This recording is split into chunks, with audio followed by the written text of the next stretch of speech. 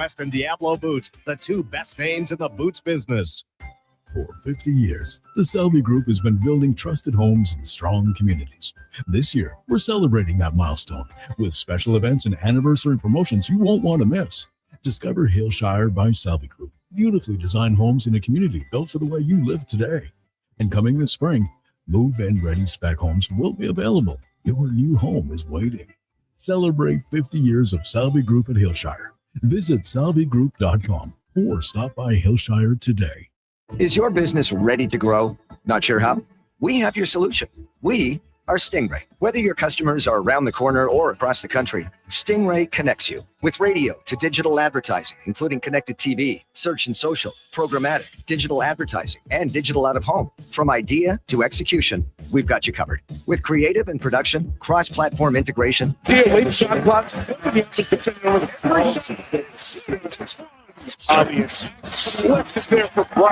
This ad is presented by the United Conservative Caucus.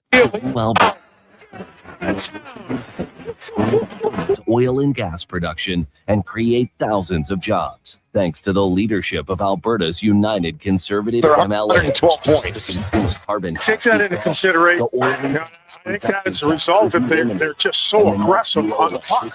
There's Caucus.ca/surveys. Hey, I'm Ryan Reynolds, and if you're like me, you never stop wondering what the future holds. The one thing I do know is that you'll be able to enjoy my maple butter glazed donut at Tim Hortons because it's so fluffy and delicious that it'll never come off the menu. Never, ever, ever. Try it today at Tim's. CanTorque has turned 25. That's right, 25 years ago to a third. CanTorque themselves. Hard work, innovation equals problem solved. See our latest designs at CanTorque.com.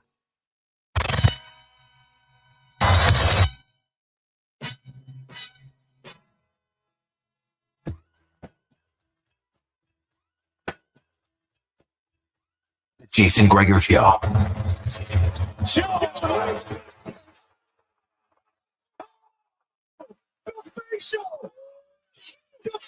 On Sports 1440. There's Cartier off the feed from Todd Cartier. Presented by PlayAlberta.ca, Alberta's only regulated online gambling website. Late shot clock. It's incredible. He's unbelievable. Right audience. Let's compare for Brian, the rookie out of Arizona, puts it in. You like what Wembanyama does? Never. And that's why people are already going out on the limb. Not a limb, but he's the greatest defensive. Because of the presence of Wembanyama. That's absolutely right, Mike. He didn't block it, but he impacted it. That's down.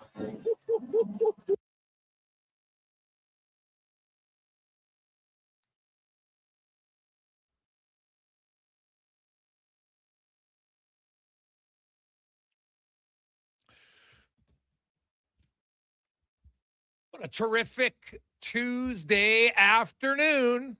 How are you? And welcome to the Jason Gregor Show on Sports 1440, sports1440.ca, YouTube, Facebook, X, Instagram. Thanks for listening. Thanks for watching the show. Of course, the Oilers are in Utah tonight. The Oilers have never lost to the Utah franchise. They are a perfect 4-0 in their brief history with the, what do they call them? The Utes? It's not Utonians. What are they called? Honestly, I don't know. Anybody out there know? What do you call them? Like, we're Albertans. What do you call them? Utonians? Utes? Not sure. Utes. Oh, it's a classic. Classic Joe Pesci movie right there. If you know what I'm talking about, you do. If not, look it up. Connor Halley feverishly typing to figure out what that one is. I was looking at what they're actually called. Oh, good. Utahns. Utahns. Yeah. Okay, the Utahns. All right. That is Connor Halley. I'm Jason Gregor. Conman, how are you? Doing good, Jason. Doing really good. How about you? I am excellent. It's a great night if you're a sports fan. A plethora of games tonight in the National Hockey League, 15 to be exact, and many of them with playoff implications. We'll run that down. Of course, Edmonton taking on Utah. Tristan Jarry will be starting in goal tonight. So for fun, text us 833-401-1440. 833-401-1440. Text in goals against on Tristan Jarry tonight. 0, 1, 2. What do you think? Very simple. Let's be quick and feverish. I want to know what the text line is thinking. How many goals allowed on Tristan Jarry tonight against Utah? 833-401-1440. And we'll see what the gang thinks. I think we're going to get a lot of answers here across the board.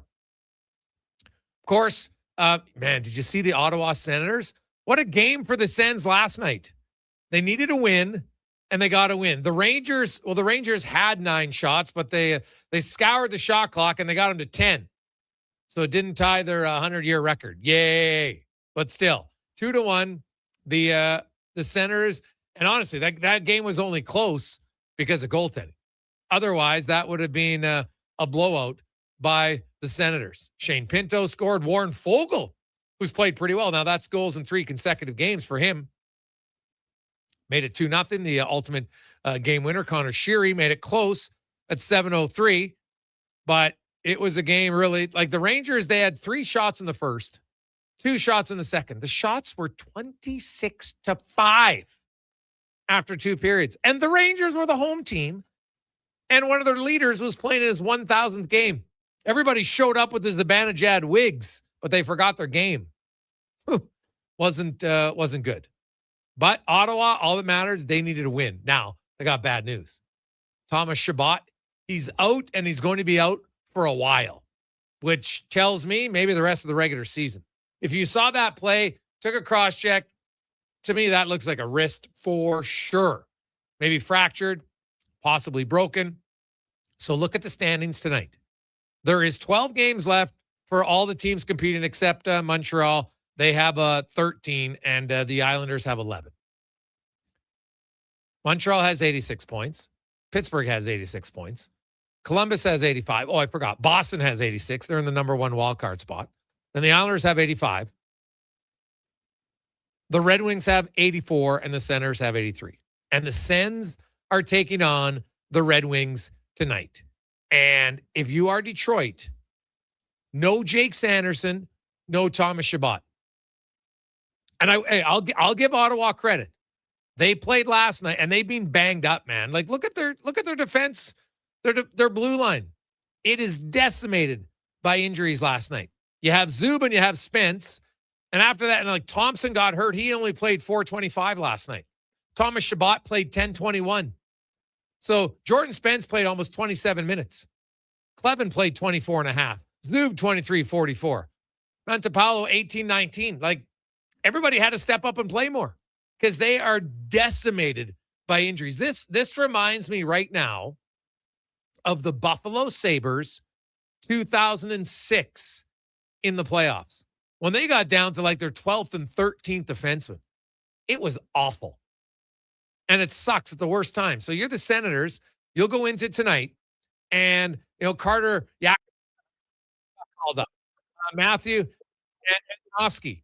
Now, Yakup's a high-end prospect, but he's still a prospect. So you've got Nick Jensen, you got Jake Jensen, you got Thomas Chabot, Dennis Last Thompson, 5 defensemen. They're down to their 10th and 11th defenseman in the organization tonight. That's tough, man. That'd be like the Oilers saying, okay, no Bouchard, no Ekholm, and no Nurse. And, oh, by the way, no Emberson. Probably no Wallman. That would leave Connor Murphy. And then you'd have to play Regula. You'd be playing Spencer Stastny. And then who else would you call up at that point? I guess Josh Brown. What's the guy's name who played a few games this season? Defenseman, bounced around the league. Either way, I can't even remember. That's how deep you'd have to go for the Oilers on their depth chart to get guys. Like if Ottawa can find a way to win tonight, that would be a massive victory. They're going to need team defense. They're going to need good goaltending. But even with their defense decimated, they only gave up 10 shots yesterday. So anything's possible, man. Now I'm rooting even more for a Senator win tonight because when you don't expect it. The Bruins hosting the Maple Leafs. Got to win that game if you're Boston because the Leafs are terrible right now. Montreal hosts Carolina. Not an easy game. You lose that game, you could go literally Montreal could go from third down to the second wild card spot because all these teams are separated by 3 points. It's wild. Sens and Red Wings. Islanders are hosting the Blackhawks. It's a game they should win. Blue Jackets are in Philadelphia. Now, the Flyers have been pretty good lately, so can't count them out. So those are all the teams in the East. Move out west, Seattle Kraken on the road. And talk about a milestone game tonight. So you've got Ekblad. He's going to play his 800th NHL game tonight. Pretty good. Adam Larson, defenseman for the Seattle Kraken. He's going to play his 1,000th game. Pretty awesome for Adam Larson. Really good dude. And then Paul Maurice is going to coach his 2,000th NHL game tonight. He's only the second coach to reach that mark. Scotty Bowman, 21-41. And if you look at the Panthers, so tonight, after tonight, so he'll finish the season at 2,012 games coached, which means he would need 130 games to break Scotty Bowman's record. So he coaches next year. He's at 82. He could get there, man. 48 games, at game 49 or game 48 the next year. He'd break that record. Like, it looks very doable for Paul Maurice. Like, that was a record people thought would never be broken. And Paul Maurice started as a head coach when he was 28 years of age. Wild. Absolutely wild how many games Paul Maurice has coached.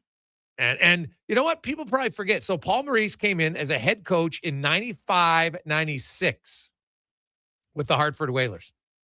He started the season as assistant coach. The guy was 1 year out of being a head coach in junior. He got promoted to be an assistant coach. After 12 games, they promoted him to the head coach. Good for him. So then he was with Hartford, and then he was with Carolina. And 2003, 2004 with Carolina, he got fired 30 games into that season, was done. Then there was the lockout. Do you remember that after the lockout, Paul Maurice didn't get a job in the NHL? So what did he do? He was a head coach in the American League for the Toronto Marlies for 1 year. Not bad. Then he got promoted to the Maple Leafs head coaching job for 2 years.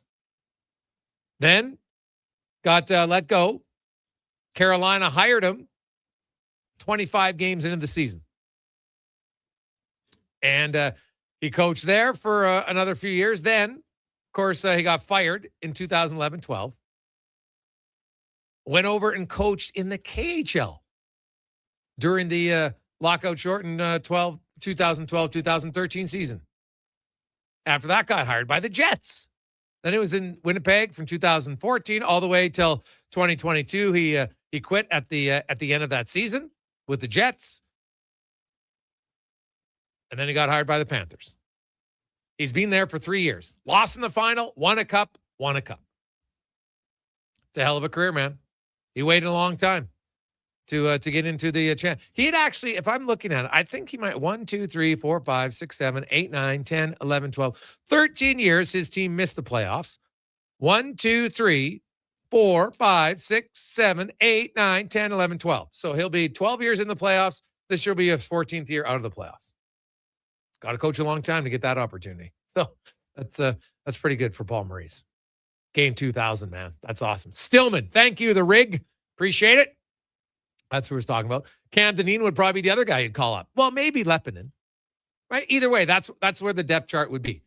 Now, you got guys for 1 game, 2 games, you can do it. Sanderson might be back later this week, but I'm telling you, if the Sens could find a way to win tonight, that would be a devastating loss, number 1 for Detroit. But what an emotional boost for the Senators. So meanwhile, I mentioned the Kraken. They're desperate. They need a win in Florida. Now, the Panthers, they don't have much to play for. But you don't think they want to win in their coach's 2,000th game? I'll say this very confidently. They'll have more than 10 shots on goal in a milestone game like the Rangers had last night. Mark that down. Guaranteed Panthers will have more than 10 shots. In the West, the games that matter, Sharks are in Nashville. The surging Nashville Predators, baby, as they are currently in the final wildcard spot in the Western Conference with 73 points. Sorry, 75 points. LA has 73, Seattle 71, San Jose and Winnipeg are each at 70. I don't know. Like the Jets, I guess you're telling me there's a chance. I think it's a pretty slim chance. But they host the Golden Knights. They need a win tonight. Obviously, the Jets going to have to win a lot of their games if they have any hope. I don't think they do. But if they think they do, they got to win tonight. The Kings are in Calgary, Oilers in Utah, and the Ducks are in Vancouver. So obviously, Vegas and Edmonton have the tougher test than the Ducks or the Kings. And the Sharks, hey, the Preds are playing really good. I would like the Preds in that game. So lots going on. This is a night where you're watching the game, but you're probably also watching the out-of-town scoreboard. They got to be updating it fairly frequently throughout the night. On the show today, we're going to talk lots of NHL. Mike Falter will join us, talk some Utah Mammoth. They're going to make the playoffs in Utah this year. They're looking very good. They got a deep team, but they don't have much playoff experience. Paul Sur will talk about NBA and some local hoops. Dave MacCarthy from SiriusXM. We'll get to Struddy. We got Spec, DVD, Camp Tate, our stats of the day. Always got a few good ones for you. And of course, the Gregor Show is always brought to you by PlayAlberta.ca, Alberta's only regulated online gambling website where 100% of the revenue stays right here in the province at PlayAlberta.ca. And speaking of milestone nights, here's a fun little milestone stat for you. So, Connor McDavid needs 1 assist and 1 goal to reach 400 goals, 800 assists, which also would be 1,200 points. He could reach them all in the same game. Now, in the history of the NHL, and you know me, I like to look up obscure stats. In the history of the NHL, the most, like the highest milestones that were reached at the same game, Sidney Crosby and in 2008, Franz Nielsen in 2015, each scored their 100th goal and 200th assist and 300th point in the same game. That's it.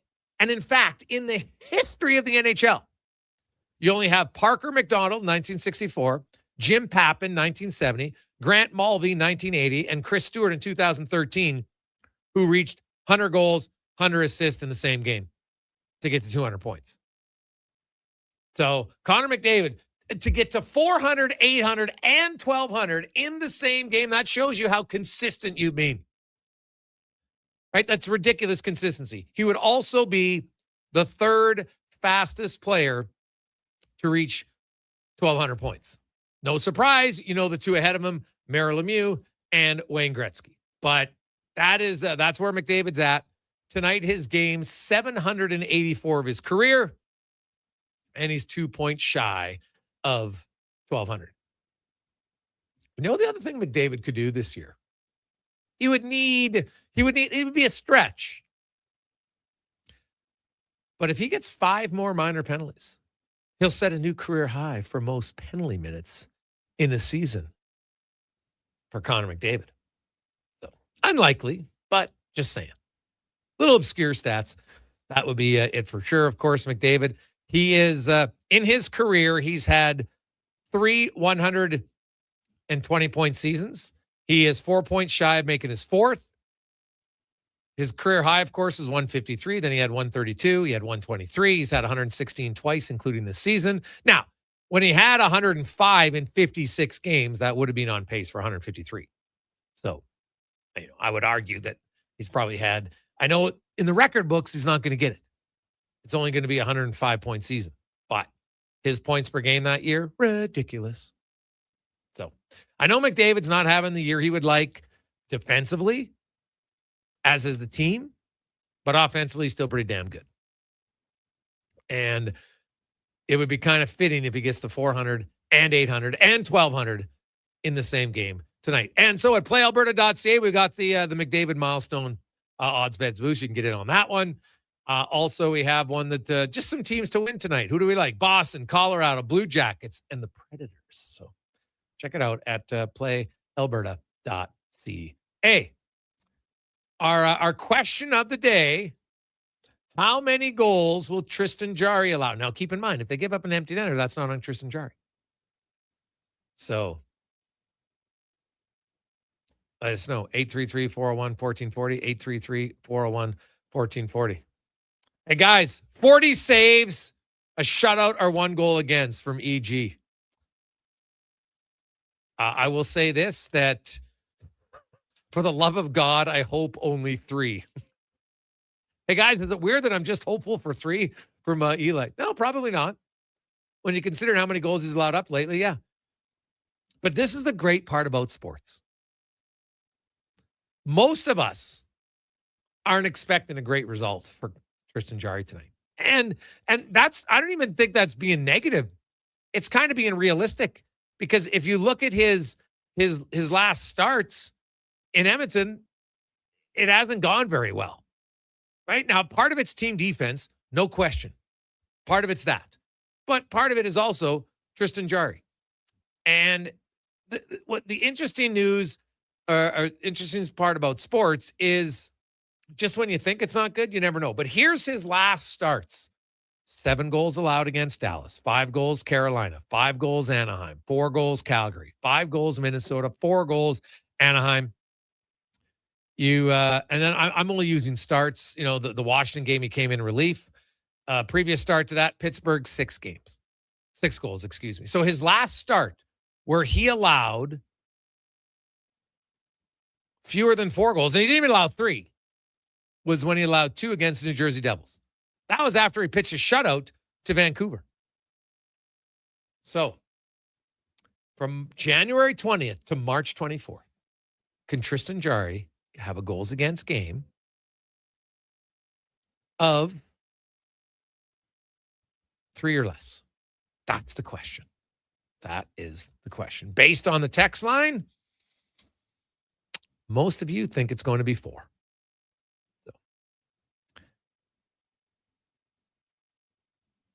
Hey, guys, honestly, I have no idea why, but I think Jarry's going to surprise us. 2 goals against, and he makes a breakaway save. All right, now we're calling breakaway saves. I like it. Hey, guys, forget 5 minors. The way McDavid's been playing lately, my money's on a fighting major. I thought he was going to go, actually, the last game. It looked like it was close there for a second. I don't know. Everyone's like, yeah, but he broke his hand in minors. So what? Guys break their hand in fight. Sidney Crosby fought once a year for the first almost 10 years of his career. Didn't break a hand. So if you want to go, let him go. Doesn't bother me. We'll return and we'll talk about the Utah Mammoth and their very good season, but so far in franchise history, albeit brief, their inability to beat the Edmonton Oilers. That's next on the Gregor Show, presented by PlayAlberta.ca. Edmonton, did you know a local Play Alberta winner scored over $500,000 on Mega Jackpots Ocean Bells? Think about the season tickets you could lock down with that kind of cash. From major casino winners every hour to jackpots worth millions and hundreds of popular games to money that stays in the province, there's never been a better time to sign up for Play Alberta. Download the app today to get started with casino, sports, and lottery all in one app. Must be 18 plus to play. When you gamble, use your game sense. What a performance by Action Electrical today. Their projects team kicked things off, designing and building with unmatched skill. Then the service team swoops in for those crucial repairs and maintenance. And don't forget the testing team, ensuring everything's safe and sound before the solar team scores with sustainable energy. A complete team effort. Have Action Electrical bring home a win for you and your project. Visit actionelectrical.net. Hi, Mike here from Northgate Chevrolet Buick GMC. We're the #1 dealer in the world. Just kidding. If we were, would you care? We're the #1 dealer in Canada. Still kidding. You probably still don't care. Tell you what you will care about, our March Madness sale going on right now. Discounts up to $30,000. And the grand opening of our Autoplex, a massive indoor showroom. No self-proclaimed titles, no iPads, no trips to Vegas or hockey jerseys, just a really good deal. Stop in and see us today, 13215 97th Street, or visit us online at northgategm.com. You're in Northgate country. You've got a go-to coffee spot, a trusted barber, even a lucky game day jersey. But when it's about looking your absolute best, there's only one name you need, Mr. Dirk. Family run since 1939, we're experts in crafting impeccable tailor-made suits and offering a wide variety of everyday styles. Pair that with personalized one-on-one fittings and the convenience of on-site tailoring. Mr. Dirk elevates your style game. Visit our Edmonton store or explore MrDirk.com. Score big on style with Mr. Dirk. The job isn't done until the last load is hauled, and having a semi-trailer out of commission is not an option. Whether replacing or adding to your convoy, Edmonton Trailer has a huge inventory of new and used semi-trailers, trusted by the gravel, logging, oil field, fluids, and freight industries. Find a trailer right for you online or at one of their 3 locations. For sales, service, parts, rental, and finance, when you're in it for the long haul, Edmonton Trailer. Don't let equipment failure stop you cold. At AWS Welding in Nisku, our factory-trained service techs are on hand for all welding equipment repairs. We're a fully warranted center for Miller, Lincoln, and ESAB. And we service all makes and models. Proper, regular service extends the life of your gear and keeps it running at peak capacity. Don't wait for a breakdown. Book your service appointment today at 780-979-0470. AWS Welding. We make it happen. Step up to the plate with confidence this season with St. Albert's Source for Sports, your trusted experts in baseball. From the diamond to the dugout, get the latest from top brands like Mizuno, Victus, Marucci, Rawlings, and Easton. Suit up with new cleats, helmets, pants, and don't forget the gloves, because champions know that every catch counts and every play matters. At St. Albert's Source for Sports, they know the game and they have the gear to prove it. St. Albert's Source for Sports, your source for baseball gear over 35 years. Bashaw Concrete Products. From concrete and septic tanks to blocks, precast water pads, Jersey barriers, and aggregates. Farmers, contractors, homeowners. Plan your next project at BashawConcrete.com. Family owned. Over 60 years pouring. Bashaw Concrete Products. Once again, start here. BashawConcrete.com.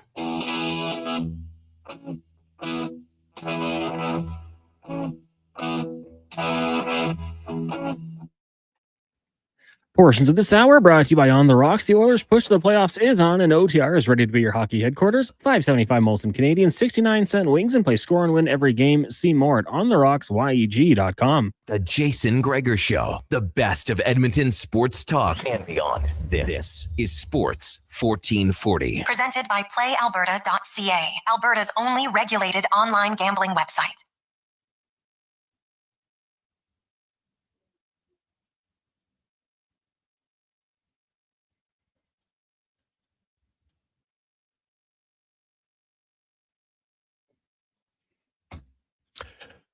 $2:24 on a Tuesday afternoon. Sports 1440, sports1440.ca. So I'm in a month now into having Invisalign because my teeth are bugging me. And every 2 weeks you get a new set, anybody who's ever had them. And you get the new set. And the first day in, oh my goodness, man, it's like I'm just bleeding all over the place. It's like the worst. I don't know if anybody else has that issue, but they come in, they're super tight. And probably if it sounds like I got a little bit of a lisp today, it's because of a new day with these. It takes a while to break them in, but kind of forget. It's just sitting here. I got to wash my screen. It's like I'm spitting out all the time. It just all of a sudden just comes out of nowhere. It's weird. So I'm usually not a spitter, but you get these things in, it's going all over the place. So if it sounds like I'm a little lispy today, you'll understand why. If I sound like Struddy, that's why. Oilers in Utah tonight. Big game for the Edmonton Oilers, and also a big game for Utah, although they're definitely more comfortable in a playoff spot as they sit in the first wild card spot. They can't really go up anywhere. They're not going to catch Minnesota. They're 12 points back of Minnesota. I guess they could go down, but they're 5 points up on Nashville. Although the Preds do have a game in hand. The Preds are rolling, but Utah looks pretty comfortable. You know, they're 7 points up on LA for the playoff spot. So I think they're pretty good here as we go around the NHL, brought to you by McDonald's. And you got a little time left, about a week to go. Stop in at McD's. And of course, you can get Connor McDavid. You can get Austin Matthews and a few others as the NHL Star Sticks are back. Get one of 7 mini sticks with every Star Sticks meal right now at McDonald's. As we go out to Utah, joined by the voice of the Mammoth, Mike Falter joins us. Mike, how you doing? Jason, spring has sprung. We have the cherry blossoms on Capitol Hill. The trees are in full bloom. It's like 70, 80 degrees. My window's open. We are loving life in Utah with that 5-point cushion in wild card 2 that you mentioned. That's what we're gunning for. Now, is it normally that warm in Utah this late in March? You know, I don't believe so. It's only my second year here, but I tell you what, the locals have not been happy with our lack of snow. I know you guys had a bunch up there. Feel free to send some down because the ski slopes could use a little fresh powder. We brag to have the greatest snow on earth, but there just hasn't been that much of it this season. Okay, well, we're actually getting another snowstorm here. It starts in about a half an hour today, so it's like an endless winter in Edmonton. Edmontonians are like, no mas, we're done. Like many of us try to put our shovel away multiple times. Hasn't worked. So we'll see.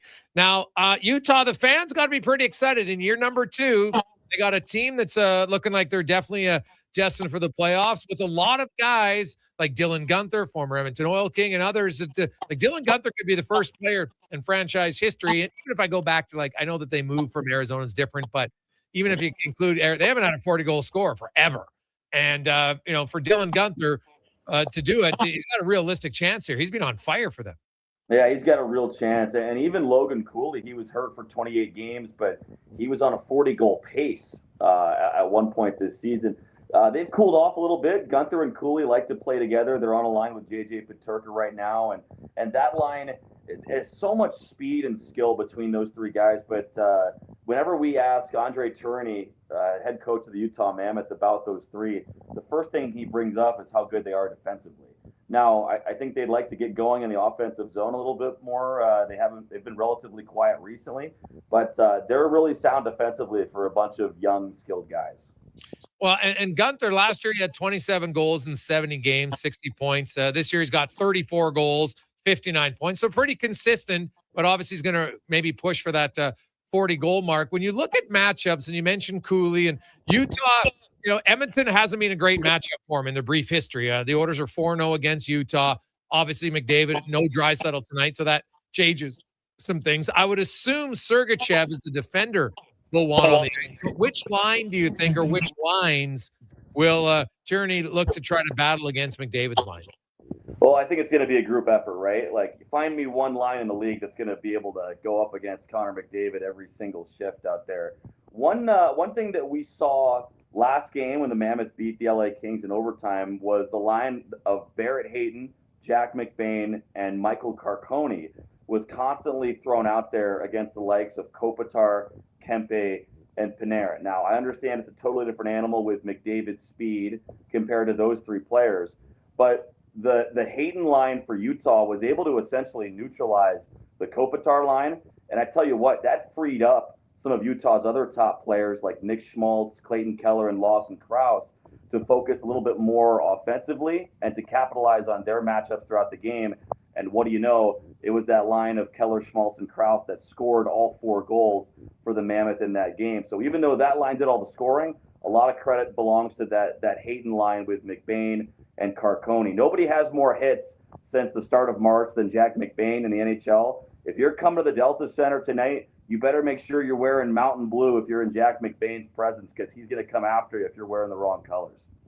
Oh, man, I really like the combination that Utah has of skill and skilled size in their top 9. With Lawson Krause, you mentioned Jack McBain, big, strong guy. Obviously, then they got the skill in Schmaltz and Keller and Peterka and Cooley and Guenther. Carcone can really hit guys. How's Barrett? Is Barrett Hayton is he developing into maybe more of like a third-line defensive center than the guy who's going to bring a lot of offense? I think that's fair to say. I think he was in that 2C role for a lot of last year and parts of this year. I think probably the third-line center is more realistic for him.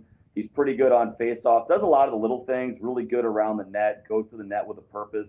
Had a career 20 goals last year. He's been well below that pace this year, but the details of the game are still there for him. And he's been quite literally a pivotal part to that line along with McBain and Carcone. That's kind of been Utah's identity line the last few weeks. Head coach Andre Tourigny is starting them at the start of periods, the start of games, and things like that. He's trusting them against the other team's top group. So I think another thing we've seen at the center position is Nick Schmaltz step into that role. When Logan Cooley went down due to injury in December, Nick Schmaltz had to move over from wing to center. And that's probably one of the biggest storylines for the Utah Mammoth this year, because there weren't a whole lot of other answers in the top 6 in that center position outside of Logan Cooley until Nick Schmaltz stepped in, and he's been incredible. And that's part of what helped get him that big contract extension, 8 years by $8 million per year. He's versatile. He can handle the tough matchups, and as we saw last game, he can certainly do some damage on the scoreboard as well. Mike Falter joins us, voice of the Mammoth Oilers in Utah tonight, 7:40-ish. Puck drop, Edmonton time.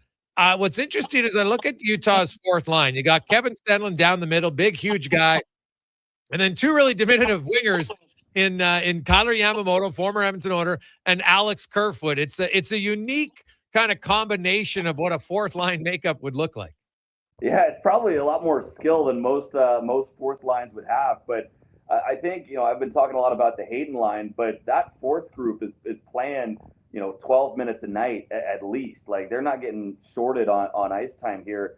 And that has really helped Utah, I think, the last few games with Andre Tourigny being able to trust all four lines. And they're not exactly rolling them over like the Vegas Golden Knights from a few years ago, but they are able to take a lot of the load off those top two groups. And Yamamoto's up to 10 goals on the year. He was a guy 2 years ago who had to battle his way into a contract at the NHL level. Like, he scored 3 preseason goals for the Mammoth, and that got him a contract in October.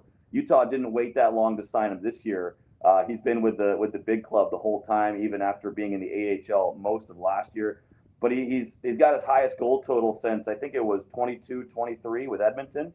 Obviously, he had a 20-goal year with the Oilers. Not going to do that in the bottom 6, but boy, to have a guy like Yamamoto who's gonna, who can score at that level is so huge. And Alexander Kerfoot, you can put him anywhere in the lineup. He's played top 6 minutes for the Mammoth. He kills penalties. He's played on the power play. He can step in and take draws as well. He's another really valuable chess piece that Andre Tourigny can move all over the board for the Mammoth. So no, it's not your traditional wear him down, grind him down fourth line. But boy, it's a very versatile group, and even though it is a little smaller, find me a guy who's going to battle harder than Kyler Yamamoto. We've seen him take on guys like Tyler Myers and come out of the sandbox with a toy. Just because he's small, don't take that into account when you're thinking who's going to win a battle in the corner. Mike, can you explain to me why a team with so much skill struggles so mightily on the power play this year? What's up with the power play? It's interesting. I can't explain it.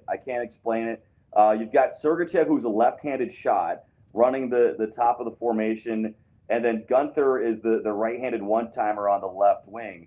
So as the puck moves from the right wing over towards Gunther on the left wing, you don't really have that one-timer option from Sergachev because he's the lefty shot. If you had a righty shot there, you could fire the one-timer like other teams have done. John Carlson, he's a righty, right? Bouchard and Draisaitl.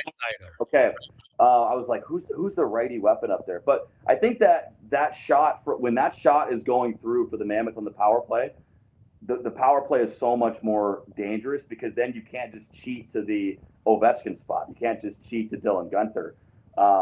When everybody knows the puck's going to Gunther, that's when the Mammoth have had trouble finding the second and third option on the power play. And so, and you mentioned Gunther's numbers earlier. He's got 34 goals this year without even that many on the power play. He leads the team to 7. If that power play was closer to serviceable, say, 23, 24%, or not even that much, just 20%, he would probably have a couple more bingos. Yeah, well, it's surprising to me. They're at 16.6% for any of our audience. They're tied with the Islanders, the Capitals. They're 1 percentage point ahead of the Avalanche, who struggle. And then you got the Flames and the Flyers. Colorado, I mean, holy. Yeah, Colorado's another one that doesn't make a whole bunch of sense. And Utah's a very good 5-on-5 team because their penalty kill is kind of average, around 79%, which puts them, I think, 17th in the NHL, so just below average. But 5-on-5 is really where they win a lot of their games. Yeah, and it's a good defensive team. I think when a lot of people imagine Utah, they think of, this young, fast team, and that's true. But the Mammoth have been a top 10, top 5 defensive team in the NHL all season long. And it's not like they've had 2008 Marty Brodeur goaltending the entire season either. Like, Karel Vejmelka's had really good stretches. He's probably going to go tonight for the Mammoth. But there have been like months at a time where the Mammoth have needed another save per game. Back in November, Utah was the worst team in the NHL from a record standpoint. Vejmelka was not the same Karel Vejmelka we were used to. His numbers dipped, and so did the team performance. Recently, he's kind of leveled himself out a little bit, but I think it's really impressive what Andre Tourigny has gotten this group to buy into from a systems and structure standpoint. They use that speed, not as much for offense, but more to close gaps and take away time and space. Mike, appreciate the rundown, man. Enjoy the game. Enjoy the weather. We'll enjoy the snowstorm here. I'll put on my SPF for you, Jason. Thanks. Awesome. There's Mike Falter joining us from Utah, sunny Utah. They're in the mountain range. They love their snow. They're not getting a lot of snow. Clearly, we're getting some of it because snow is coming again today, the forecast. So as you make your way home later, it's supposed to arrive around 3 o'clock. Just turn your lights on, take a little extra time, get home safe. You don't have to rush because remember, it's not a puck drop tonight until around 7:40 Edmonton time. Jason Gregor, Connor Halley, Sports 1440, sports1440.ca. We'll continue to talk the playoff push and more, and an anniversary of quite the goal that we'll talk about later on in the show on the Gregor Show, presented by PlayAlberta.ca. Need a new ride for road trips, errands, or just life on the go? Go Auto offers a massive selection with over 15,000 new and used vehicles to choose from. With over 70 locations across Western Canada, finding your next ride has never been easier. Whether it's a roomy SUV for the family, a sleek car for the open road, or a rugged truck for your weekend adventures, you'll find it here at a price you'll love. Explore thousands of vehicles today at goauto.ca. At Leading Edge Physiotherapy, healing doesn't have to feel heavy, because in our SwimX aquatic therapy pools, you literally float your way to recovery. Whether you're dealing with arthritis, back pain, joint injuries, post-surgical rehab, chronic pain, balance issues, mobility challenges, or just feeling a little creaky, warm water and gentle resistance have your back, your knees, and your hips. Trusted by pro sports teams and rehab hospitals, our SwimX pools help you move sooner, hurt less, and recover faster. So take the load off. Let the water do the work. Life shouldn't hurt. LeadingEdgePhysio.com. Day or night, tasting just the right.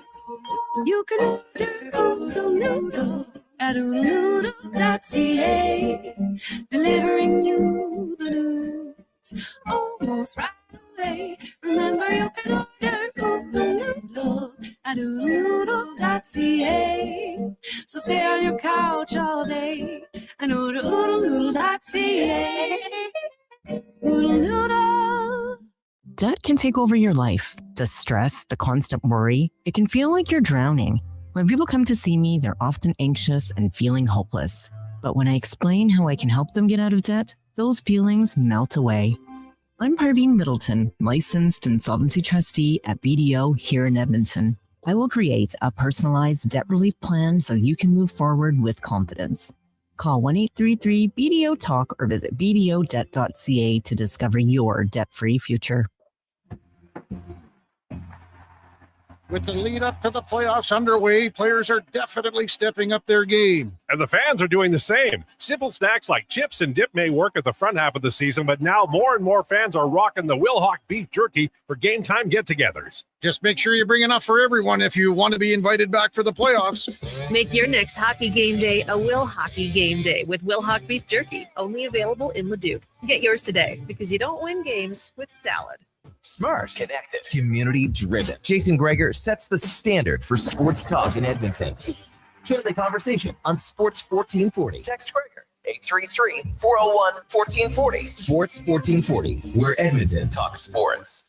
At GS Construction, every winter plan becomes a spring project. Every repaired line and every improved system is how we build the next chapter of Edmonton's infrastructure. And we can't do that without the best and the brightest in the field. That's why right now, GS Construction is looking to hire experienced top men, pipe layers, and operators who can step in and hit the ground running. With a people-first mentality, career growth, and comprehensive benefits, why would you want to work anywhere else? To apply, visit gsconstruction.ca. Whether you're a craft beer connoisseur or more of a wine aficionado, there's always something new to discover at Sherbrooke Liquor, a unique, family-owned, independent liquor store. The selection incredible. The non-alcohol section is also very impressive. Sherbrooke Liquor, expert, knowledgeable staff with a passion for unique finds. More than just a liquor store, we're a community. Alberta's best, the one and only Sherbrooke Liquor. Wine, spirits, and oodles of beer. Visit SherbrookeLiquor.com. Are you overwhelmed by debt and getting nonstop calls from creditors?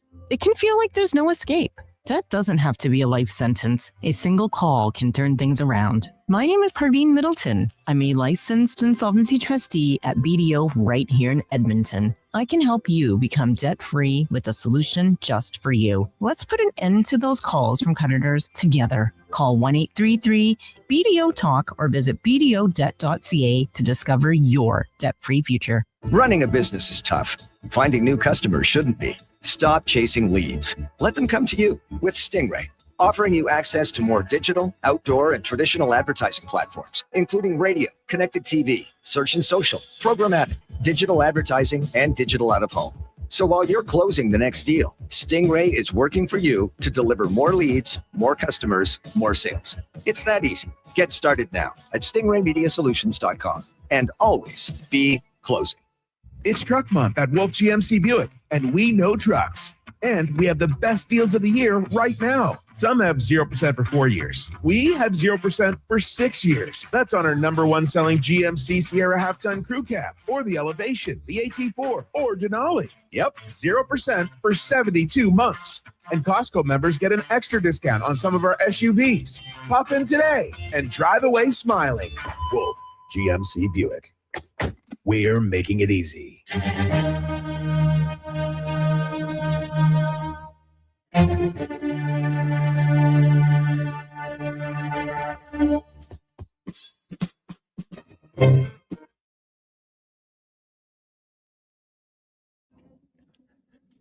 Portions of this hour brought to you by Leading Edge Physio. We treat pain and injuries head to toe and some other issues that might surprise you, like incontinence, vertigo, neuropathy, and cognitive issues. We invest in the technology, technique, skills, and people who know how and what to fix. Life shouldn't hurt. LeadingEdgePhysio.com. This is Sports 1440, where Edmonton talks sports. On YouTube, Facebook, and X. Here's Jason Gregor. Brought to you by PlayAlberta.ca.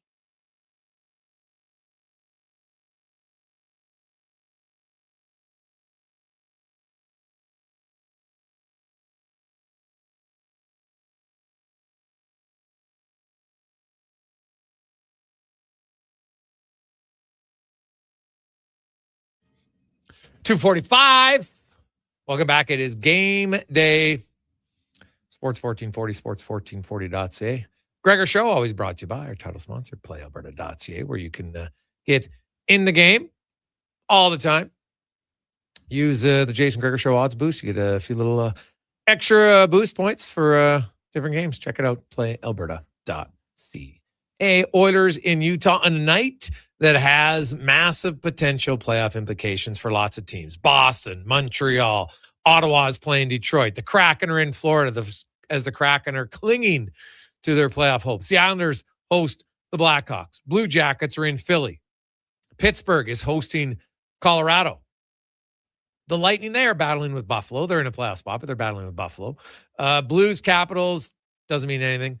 Sharks and Predators, it's a big one for the Sharks. I think San Jose loses this game and can pretty much punch their ticket out of the playoff race. So they're like on the ledge, holding on with their fingernails, and I'm not sure they'll be able to hold on because the Preds are rolling. You got the Stars if they think they got a chance against Colorado. It's slim, but there's a chance. Then the Golden Knights are in Winnipeg, Kings in Calgary, Oilers in Utah, Ducks and Canucks. So really, only one game that has no playoff implication: Capitals and the Blues in a 15-game NHL evening. So I like it. It's gonna be fun. Now, also as we talk about the NHL, you got the NBA playoff picture as they are coming down the stretch, just like in the NHL. You've got you look at the Detroit Pistons have clinched a playoff spot. You've got OKC, who has clinched. The San Antonio Spurs. Lots of other teams are closing in on it. Really, in the West, there's the top 10 teams are set. It's just a matter of who's going to be 7, 8, 9, and 10. Golden State, do they get Steph Curry back? Will it matter?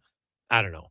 And in the East, the 10 teams are set as well. There's really no playoff race in the NBA anymore. It's just a matter of seeding races. In the East, though, like Toronto is currently 5th, but they're only 2 games up on 9th. So it is pretty tight because you want to be 5th or 6th. Otherwise, you got to play the 1-game play-in round, which is the worst to be in. As we get to our NBA report, brought to you by Legacy Heating and Cooling, home of the no payments, no interest for 1 year on your furnace or AC. Bundle them together, save even more. LegacyHeating.ca is Paul Sur, host of Hoop City, right here on Sports 1440 every Saturday morning at 10 a.m. Paul, how you doing, my man? Basketball heaven, Jason. This is the best. We're down the stretch. There's no playoff races, but there are seeding races for sure. And we talk about the Raptors. You know, they're 40-31. They've had a good season, but they're only 5-5 here. You know, so is Philly, so is Orlando. The one team that's rolling up the standings is the Atlanta Hawks. And they've gotten way better ever since they traded away Trae Young. I don't think he can defend, but oh my goodness, like they are a way better team without him. We got a snapshot of it when Young was hurt earlier in the season. And when he was playing, they were awful. When he wasn't playing, they were good. And when he came back, they were bad. Again, that they listened to what the tea leaves were saying, and they moved him, and they have been rolling since, like you said. The other team I just throw in there that hasn't been quite as hot, but is still doing very, very well in asserting itself along with Atlanta are the Charlotte Hornets. Those two teams have really had a second half of the NBA surge. Yeah. If you look at the East, you got the Pistons, you got the Celtics, you got the Knicks, and maybe the Cavaliers. Are those those 4 teams are seeded 1, 2, 3, 4? Do you see who would be most susceptible to an upset in the first round in your eyes? In 1 through 4? Yeah, between those Pistons, Celtics, Knicks, Cavs, then there's the Raptors, Hawks, 76ers, Magic, Heat, and Hornets. Those guys are going to be the bottom 4 teams, 2 of them when the playoffs start. Is there any of the Cavs, Knicks, Celtics, Pistons you think could get knocked off, or those 4 are going to be the 4 moving forward in the second round? Well, they should be, but the one team that after they made the James Harden trade that started playing well, but when you look at it realistically, they were beating bad teams when Harden came. Now that they're playing good teams, they're hot and cold. And I think the problem that the Cavaliers have is they're long, but they're not a very physical team. And so teams that come at them, they have a tough time defensively. We all know it's well documented that you never trade for James Harden for his defense. But you've got the defensive player of the year behind him in Evan Mobley. So they're kind of a weird mix, and it is real hard to bring in an impact player like Harden in the last third of the season and expect everybody to really gel completely. So I don't look for them to get upset, but if, with the question being, Jason, who's most susceptible out of those 4, as long as they're healthy, I would go with Cleveland. Okay. Looking in the West, and you've got the top of the Thunder and then the Spurs. They're clearly the 2 best teams in the West. Then you got the Lakers, the Nuggets, the Timberwolves, the Rockets, all within 2.5 games, I guess, of one another. The Lakers are really rolling here. They're 9-1. The Spurs are 9-1. The Thunder are 10-0. The Spurs, LeBron James right now, he's later in his career, but he might be the best third option in the NBA. I just saw a quote yesterday about, think of LeBron with his ridiculous career in every regard, now being the third option and embracing it and seemingly enjoying it. To see that from LeBron, I'm impressed by that, to be honest, Jason, because we all expected this year to be really interesting to see how he would accept it. Didn't get a contract extension, didn't feel a lot of love, was injured the first month of the season. Luka, Reeves, they were just rolling. LeBron comes back. Where was he going to fit? Well, it took a while, but he's fit in real well, and they're playing extremely well. And when you think of LeBron, even at 41, as effective as he is, and one of his strengths throughout his career has been his ability to find the open man and to be a great passer and to make the right play. So he's adapted that now and is doing more of that to facilitate and actually celebrate the success of Luka and Austin Reeves. It's pretty cool to see. And the Lakers have been playing really well, and they had a last-second shot to tie the game last night in Detroit, who are missing Cade Cunningham, by the way. That's a big loss, but still, the Lakers were right there. They're playing really well, and LeBron's a big part of that. Paul Sur joins us. He is. Paul, it's funny how, everybody's opinions change on different things throughout the season. Like the Thunder have actually won 12 in a row there. And, it's because Shai Gilgeous-Alexander isn't like overly flashy. It's almost like somehow people try to, wow, he's not that good. He's not selfish enough. Oh, he shoots the mid-range. Like, I've never seen a player who's that good. People try to find reasons to say he's not good. Well, I would say that's because they're probably idiots.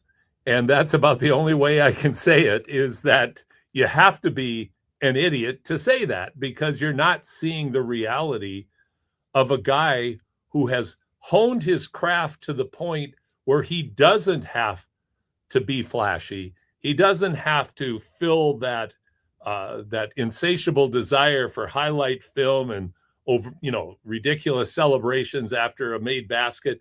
Shai doesn't do that.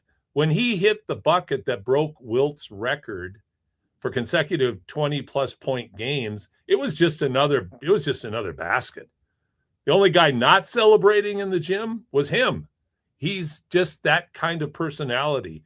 He plays the game. He doesn't show off playing the game. And the Thunder are not just all the better for it, but they had a little bit of a slip into the season when they had some injuries. It looked like they were a little bit vulnerable, lost 3 times to the Spurs. People are going, oh, maybe they're not a lock. Well, they're not a lock, but they're as close a thing as I can see that's a lock to get to the NBA Finals and win another championship. You still got to play the games. The Spurs have given them a lot of trouble. I understand that. But Shai is a consummate pro. He's clearly the MVP this year. He has distanced himself from Jokic. Everybody else, he's just something to watch. His efficiency numbers are off the charts, and he's a great passer. What about Doncic? Because a lot of people are thinking Luka should be up for the MVP. He should be in the top 3 for sure. Maybe he should even surpass Jokic by the end of the season. We'll have to see about that, because Jokic, since he's come back from his knee injury, he's still been good, but he hasn't been as good as he was almost historically good prior to getting hurt. But Luka has emerged, I think, clearly in that 2-3 spot. He should be considered, but I don't know how you overlook what SGA is doing, because it's the best team in the league. Luka's helping make the Lakers a better team. Shai's keeping the Thunder as the best team. And his efficiency, you just have to look at shooting percentages, assist to turnover ratios, all the markers, all the stats, and everything just it shines a spotlight on how good SGA is. And in having said that, to have a player like Luka doing what he's doing right now, that's something special too. I think he's averaging over 40 a game for the last 12 games. Like, he is just lighting it up. Yeah, he has. He's been very good offensively. You look at the Thunder and their depth, and if the Spurs or the Lakers, who wouldn't meet them until the third round anyway, if they are going to beat them, how do you think you can beat the Thunder? Well, kidnap SGA and hijack about 2 or 3 of their bench players, and you have a shot. But short of that, how do you beat them? Well, the Spurs have shown how you beat them. You have to bother SGA enough.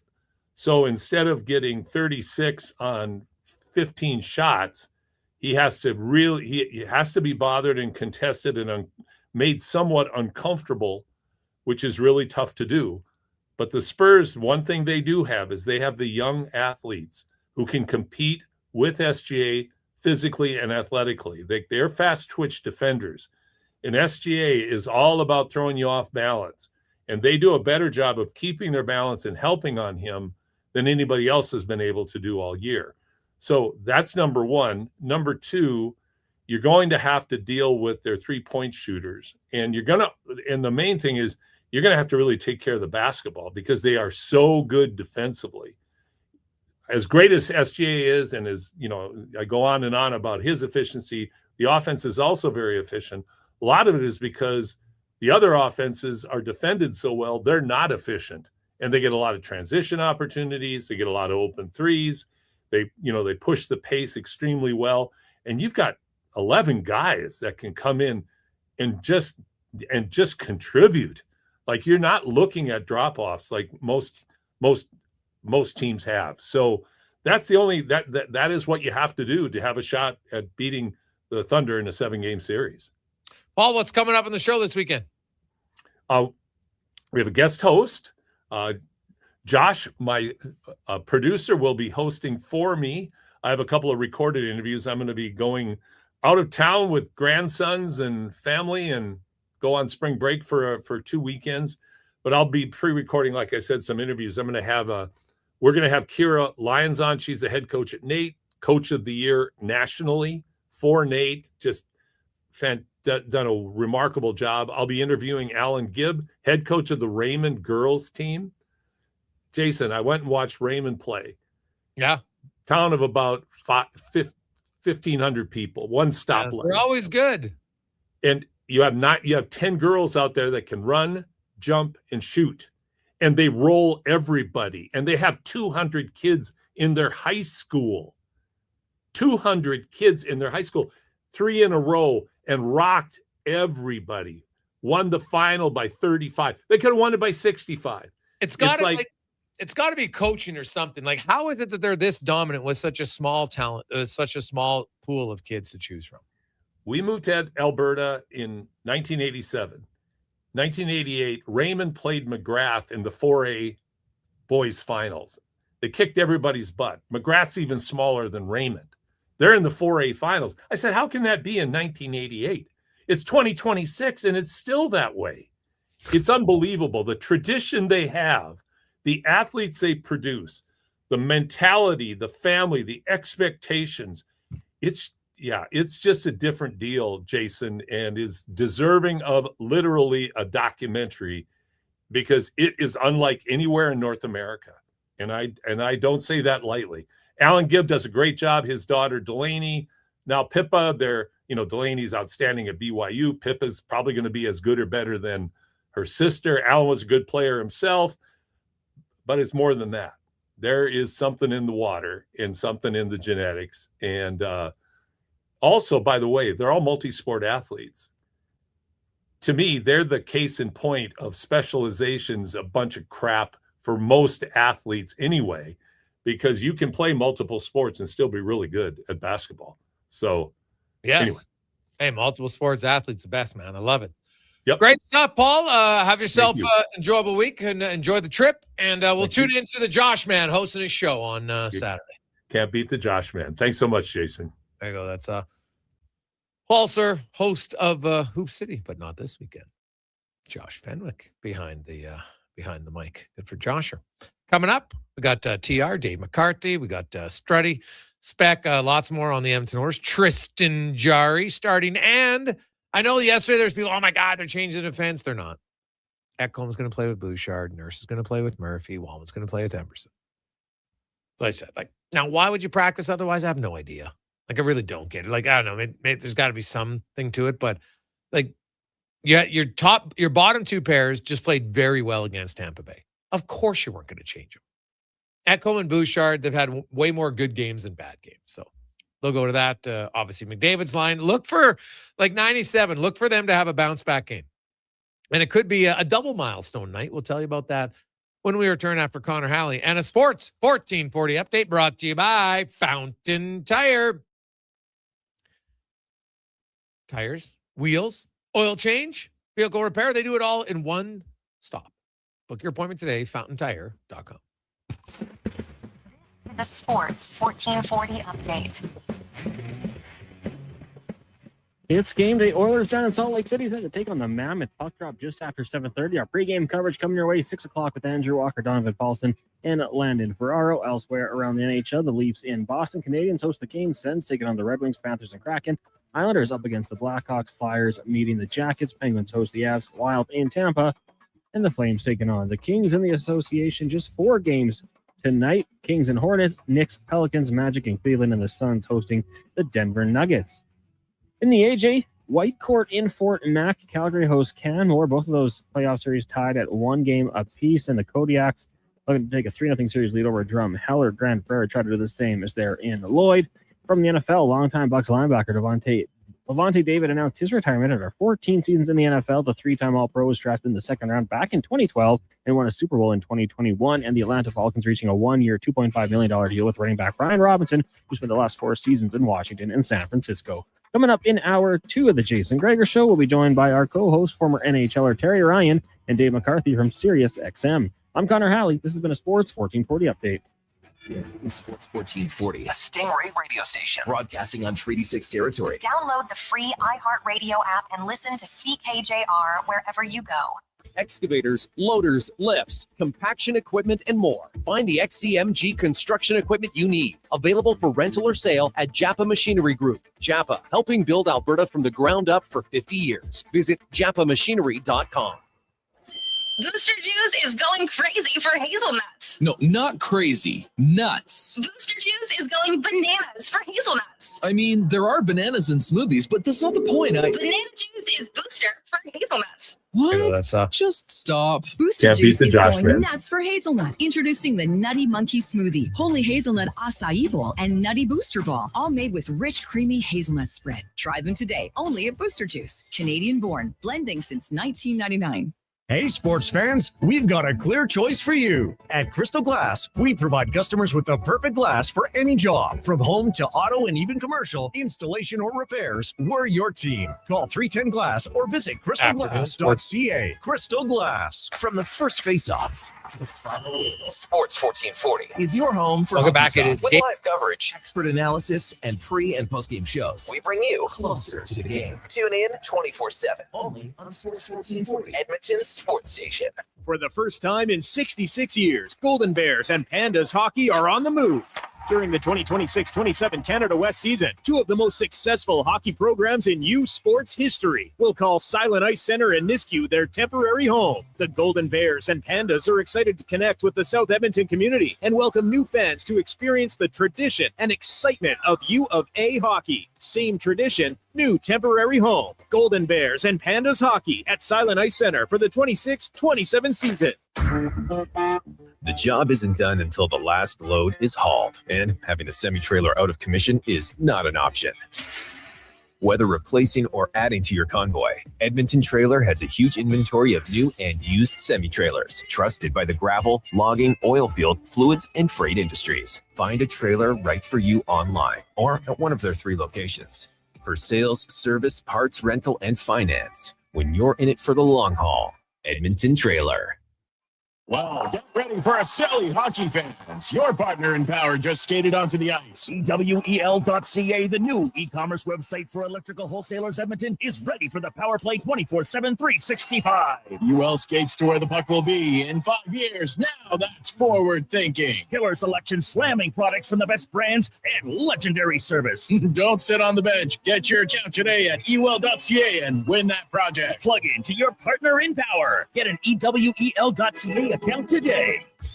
Actions speak louder than words. Japa Machinery Group puts your construction plan into action with XCMG construction machinery you need. Available for rental or sale. Learn more at japamachinery.com.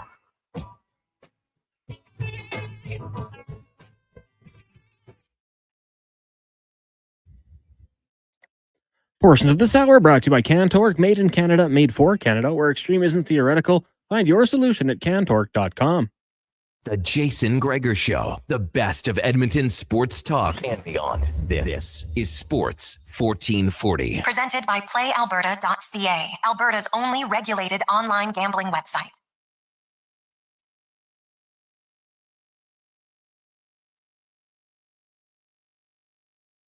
Welcome back on a Tuesday afternoon. We are here in the West Edmonton Mall studio, so I can't see out the window where our new studio is. It's very nice, but can't see outside. Let us know via text if the snow is falling. 833-401-1440. 833-401-1440 is the Gregor Show, presented by PlayAlberta.ca. Alberta's only regulated online gambling website where 100% of the revenue stays right here in the province at PlayAlberta.ca. Oilers in Utah tonight. Tristan Jarry will get the start, hoping to bounce back and have a quality. It's been a while since he posted a quality start. Maybe tonight will be the change in a new direction for him. He could use it. Oilers defense obviously is going to have to play better as a group than they have the last few games. So we'll see. But man, you would like Tristan Jarry should be frothing at the mouth to want to get in and play well. You would assume there's like that deep competitiveness inside someone to say, okay, here's my opportunity. Every game is an opportunity. This is the most latest opportunity. We'll see if he can do it. Now we go in the room, brought to you by Action Electrical. 53 years. One of the most diversified electrical contractors in the province of Alberta, with project, service, testing, residential divisions, and solar as well. In their commercial solar buildings, they install solar, may qualify for up to a 30% federal tax credit, plus accelerated capital cost allowance benefits. Learn more at actionelectrical.net. Learns more. Excellent English as we welcome to the show Terry Ryan, star of Hitch in Shoresy, former first-round draft pick, author, podcast host. TR joins us. TR, how you doing? Oh, a little bit tired. Just getting back from Iqaluit, Nunavut. It was a wonderful trip. You know, it takes a bit out of you to go that far north and be playing hockey and entertaining the whole time. But all in all, great fundraising, bit of fun. I saw that you went dog sledding, TR. Yeah. It was a laugh. Oh, it's awesome, isn't it? Well, you said that you were the one person that had actually done it, and that, you know, I mentioned it to my friends, family, went on the air with you, so I was pretty excited. I've been to Northern Labrador a lot. I work with Innu people up there, but this was another step. This was the Inuit, similar culture, not the same, and this was much further north. Of course, we were just below the Arctic Circle. Now, we went out dog sledding. I didn't know what to expect, and I got to be honest, it was some of the most fun I've ever had. Yeah. Now, I went, and myself, I was in a bucket with Joe Thornton and his wife Tabia. It's just the way it worked out. There was like 40 of us there. That's the way it worked out. So we were telling some awesome stories, and I was surprised. I thought the dogs. Now, I know they go long distances. I get that. But just where we were going uphill. It wasn't exactly a light load. And Gary Lehman, of course, on the back steering. But it was, we went, you know, after like a mile or so, I was just, you know, should we give these dogs a break? I was just really, really, really impressed. Now, of course, they're bred for that, but they're not horses. And outside of that, the locals really embraced us. So they took us, and Jordan Tutu, being from Rankin Inlet, I'm not saying he's a local, but he knew the local customs traditions, and he's been on a dog sled 1,000 times. I mean, this guy eats whale blubber that's still frozen. I mean, it's just incredible. There's a documentary coming out about Jordan Tutu. It's called Tutu. Well, I mean, it's already technically out, but it's fantastic. I think every Canadian should try to see it. I think they should almost teach it or make it mandatory viewing in schools. It's very, very eye-opening. Not just the adversity that Jordan went through as a hockey player, as a person, and I mean a lot, not just the hockey stuff, man. This is wild. And being from that far north, of course, in some ways, it can be a little bit of a crutch if you're trying to make the NHL, but I don't even think he realized that when he was younger. So it's just absolutely crazy. It's an epic story, the story of Jordan Tutu. We all think we know the whole thing, but trust me, till you see this, you won't. And it was honestly breathtaking. the whole, the dog sledding was one thing, but where we were going, just in that North Arctic wilderness, and snowshoe hares in the distance. We saw wolves. Thankfully, no polar bears, but it was one step short of life altering. I tell you that. It was wild. Yeah, and like it was minus 25 up there pretty much the whole time.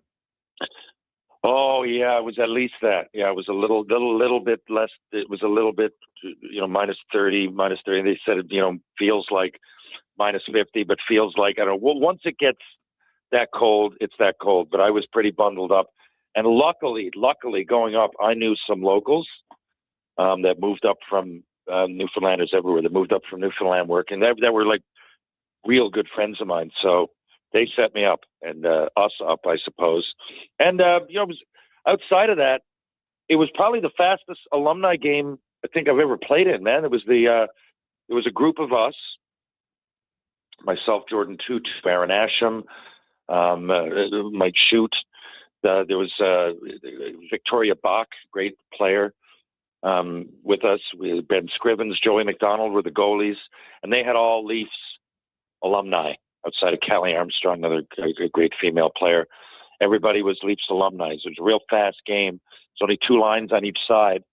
And from that point of view, I think the fans got to see a great game from, some of their, Joe Thornton, and there was players, Gary Lehman, Rick Vive, 2 50-goal scorers for the Leafs. They've only had so many. Yeah. And, so it was, I think, for the people, and yeah, it's a little old hat to me to see these people because I do it so much. I always appreciate it. But same thing when we go to cities. In Edmonton, I'm sure people love the players I just mentioned, but you get to see NHL players come through and alumni a little bit more. The people up there, you could really, really see it on their face that a lot of people, that, I've only seen you on TV sort of thing. I'm not referring to the acting.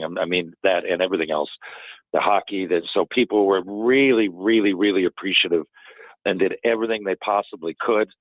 I ate a lot of beluga whale, and caribou, and Arctic char, and the traditions and customs of the locals.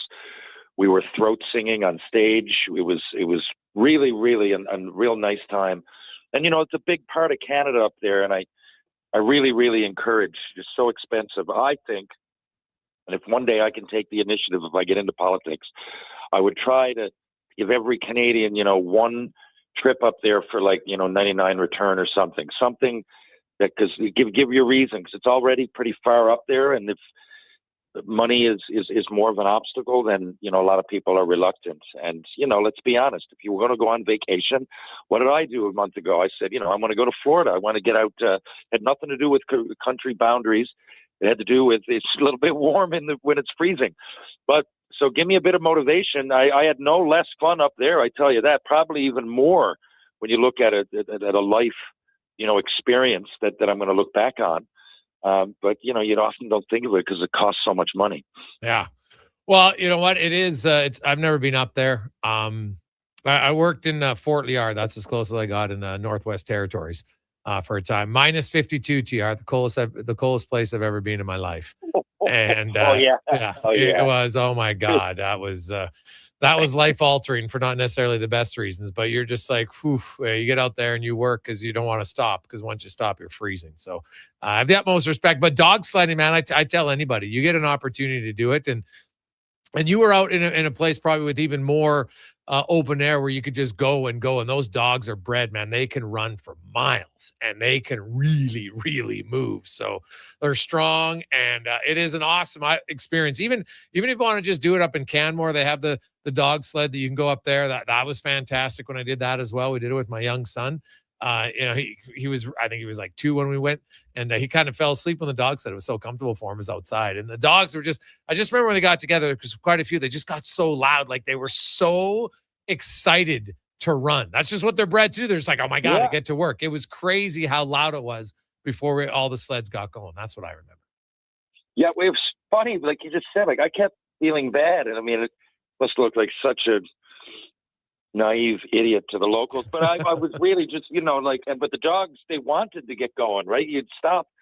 And sometimes, you're going up a hill, and we were going over some rocks, and and some of it wasn't powder snow. It was, a lot of it was packed ice. But they were just couldn't have been any more thrilled to take us out. And then, of course, some of the, Jordan knew where there were igloos and things. So there was a route that, you take a quote unquote tourist. I don't know if that was that, but there was an easy route for us if you wanted to get on there. But then Jordan, him and a couple of his buddies that were from Rankin Inlet and had been to Iqaluit a bunch of times, they knew where these igloos were. I'll post about it. I've just been so busy, but they took us over and we went into a couple of igloos, and that's another thing that absolutely blew me away. Not only that, I know it's part of the Inuit culture and Inuit culture, and there are many northern cultures that use igloos, but I was just amazed. I watched as they put it together, and when we got inside, how warm it was, and how many. Again, there's things that fascinate me. We saw a bunch of these snowshoe hares, but again, I don't know what they're eating. They're huge. These things were bigger than my cat, the biggest bunnies I've ever seen. And they were kind of, they were off in the distance. They weren't too threatened, I suppose, but that really, it blew me away.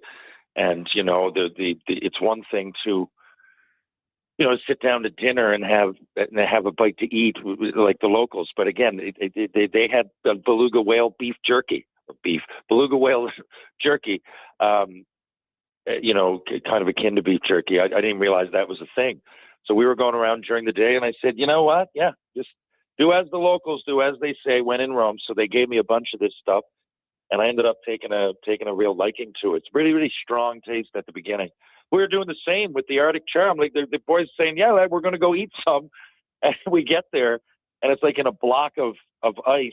And, you kind of bite and suck on it when you're outside, for the nutrients and everything else. So, of course, I'm butchering this, but that's, part of how they eat their food and during the day. And I kind of, I did everything. I tried everything. I tried all the food, the different soups and everything. And I got a bunch I brought down a bunch of the beluga whale with me. I took a real liking to it. I found myself walking around chewing this stuff. But, it's pretty wild. But listen, the thing is, we're all different. I often, not complain, but people say, I've been all over Canada. I've been Vancouver to Halifax. I say, you haven't. You've been to, Vancouver to St. John's. That's all the way across. But of course, I'm only talking about going east to west. And when I say that, I'm often ignorant. There's so much to see, so many different, things and cultures and people and to celebrate here in Canada. I mean, we're such a big country.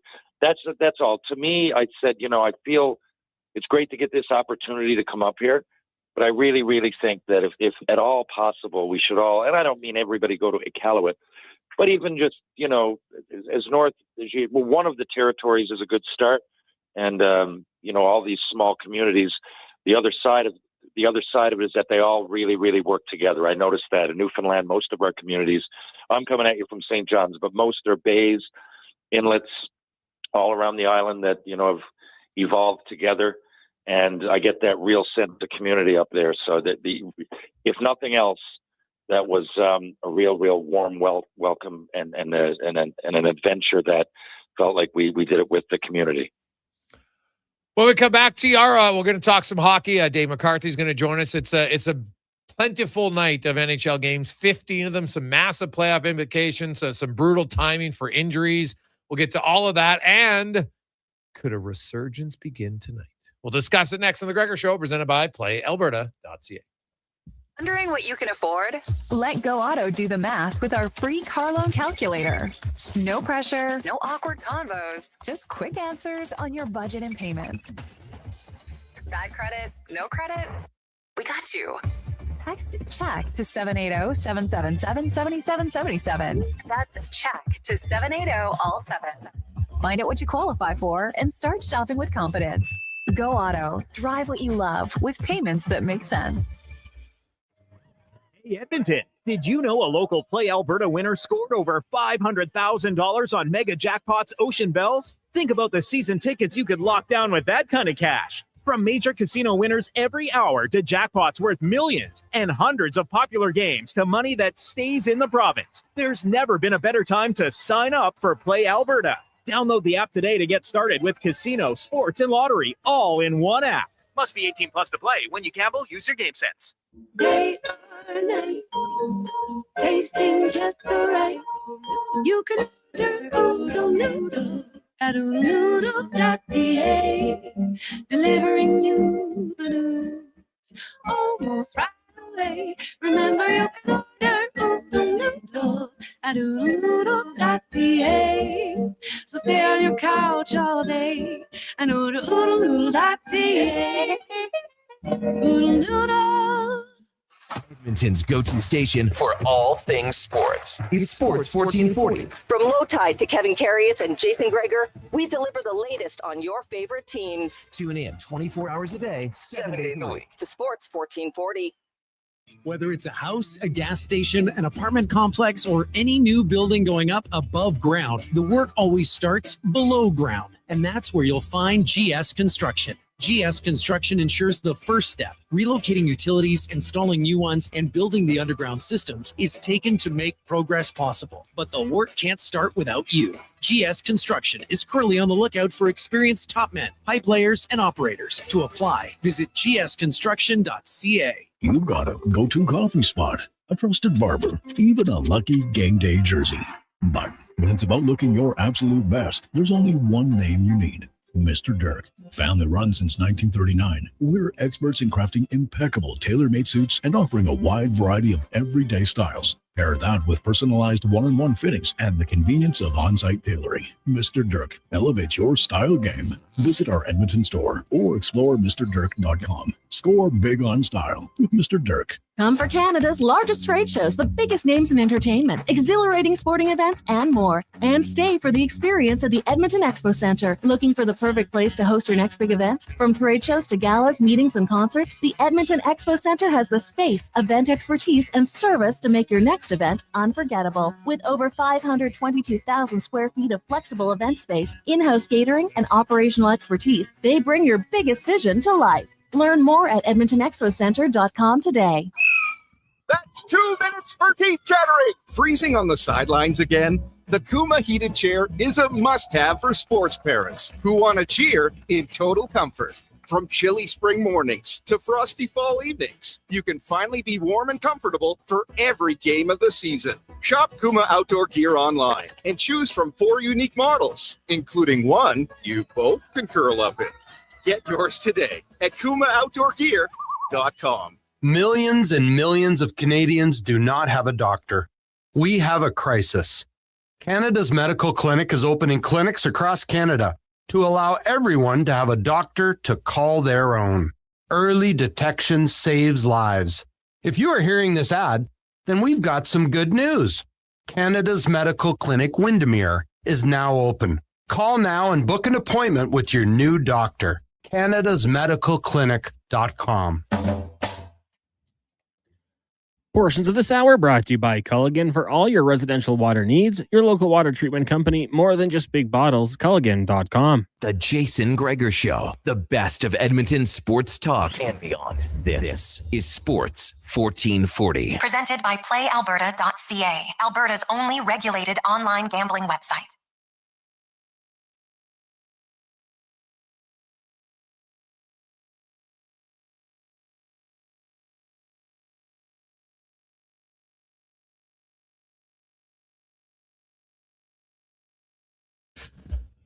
.326. Welcome back, Jason Gregor.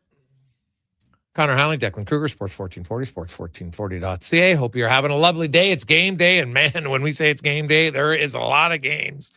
15 games in the National Hockey League tonight, as every team but 2 are playing tonight. So, guess they wanted to give a few of those teams the night off. The Rangers, they worked so hard last night with their 10 shots. They needed the day off, which is kind of surprising. And the other team with the night off tonight, of course, the Buffalo Sabres get the night off, but they're back in action tomorrow as are the Rangers. Buffalo will host Boston. Rangers will be in Toronto. As time to get to our big guest of the day, brought to you by the Spruce Grove Saints. Final week of BCHL action. They got home games Friday, 7 o'clock, Saturday, 6 o'clock p.m., and then the playoffs begin. So get your tickets for the regular season or the postseason at sgsaints.ca. As we welcome in Dave A. McCarthy from Sirius XM. And David Connor Halley was saying, oh, you know what? I think Santana, that sounds like a Dave McCarthy song. Are you a fan of Santana? The odd song. Honestly, not as big a fan as you might think, though. So might be a bit of an incorrect assumption on Connor's part. Okay, what is playing at Chateau McCarthy? Oh, the Goo Goo Dolls, man. I just found out they're touring through not small town, but not Toronto, but Hamilton, Oshawa, London, Ontario in the next week. So I'm trying to see if I can get something to get. I love the Goo Goo Dolls so much. Iris, great song. Slide, elite level tune. It just brings me back to my days of youth, Jason. All right. Just quickly, Dave, just for the record, that was with Rob Thomas. It was smooth. I don't know if you heard it. No, I didn't. Funny, Goo Goo Dolls, that's a similar genre, right? So I feel like that one was kind of your stuff. Yeah, no, I know the song. It's not something that I would completely lunge to turn the dial if it came on the radio. I'd enjoy the song, but I probably wouldn't go out of my way to put it on my mobile device or to seek it out. I guess it's like a middle tier of song for me. That's fair. Now, let's get to the games tonight, TR. And, hey, sorry, let's start, unfortunately, Dave. Good news, bad news. The Sens needed a win. They got a win. They only gave up 10 shots. But, unfortunately, 2 more injuries on the back end. My goodness, they're down to their 10th and 11th defenseman in the organization. Basically, 3 of their top 4 D-men are out. Jensen's out, Sanderson's out, and now Shabbat. To me, that looked like maybe a broken wrist. Got the cross-check right on his wrist. But even with the injuries last night during the game, they still only allowed 10 shots on goal. So the Senators team defense right now is working, and it's going to have to work tonight against Detroit. If you're the Red Wings and you can't beat the Senators tonight, I'd argue you might not deserve to make the playoffs. Oh, I think that's a perfectly fair argument. I mean, firstly, on that game last night between the Rangers and the Senators, put it this way. I was joking yesterday with some Leaf fans that I know that if the Rangers had found a way to beat Ottawa last night and the Leafs lose to Boston tonight, then the Leafs have the Rangers at home and the Blues on the road on Saturday. You talk about a couple of must-lose games at this time of the year. Didn't quite set up that way. The Senators found a way to squeeze out 2 points, but that Rangers effort was akin to them saying, okay, Leafs, you think you're tanking and you think you're going to tank worse than us? Please hold my beer. Watch this. The fact that 26-8, the shots on goal after 40 minutes.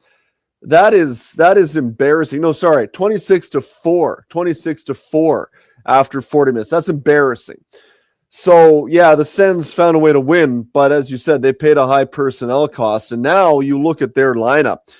Tyler Clevin, Artem Zub, Jordan Spence, Nick Manipalo, and Jorian Donovan and Carter Yaremchuk. That is lean. We'll put it that way. Now, Yaremchuk, we'll see what happens. He's a young guy. He might have some potential, but you don't know. He's never played in the league. That is lean. If Detroit can't beat Ottawa now coming off a back-to-back, they're in big trouble. And I said this about Detroit coming out of the Olympic break. They were better off than I expected them to be at that point, and it really looked like they had something going. In terms of the feel around the team. They were in Toronto maybe 2-3 weeks before the Olympic break, and it really felt like they had a good feel. Like they had turned a page. They understood what it took to win now. Some guys had improved individually in their play. Like Maurice Sider really, to me, had turned into an absolute horse this year. And it's not on him alone, but collectively as a group now, they look like they're going through exactly what they've went through each of the past 2 seasons where they were comfortably in a playoff position into March and then fell out of it. And my concern was coming out of the Olympic break, can they get that back right away? You take 3 weeks off when you're an inexperienced team and you've not been through the battles and you're still learning what it takes to get to a playoff spot at this point of the year. I was worried, could they recapture that feeling? And it appears that they haven't. And then when Dylan Larkin and Andrew Kopp went out of the lineup for a period of time, that did not help because I thought already Detroit's middle of the ice comes out second best on a lot of nights at the best of times. Take those guys out of the lineup, they're in real tough shape. So this will be interesting now to see who wins this game tonight. Man, if Detroit can't win this, it's going to be panic city in the Motor City. But if you're Ottawa, you can kind of understand if they can't find a way to win, like their back end is beyond undermanned at this point. So I'm really looking forward to seeing how this one plays out. TR? Well, maybe TR's not there. All right. Davey, looking at I am sorry about that. That's my bad. I sat on the mute button when I dropped the phone. Dave, who do you think has benefited the most from the trade deadline so far? Oh, that's a good question. Like there wasn't a lot of significant activity at the trade deadline that really got me excited. I think one guy I'll point out I think has made a big difference is Corey Perry in Tampa Bay. He is a guy that always pulls you into the fight. They're familiar with him in Tampa Bay, and he just gives that lineup versatility. He can play 8 minutes a night on the fourth line and be effective because he can impact the game in a variety of different ways. If you need to put him at the net front on the power play, he can be effective there. If you need to move him up the lineup from time to time for whatever the reason might be, injury or underperformance, he can give you a run up the lineup a little bit.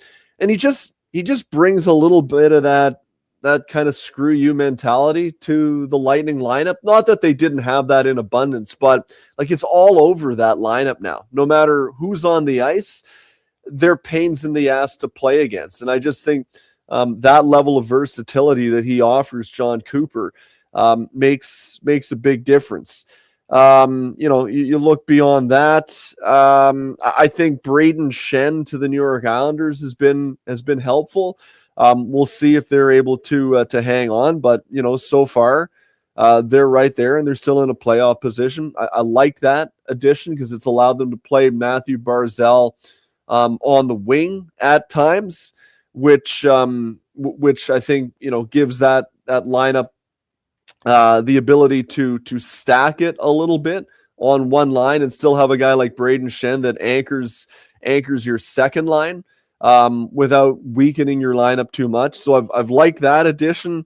In the Western Conference, I can't really point to anybody so far because LA was active picking up Scotty Lawton. They're not in the playoffs right now. Bobby McMahon to Seattle. They're not in the playoffs right now. They've kind of hit the skids a little bit, losing 3 in a row. Colorado, Dallas, Minnesota are already good teams. Does Nazem Kadri help Colorado? Sure. Absolutely. But it's not like they were hurting without him. So if I had to point to 2 teams, I'd say Corey Perry, just because it didn't cost them much. But I think the cost to get him in terms of the comparison to what he's going to deliver is stacked heavily in Tampa Bay's favor. And I like Braden Shen on Long Island. Do you think there is anywhere that could possibly be a decent fit for Patrick Laine next season? Yeah, I mean, like there's a lot of teams that I think would be interested in bringing him on. But it comes down to what is he willing to sign for? Like that's, I think, where the sticking point will be. If I'm a team and he's willing to come in on a 1-year deal at very reasonable money, I'd be willing to take that swing because I think you've got a guy that's looking to rebuild his career, a guy that has shown the ability to be an elite level scorer in this league. But the knocks against him are consistency and availability. And so I'm not paying a lot for it. but there's an opportunity there if you want to come in at my price. So, look in Toronto. Would they be interested in a guy like Patrick Laine? At the right price, I wouldn't be against it, especially if they're looking to try to compete next year, which everybody that I've talked to, the suggestion is that, yes, they will try to compete, that they're not going to tear it down to the studs. And so you're looking for guys that can deliver more offensively than they've been able to show this year at the right price. He's a guy that I'd take a chance on for sure. But I think, Terry, honestly, it all comes down to the fit in terms of the cost. If he wants a lot of money on a multi-year deal, I think the suitors will be next to none.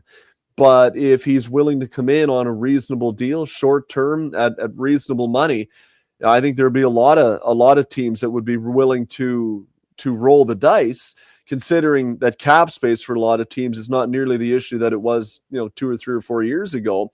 You can afford to bring him in, see if he hits, and if not, you can probably make it go away. But if it includes term and significant money, I don't think there will be many teams that would be interested. Dave McCarthy from Sirius XM joins us. Dave, what did you make of McDavid's comments after the Tampa Bay game? Well, the part about how well coached Tampa Bay was and that type of stuff. We talked about it on the brunch. When I heard those comments in real time, like I almost fell off my chair. Like, that was extremely pointed commentary criticizing his team's approach in compared to that of his opponents on that night. I think the fact that he had played for John Cooper very recently, about a month ago at the Olympics, it gave him further familiarity with just how good of a system they run in Tampa Bay and how prepared and precise John is in terms of what he expects from his group. So, look, I've heard a lot of players when asked about, what they think of their opponent, just say, they're a good team over there. And, we weren't at our best. But to go on and say, they're perfectly coached, everybody knows exactly where they need to be on the ice, I thought that was quite telling. I also thought it was interesting that he went on to say that if they do get beat, they've got a world-class goalie that can help them out as well, which in reviewing those comments, Jason, I also thought that was somewhat noteworthy.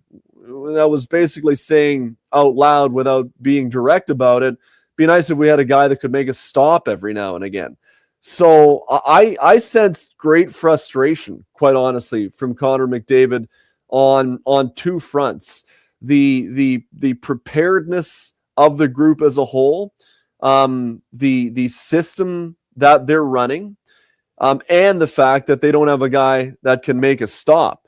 And like I said, if you're feeling like that, there's different ways of saying it without being quite as direct as that, and then for him to come out yesterday and kind of walk it back, like, okay, I guess, but I'm generally a believer that what you say the first time matters more than how you try to correct it the next day.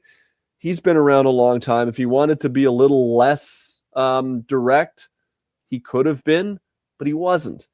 But I also don't think he's wrong either. He knows. He's not stupid. He gets it. And so the fact that he said it almost as direct as possible without naming names, I think senses is an indication of just how frustrated he is with where this team is at right now, Jason. Like, I really do believe that he is very, I don't know if angry is too strong a word, but certainly frustrated with where this team is at. And, the fact that they're lucky, as he said, to be in the pillow fight division, it's all well and good, and they'll get a chance they wouldn't normally get if they were in any other division. But to me, I'm sorry, geography alone shouldn't be a reason why you consider someone a contender. And that's the only reason why they're even in the playoff race right now. Good teams generally show a build throughout the year where they peak toward the playoffs. It's anything but that. anything but that in Edmonton right now, and I think it's reason for deep concern and certainly on the captain's part, deep frustration. Yeah, frustration is. I think there's frustration across the organization. I think some, it almost was like, depending on how you look at, some people think, oh, you're looking elsewhere, and you think it's always better elsewhere, and sometimes it is, and a lot of times it isn't. Winning solves a lot of stuff, Dave, and when you lose, people's frustration get there. To me, it was the timing, the fact that in a rare game where McDavid kind of got dominated. That doesn't happen very often. No. But that night, the Kucherov line dominated them. And I wonder how much that played a factor in it at all. I get why you're frustrated. It's probably boiling over from a whole year, and that comes out there. And I'm very interested to see how they respond tonight, because it was the rare game where the Oilers' first line was their worst line. That might be the only game all year long, but all the numbers afterwards will back it up. Their first line got crushed 5-on-5, and I'm very curious to see how they bounce back tonight. No, you're right about that. Well, what I would say, though, is that I think if you get the odd game where, you're not at your best, as Connor was not the other day against Tampa Bay, but by and large, you've been sound as a group all year long. You can be frustrated, but you'll let it roll off, and you won't be quite as overtly frustrated as he showed in public. I think there's a build, not toward peaking at the right time, but a build toward this level of eruption, if you will, in terms of his frustration. Because I think, to me, that suggests Connor has seen throughout the year that it just hasn't been going anywhere positive, to the point where when you have an off night, you can let it slide. The fact they got caved in against Florida last week at home on Thursday was really bad. Like, for a team that has been unable to seemingly get up nearly enough for games, that should have been one of those games where beforehand it's like, all right, fellas, let's go. They've run our show the last 2 years. You got Tkachuk calling our buddy a bridesmaid over at the Olympics. Enough. Let's really make them pay, and let's wear them down all game long, and just let's show up. Let's have a pulse. And nothing. And then after the game, the coach is like, we were right there. We just didn't shoot it in the net. Like, sorry, that's not the time for that. It's the time for losing your mind. John Cooper, fellas, a couple of weeks ago, when they were going through a little bit of a tough time, they rolled through Toronto. They played better. Not great, but better. Much better. And I asked John after that game, was that a little bit more like the standard you expect to see? I was expecting him to be like, we're on the ready. He said, honestly, no, it wasn't. We still gave up a couple of odd man rushes. Vasi had to make a couple of Vasi-like saves. If he doesn't do that, it's 4-3, and then it's maybe anybody's game here coming down the third. He wasn't happy, and they won. That was way more pointed than Chris Knoblock after the game against the Panthers on Thursday, where he was basically, the impression I got, trying to give me fancy graphs and charts and data to say that, we were kind of, you got caved in 4-0 by the team that you lost to in the Cup final each of the past 2 years, in a season where you've been, quite honestly, lousy for most of the year. I don't care about expected this and numbers and all that. You need a pulse. You didn't have it. And that's concerning to me. Davey, before I let you go, we got a lot of texts. A lot of people like, man, for a guy who wears Santana hats but doesn't like his music, shocking to me. So there was a lot of those texts in, Dave, that they were stunned. I didn't say I didn't like Santana. I just said I wouldn't go search it out. That's all. It's all good, buddy, but I like your hats. I like your choice of hats all the time. There you go. Well, have yourself a wonderful day, and we will chat with you next Tuesday. And the playoff picture, I don't know, like the East picture just gets closer every day. 2 weeks ago, they were 6 points apart. Now they're only 3. What will happen in a week? We'll see. That is should be great, buddy. No, I was going to say, what about Columbus and Philadelphia tonight? There's another game with huge ramifications. 15-game night. Love it. Can't wait. Dave, we'll talk to you on the brunch Sunday here next Tuesday. Have a great day. See you, buddy. There you go. That's Dave McCarthy from Sirius XM. Will return. Jason Gregor. We'll get to 5 questions with TR and more on the Gregor Show, presented by PlayAlberta.ca. Juice is going crazy for hazelnuts. No, not crazy. Nuts. Booster Juice is going bananas for hazelnuts. I mean, there are bananas in smoothies, but that's not the point. Banana Juice is booster for hazelnuts. What? Just stop. Booster Juice is going nuts for hazelnut. Introducing the Nutty Monkey Smoothie, Holy Hazelnut Acai Bowl, and Nutty Booster Ball, all made with rich, creamy hazelnut spread. Try them today, only at Booster Juice. Canadian-born, blending since 1999. Hi, Mike here from Northgate Chevrolet Buick GMC. We're the #1 dealer in the world. Just kidding. If we were, would you care? We're the #1 dealer in Canada. Still kidding. You probably still don't care.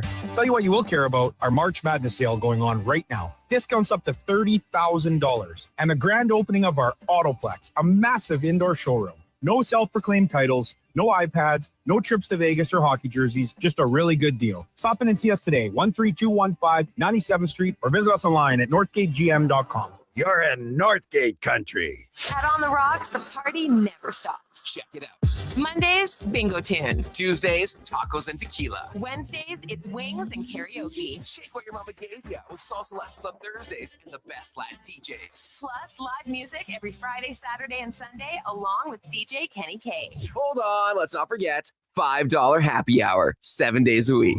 Your bar, your party. You're On the Rocks. On the Rocks. Just West Brab and 118th. Great news for your weekend project. CFI, that's Custom Floors Inc., is now open 6 days a week with Saturday hours from 10 till 2. Get top quality Canadian products from Beaulieu with the convenience you need. For your free estimate, visit CFI at customfloorsinc.ca. From the locker room to your radio, Sports 1440 is Edmonton's sports leader. Real talk, big personalities, and your texts. It's interactive. It's fun. It's where Edmonton talks sports. Sports 1440. Who's that working on the underground utilities over there? All-Star Construction, that's who. What about the street lighting? Yep, All-Star Construction. And the directional drilling, hydrovacking, neighborhood renewal, and telecommunication work? Yep. Since 2009, All-Star Construction has been doing all that and more, shaping and building Edmonton communities for land developers all around Edmonton. That's what All-Star Construction is all about. Exciting news from St. Albert Dodge. The all-new 2026 Jeep Gladiator Sport packages have arrived. They have a great selection and a bunch of colors to choose from. And if you've checked out the Sport, you know it comes in some fun colors. Rugged capability, practical off-road features, and you can get behind the wheel for as low as $49,900. That's right. Put yourself in a brand new Jeep Gladiator Sport for less than $50,000. What more can you ask for? Time to head up the trail and see how easy it is to do business at St. Albert Dodge. The WHL playoffs return to Rogers Place. Family fun that's second to none, starting at just $20 a seat. This Friday, your Edmonton Oil Kings square off with the Saskatoon Blades in Game 1 of their first-round series. Then, on Family Fun Sunday, your Oil Kings turn up the heat for Game 2 versus Saskatoon. Plus, at every home game score, count on kids' food combos for $10 or less. Edmonton Oil Kings, Saskatoon Blades. Game 1, Friday night at 7. Game 2, Family Fun Sunday afternoon at 2. Great seats at Rogers Place start at only $20. Save on day of game pricing now at oilkings.ca.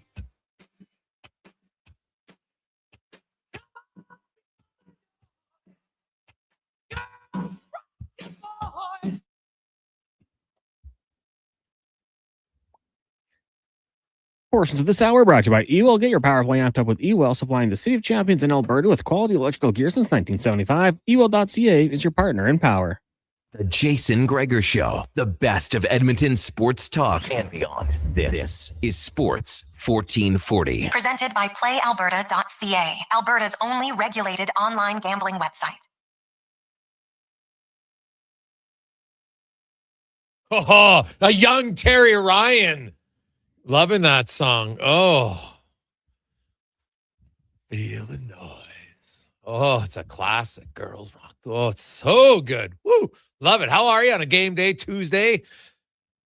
Lots going on. It's time for 5 questions brought to you by The Brick, where you can save over $300,000 in prizes to be won. And The Brick's Price is Right. You can save up to 25% off bedroom, dining furniture, save up to $1,400 on sectionals and reclining sofas. Right now at The Brick and thebrick.com. It's time for 5 questions on the Jason Gregor Show. All right, guys, and today's game day, we'll get your official score prediction with a bold prediction mixed in with the Oilers taking on the Mammoth. Go ahead, TR. Well, he's probably muting himself again, the jabroni. But I'll get to. I'll say this. There, exactly. I knew you did. I'm gonna go. Well, bold prediction. McDavid will get his 800th assist on Ryan Nugent-Hopkins' 800th point. So that'll be my bold prediction tonight. And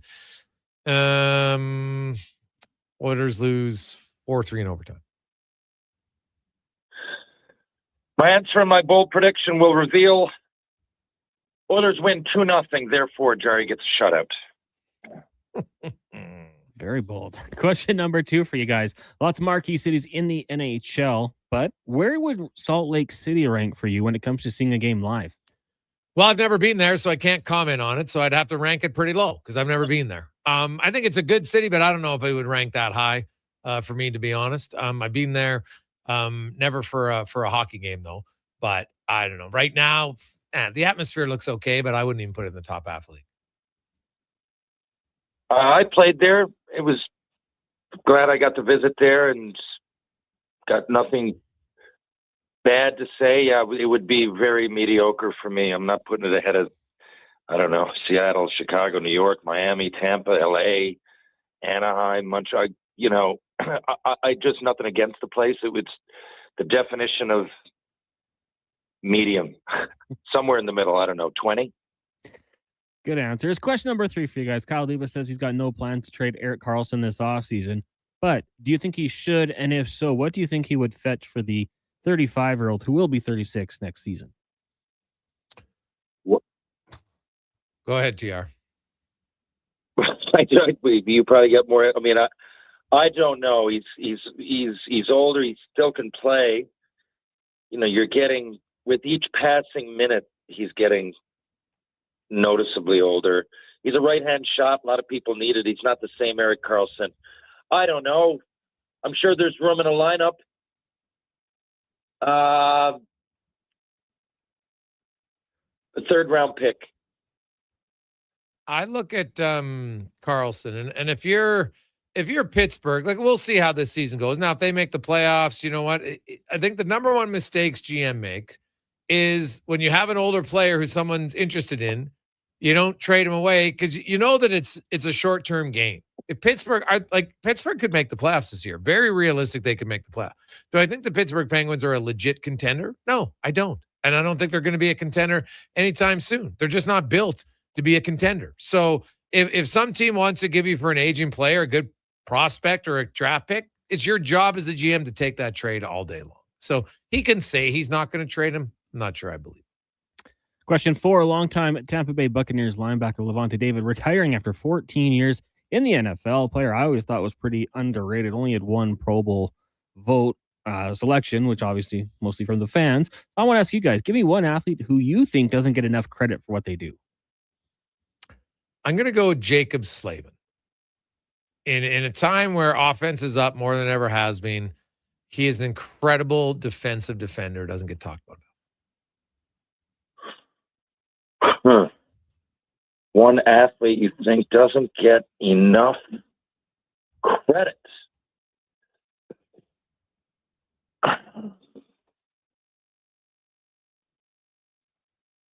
I don't know. In a twisted way, I'm not sure. The answer that keeps coming into my head is Zach Hyman because of the whole Canada thing.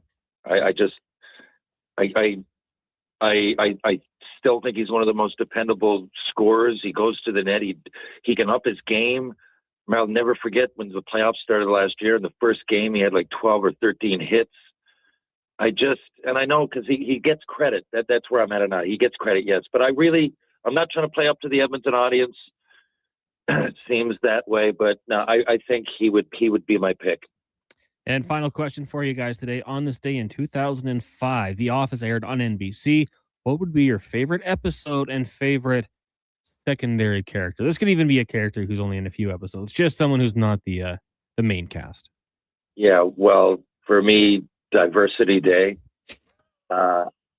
It's number one, and I suppose my favorite character off the beaten path would be Creed. Creed is in a 60s band called the Grassroots. My favorite song is Midnight Confessions, but they had a bunch, but in real life. So I was curious how he'd do and what he was going to do on the show, and it's nothing like the character I expected in my head. So I suppose he would qualify.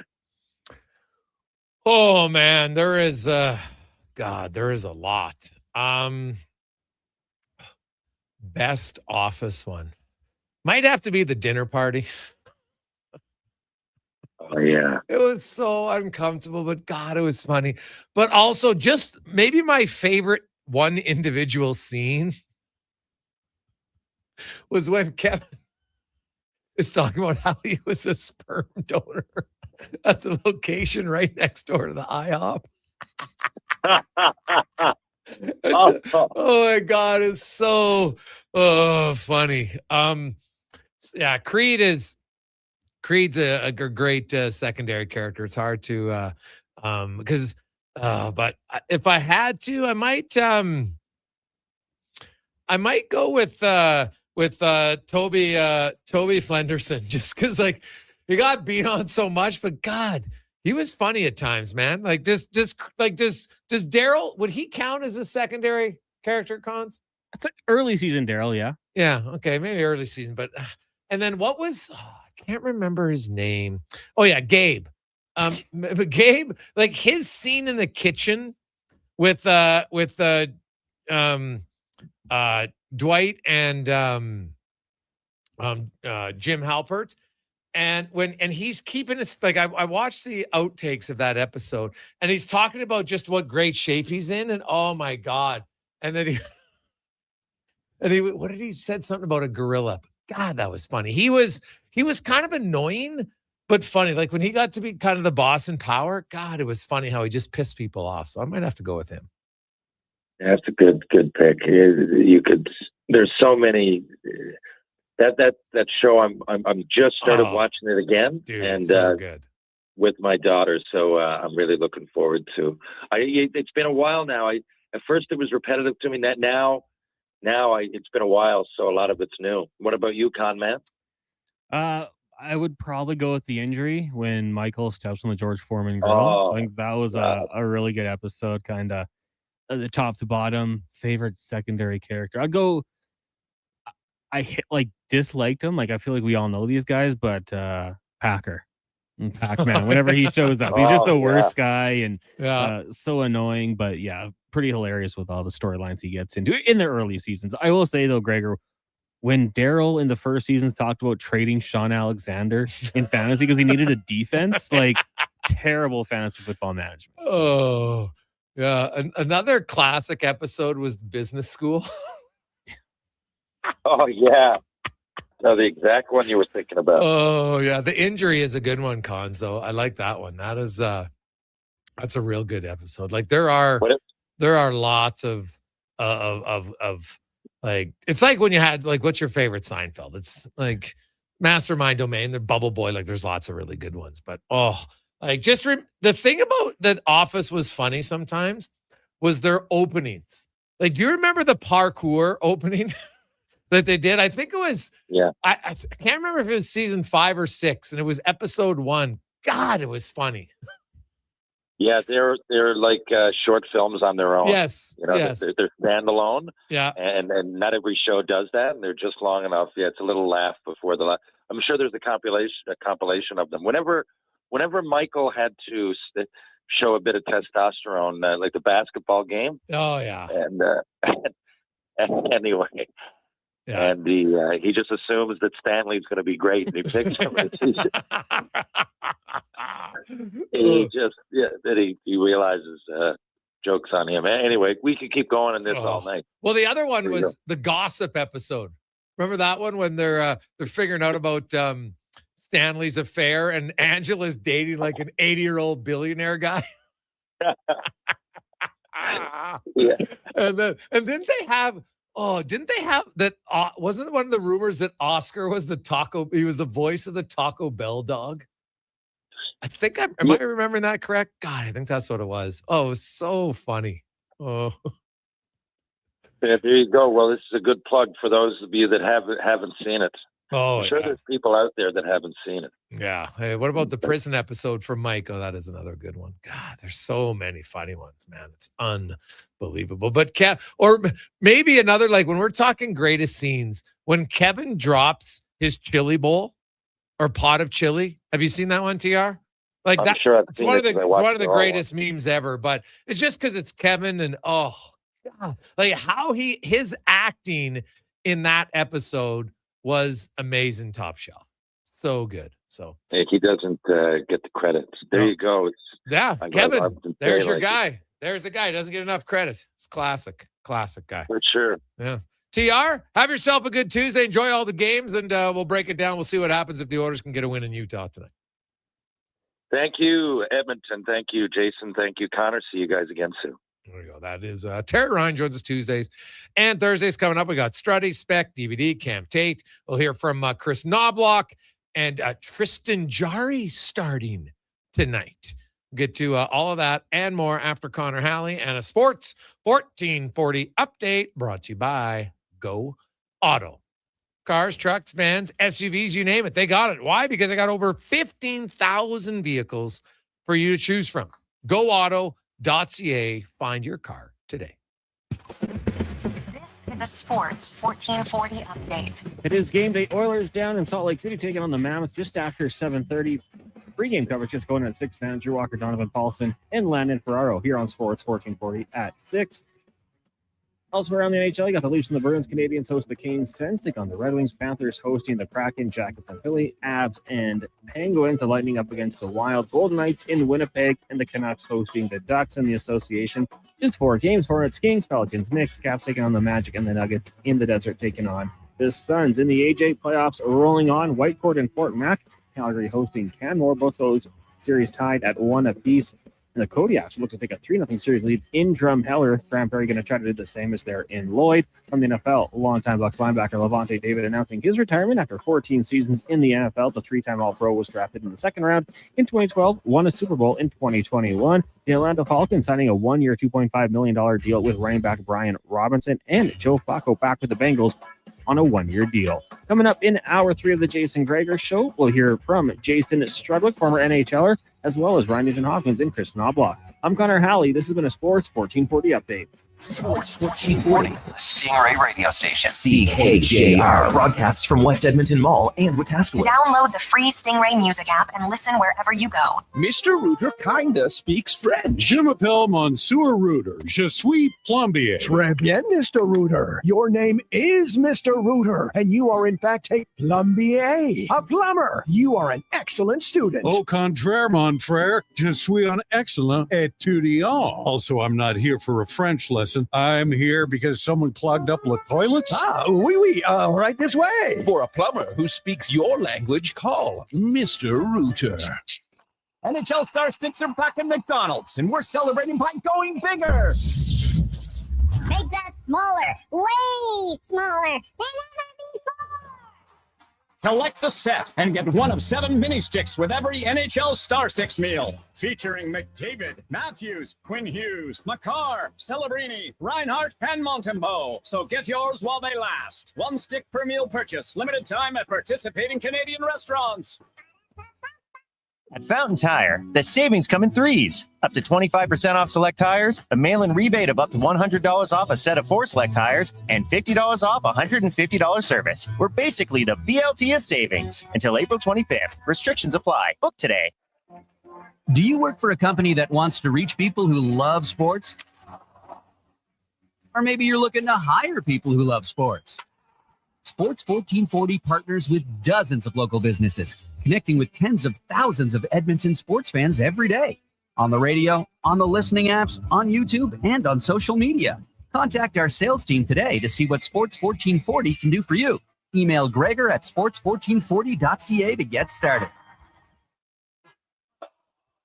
Oil Country. Your seat is closer than you think. Starting at just $28 a week with a deposit-free payment plan available. Securing your full, half, and quarter season seats inside Rogers Place for the 2026-27 season has never been easier. Sign up for pre-sale access at edmontonoilers.com/season seats. Experience all that Rogers Place has to offer during an Oilers game night by visiting edmontonoilers.com/season seats. This is your moment to come on down and play for your chance to win over $300,000 in prizes. But that's not all. Buy more, save more on select major appliances. Up to $1,000 off. Save up to 40% on select mattresses and up to 25% on furniture. Plus, this Saturday, play for up to $1,000 off your purchase. Everyone who plays is a winner. See in store for details. The Brick, saving you more. What's some non-Nissan drivers here? Nightmarish flurries out of the Northwest today, looking like a horror movie. What Nissan drivers here? It's a glorious day out there. Get a Nissan Kicks S all-wheel drive for $398 monthly at 2.9% with $0 down. Built, tested, and trusted to conquer Canada's harsh winters. Visit Nissan.ca for details. 60 months, conditions apply. Visit your local Edmonton and area Nissan dealer for more information. This ad is presented by the United Conservative Caucus. The new Alberta-Ottawa energy deal will significantly expand Alberta's oil and gas production and create thousands of jobs, thanks to the leadership of Alberta's United Conservative MLAs. The consumer carbon tax is gone, the oil and gas production cap is eliminated, and the net zero electricity regulations are over. Let's keep Alberta strong and free. Visit unitedconservativecaucus.ca/surveys.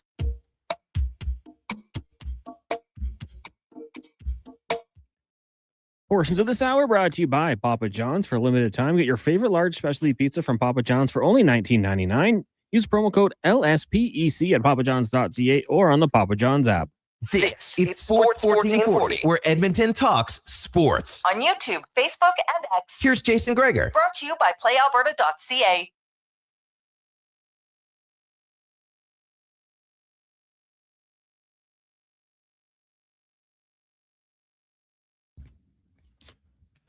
$409, Jason Gregor.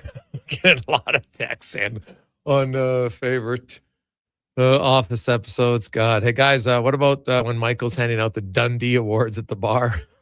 Kevin won the "You Don't Want to Go in the Bathroom After Him" award. No, yeah, then Phyllis won the Busiest Beaver, but they spelled it bushiest. Oh, God, there's the Dundee Awards. Classics. Award ceremonies are funny. Because let's be honest, most of them are garbage really at the end of the day. So makes them good. Jason Gregor, Connor Halley, Declan Kruger with you. Game day, of course, Oilers. A little bit of a later start tonight, around 7:40 puck drop. Oilers in Utah. They've yet to lose to the Mammoth in the brief history of the Utah Mammoth, who had joined the NHL last year. I know, from Arizona. It's kind of a weird thing, but still. They took all the players from Arizona, but they started a new franchise. Why? So if Arizona gets a team again, they can have the Coyotes, I guess. So there you go. 833-401-1440, 833-401-1440. It's a Gregor Show presented by PlayAlberta.ca, Alberta's only regulated online gambling website where 100% of the revenue stays right here in the province. PlayAlberta.ca.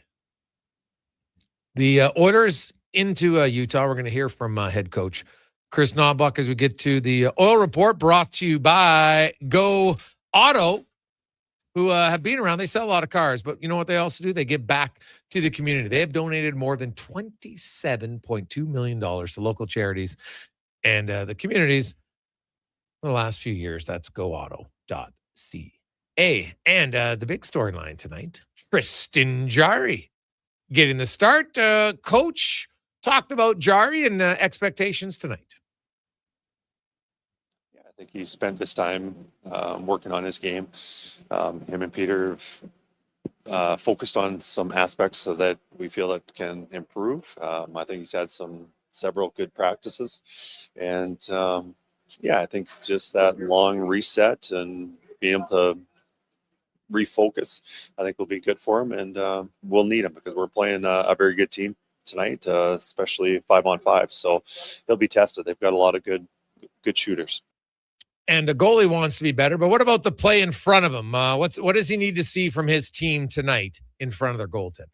Well, I think just with a simple game, but being able to minimize our mistakes and defend well. And, if we're looking to outscore our opposition with like 5 or 6, that's usually when we get into trouble. We just have to have the mindset of it being a low-scoring game.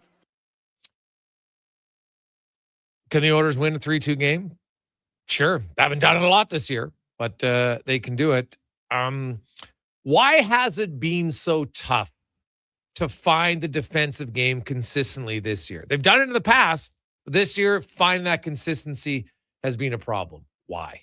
Yeah, I think it's a collective thing. I don't think we've defended as well as we should have, but, also goaltending.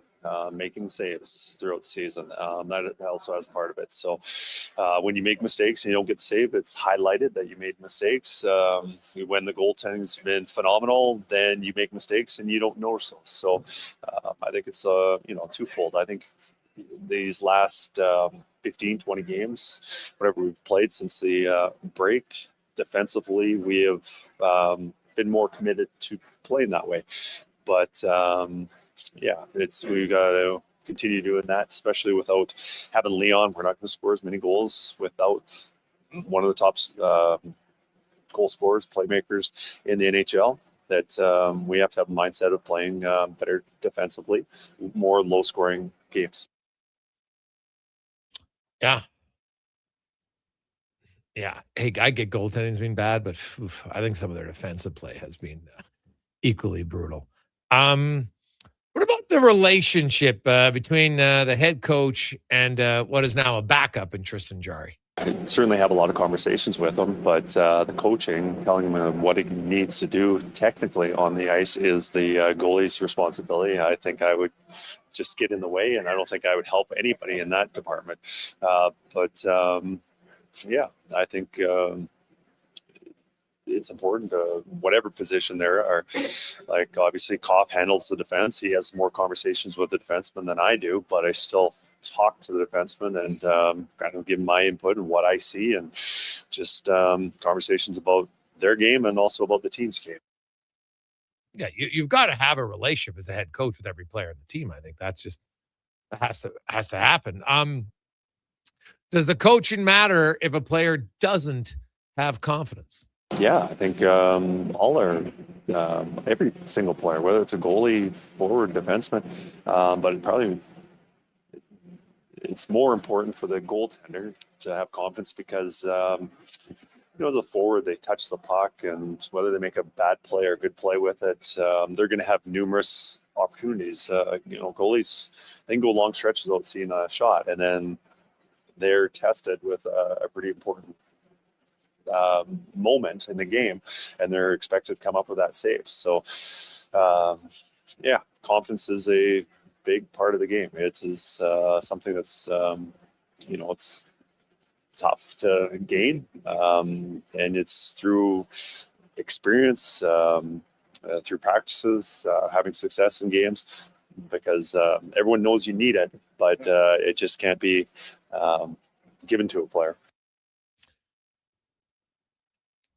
And their defensive play against Tampa and, tinkering with the lines up front and how that plays into tonight. First of all, having a tie back was nice. I thought he played a very strong game. Nice having a lefty-righty on each pair. And I think all the pairs played pretty well. And obviously, we're going to keep that the same. Dixon line was really good, and they've been played really well together, those three. Now we are most likely switching that up a little bit just because of just trying to get other lines going, moving Podkolzin with another line. And, I think Szymanski's probably the closest fit to playing like Podkolzin, still having that shutdown role. Szymanski's a great defensive player, skates well, checks well, usually on the right side of the puck. You can also break the puck out and get get it out of trouble. So hopefully that line can continue playing the way they have with Szymanski. Obviously losing Podkolzin will be a little bit of a hit, but as I said, I think Szymanski can fill that role. So Szymanski will be going there. So Podkolzin, you look at the, I'm assuming then Henrique is on your fourth line, and it'll be interesting to see what the Oilers do. Does Nugent Hopkins play with Hyman and Roslovic? Probably be a good guess for me. And I think Podkolzin with McDavid and Savoy. That would be my guess for the top nine, which leaves Henrique, Jones, and Yarventia on your fourth line. It makes sense to run lines like that, and we'll see.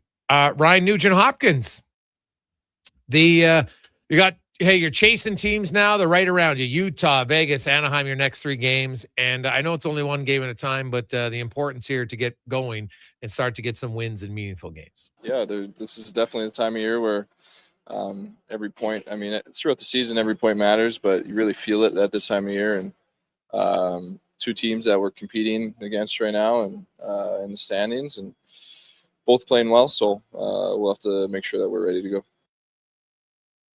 Well, you'd hope so. Nugent Hopkins, of course, is 1 point shy of 800 in his career. And we'll get to that in a sec. But first, the Pacific, where, despite some losses here, they haven't really lost any ground. And you, at some point, you got to start to take advantage of the fact that the opposition is giving you opportunities to stay in the race. Yeah, I mean, obviously, we've been kind of fortunate in that sense this year, but it's out of our control, and we just want to kind of try to rack up as many points as we possibly can. But yeah, it's kind of been a weird year for our division. Usually, it's not the case, but kind of look at the scores throughout the league. When we've lost a game, you're thinking that you're going to lose ground, and a lot of the time we've been fortunate that hasn't happened. So but like I said, I mean, teams can now start making pushes, and we want to be that team that kind of starts to separate ourselves. Well, a win tonight in regulation would go a long way to doing that for the Edmonton Oilers. And Nugent Hopkins is as one of the associate captains of the team. Everybody knows, you look around, Jarry's numbers haven't been what he would like, what the team would like. So as a teammate and a player, how can they support Jarry tonight? Yeah, I mean, we got to do a great job in front of him. And probably the games that he has played, we haven't done a good enough job in front of him. But I know he'll be motivated to play. And yeah, I mean, we just got to make sure that we limit the easy chances for them and make it hard on that group over there, and try to help out Jarry any way we can.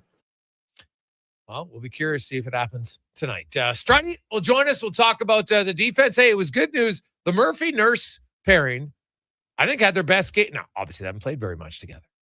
But that was a really good game by both of them. That, to me, I look at Bouchard and Ekholm have had way more good games than bad games. That's the pair that needs to get going on a consistent basis. How can they build off it? We'll talk about it with Struds next on The Gregor Show, presented by PlayAlberta.ca. Hey, Edmonton, did you know a local Play Alberta winner scored over $500,000 on Mega Jackpots Ocean Bells? Think about the season tickets you could lock down with that kind of cash. From major casino winners every hour to jackpots worth millions and hundreds of popular games to money that stays in the province, there's never been a better time to sign up for Play Alberta. Download the app today to get started with casino, sports, and lottery all in one app. Must be 18 plus to play. When you gamble, use your game sense.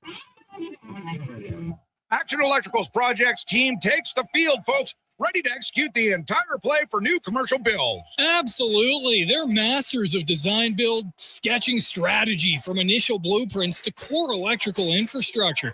The team never misses on complex projects. Known for handling big league constructions and major renovations, ensuring flawless execution, hire the Action Electrical team to bring home a win for your project. Visit actionelectrical.net.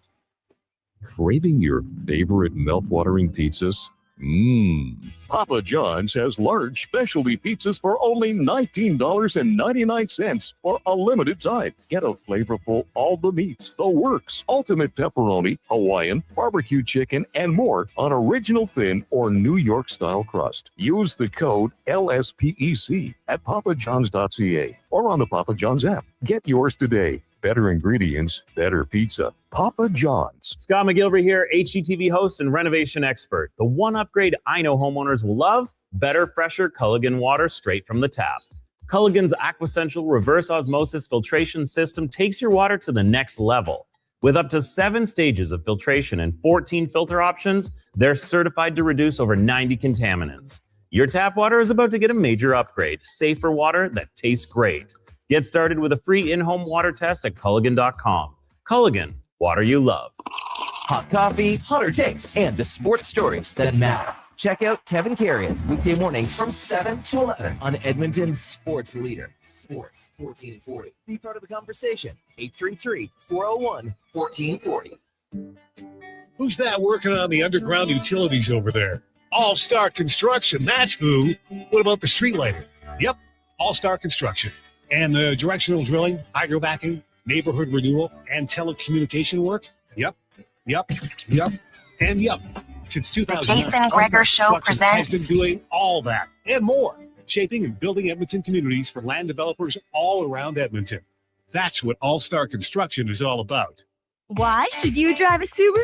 How about durability, style, and an excellent customer experience from the moment you step into the showroom? And how about accolades, including awards for numerous 2026 Subaru models from both AutoTrader and JD Power? But don't just take my word for it. Take a test drive and you'll see why the Subaru name is recognized and renowned for quality. To learn more, visit Subaru.ca.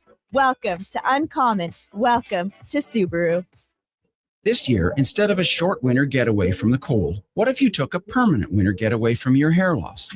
Hi, I'm Dr. Vance Elliott, inviting you to come plan your winter transformation. I've helped thousands of Edmonton men and women get their hair and their confidence back. Many of them preferred the winter. Cooler temperatures are great for recovery, and winter hats can keep everything discreet. Trips are nice, but this winter, choose to invest in your vessel. Book a free consultation today at drvanceelliott.com. If you change your mind, take a chance on the chick.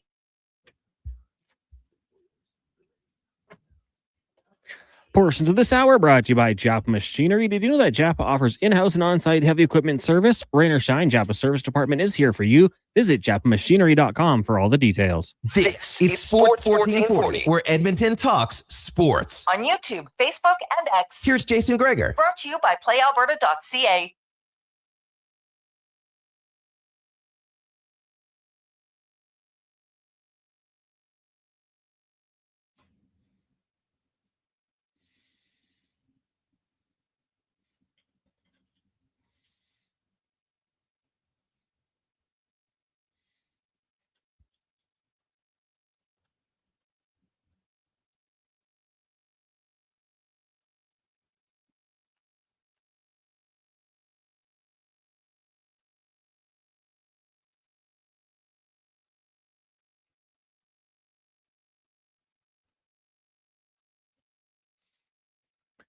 Well, give Struddy a little ABBA, a little bit more. Just get him in the mood. Welcome back, Jason Gregor, Connor Halley, Sports 1440, sports1440.ca.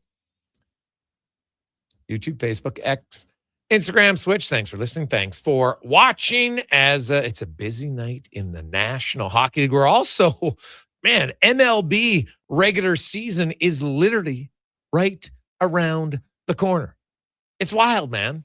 Absolutely wild. It just seems like yesterday that we were finishing up the regular season, but lo and behold, here we go. Regular season is underway. Starts on Wednesday as the Yankees take on the San Francisco 49ers. Kind of an odd one, but still, nonetheless, that's what they do. Then they got a few games. Now, I know I'm guessing they put that game. I think it's on Netflix, if I'm not mistaken. So I got to think that it's TV related because it's the only game on Wednesday. Like, when has baseball ever done a one game opening day? Seems kind of odd. There'll be lots of games on Thursday. The Blue Jays don't get going until Friday when they take on the Athletics. Let's get to Struds On, brought to you by Action Electrical, the most versatile electrical contractor in Alberta. Project, service, testing, and solar in the 4 divisions, and they're hiring. Look it up, actionelectrical.net. The Jason Gregor Show presents Struds On. I don't believe in tea bags. I use loose leaf tea, and it is so much better than the tea bags. I'll eat tea bags. I'll Struds On. I'm not a huge DJ guy. I mean, I guess if you had me a couple glow sticks and a tight white t-shirt that I can get wet, maybe I'd be into it. Struds On. There's a lone steakhouse I used to go to down in Kentucky, and they had bowls of peanuts. I wasn't sucking on those ones. You need to have clean nut. I'm talking about the kind you get in a bag at an Elks game.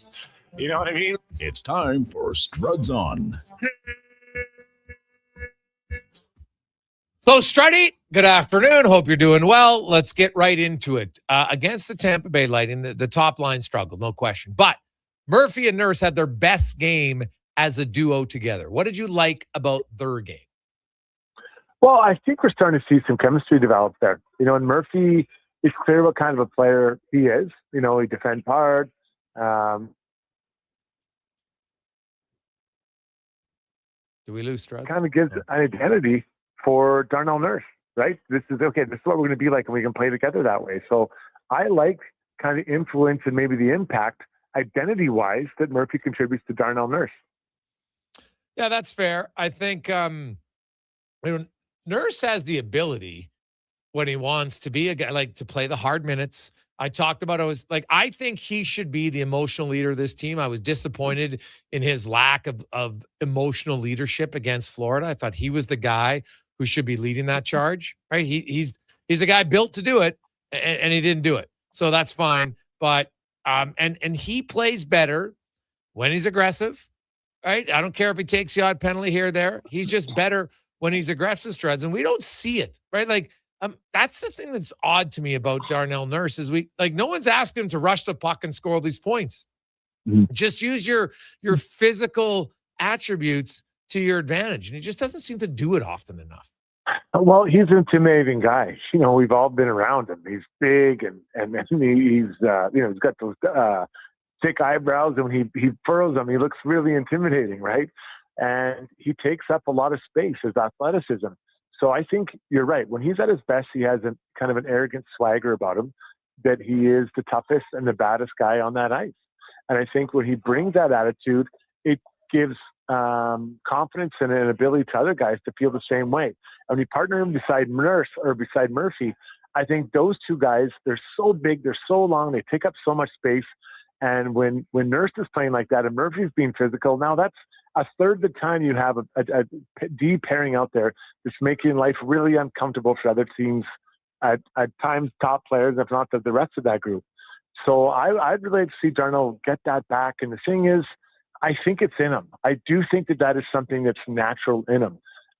Being an offensive player or carrying the puck up, sometimes he gets in a bit of trouble doing that because he's trying to do too much. I don't think that comes naturally to him. But I think being a heavy, intimidating, quick puck moving defenseman, I think that is in his DNA. And we've seen him do it many, many times. So I just keep hoping that this Murphy impact, when they're together, is going to keep bringing that out of him and remind him of when he's at his best. Jason Strudwick joins us. Ty Emberson, I've been saying it for weeks. I think they really missed him just as a third pair, right shot defender. He comes in and he just settles things down because right now, Jake Wallman doesn't have the burst he had. Like last year, he would take the puck behind the net, Struddy, forechecker would come down the one side. He would come up the one side and accelerate away from him.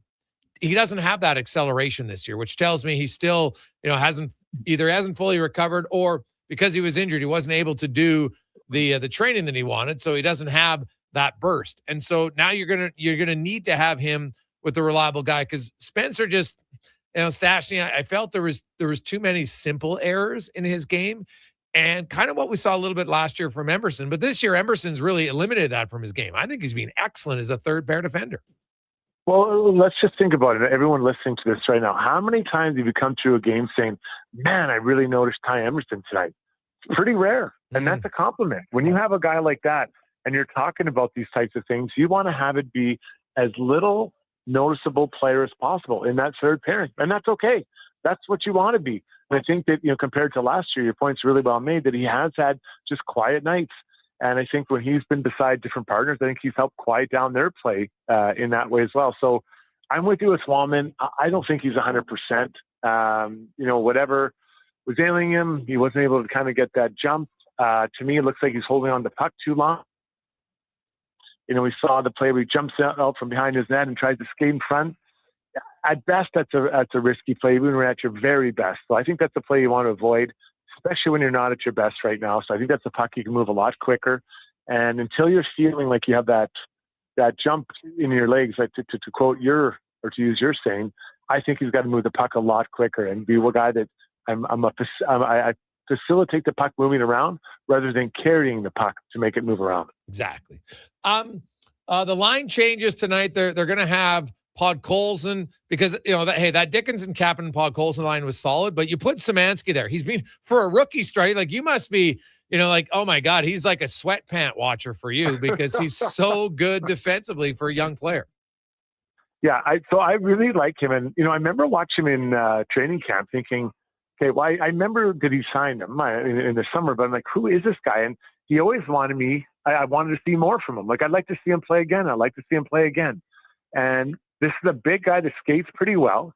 It's clear that, there's a relationship between him and Leon. Not that they play together, but going to the Olympics, both being German, I think, I know I've seen in previous teams when I was playing on it, you have, people from the same country trying to help each other out to be better players.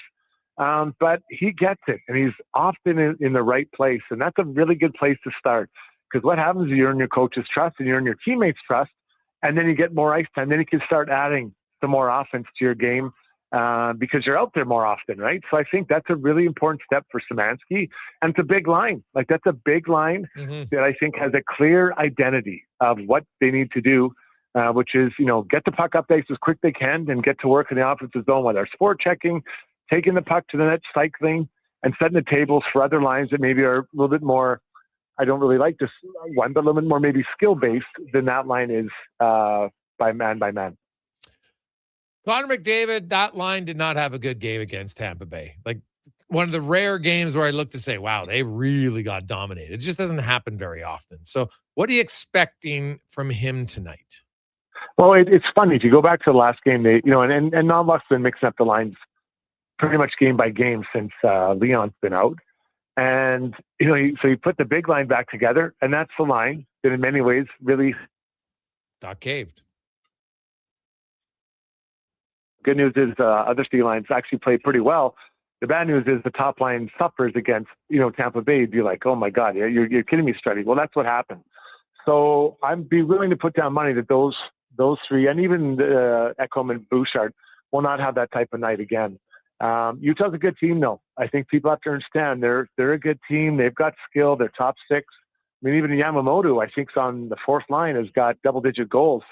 And not having played every game, their defense is pretty mobile, pretty veteran group back there as well. So this isn't a tap-in by any means, but I think that Connor, Nuge, and Hyman will probably find a much better outcome than they did that night because they were just off.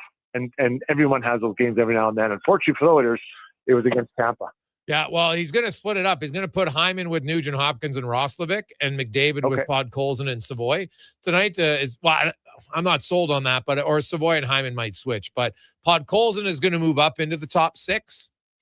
So it's just going to be a matter of Savoy, Podkolzin, Nugent Hopkins, and McDavid are the two centers because Dickinson's the third line center with Szymanski and Kapanen. So they don't have anybody else. Like I guess unless they're going to play Roslovic center ice with I guess they could play Roslovic center with Podkolzin and Savoy, but that would seem a little odd to me. So, I guess we'll see. But those are going to be your top six. And, Podkolzin's had a good year straight. He's got 16 5-on-5 goals this year. Like he can help a team. He can produce at 5-on-5, and they desperately need that. Well, I know there's been some frustrated Oilers fans about, some of the outcomes of, players who have played this year for the Oilers, but I think some good stories. Podkolzin one. I think Savoy's another. Ty Emerson's another guy. You're liking Szymanski. That's 3-4 players that you really kind of like what they're doing and what they could look like for the Oilers in the future. You need other guys to join. I think Trent Frederick's coming, better now. Wallman, I think, still has a ways to go to get back to what we saw last year.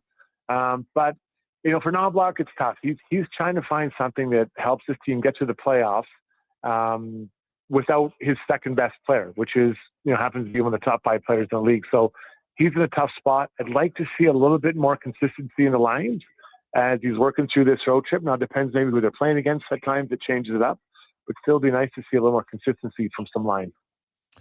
Struddy, look around the league, and the Nashville Predators are suddenly in a playoff spot. Are you believing that the Preds can hold on to that spot? Well, I guess you have to ask me, do I think the Kraken and Kings Sharks and Kings, like these guys, like, because, the Kraken and the Sharks have fallen off, right? I think they've lost 3 and 4 each or something. Something like that the last handful of games. So way back.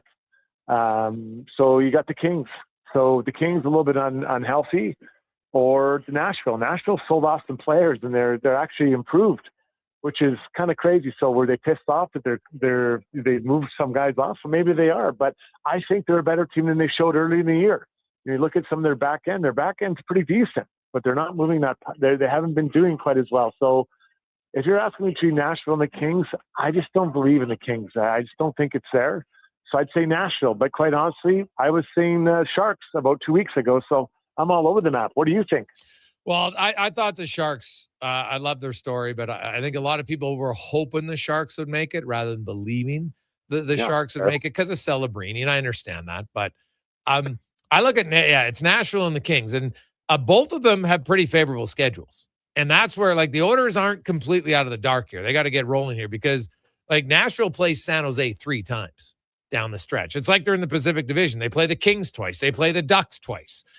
Kings got Calgary. They got Vancouver 3 times. So, the worst team in the league. So LA definitely has a favorable schedule. I agree with you. They haven't been able to score all year long, but something tells me that they might be able to come up here because they so desperately want to get to Anze Kopitar in the playoffs for his final year.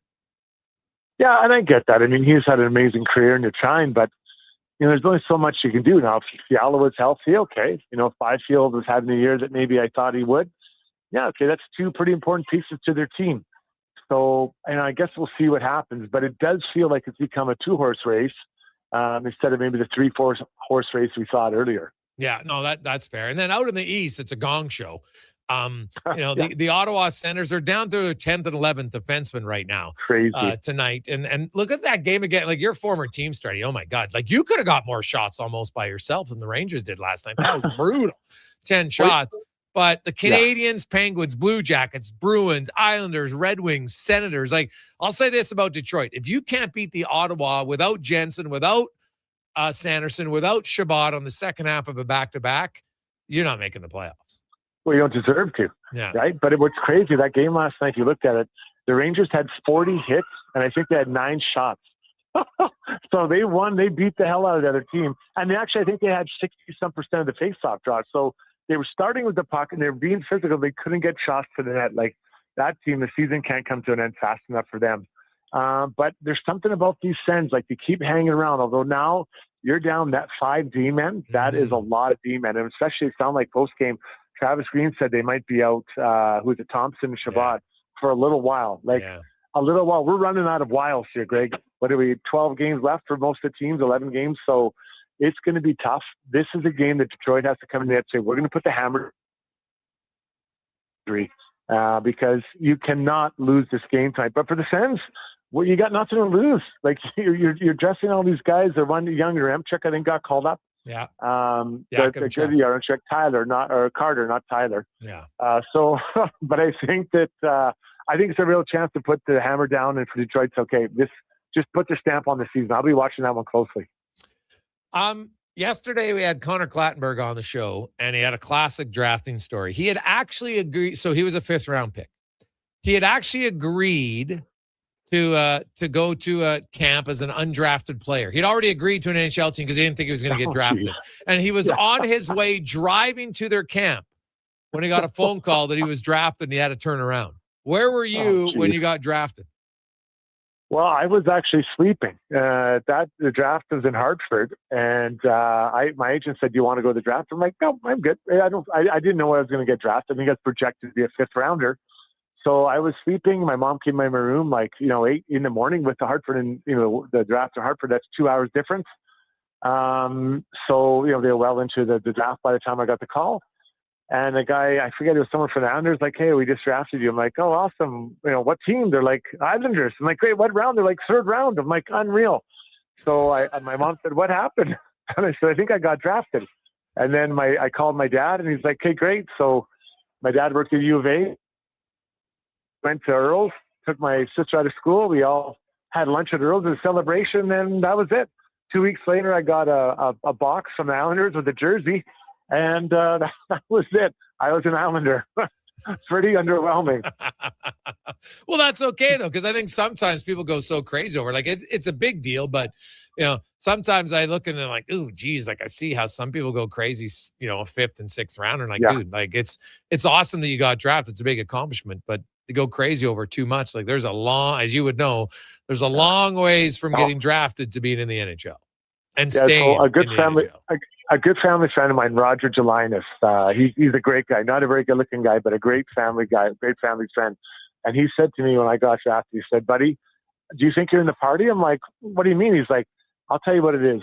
They open the door, you can see there's a party, but you're not inside the party yet. So you haven't accomplished anything yet." I was like, "Oh, that's a great way of putting it. I'll never forget that. Do you think you're in the party?" I'm like, "No, I don't. What do you mean?" He's like, "Well, you can see the party, but you're not in the party. So you got to get in the party." It was a great line, just a fantastic line from old Chico. Oh, that is actually, and it's true, right? You're just like, oh my God. Because a lot of people think, hey, you get drafted, you're going to the NHL, right? And it's no. And I could understand, if people don't follow the league that closely and they just you're drafted in the NHL, that means you play in the NHL. And it is, it's not close to the truth. It's a long ways away for a lot of people. Yeah. But it's a good step. Hey, you know what?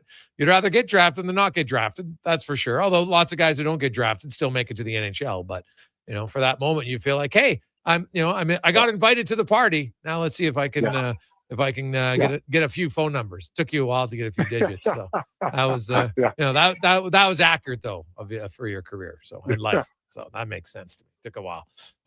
So Struddy, what happens tonight? Oilers and Utah.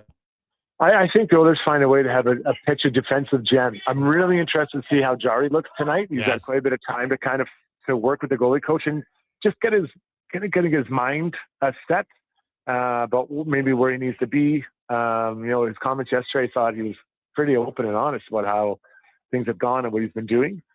So I look for a defensive gem for the Oilers. Maybe I'm looking for it or hoping for it more than it actually happening. But I think it's important for Oilers I look to the leadership group to do this, including Connor, Ekholm, Nurse, these guys, to say, hey, we got to lock down these guys and make it a hard one offensively for them. That is very true. Struddy, enjoy the game, buddy. We'll talk to you next week. Thanks, guys. Talk to you. There you go. That's Jason Strudwick. Was the Jason Strudwick Show on the Got Your Back podcast. 4:44. We'll return. We'll get more on the Oilers. Again, on your thoughts on Tristan Jarry. Could tonight be the start of a resurgence? Remember Dwayne Rollison, for those of you. Dwayne Rollison, go look at his numbers. When he first came to Edmonton, wasn't great. Then he started to heat up. Tristan Jarry, could it be? It's only 20 years later, but you never know. We'll discuss it on The Gregor Show, presented by PlayAlberta.ca. Got a car you're ready to part with? Find out what it's worth. Fast, easy, and totally free at Go Auto. We're talking top dollar trade-ins, whether it's a little worn or still rocking that new car smell. Just a few clicks, and boom, you've got your value. Text value to 780-777-7777 to start. That's value to 780 all sevens. Why guess what it's worth? Let Go Auto show you the money.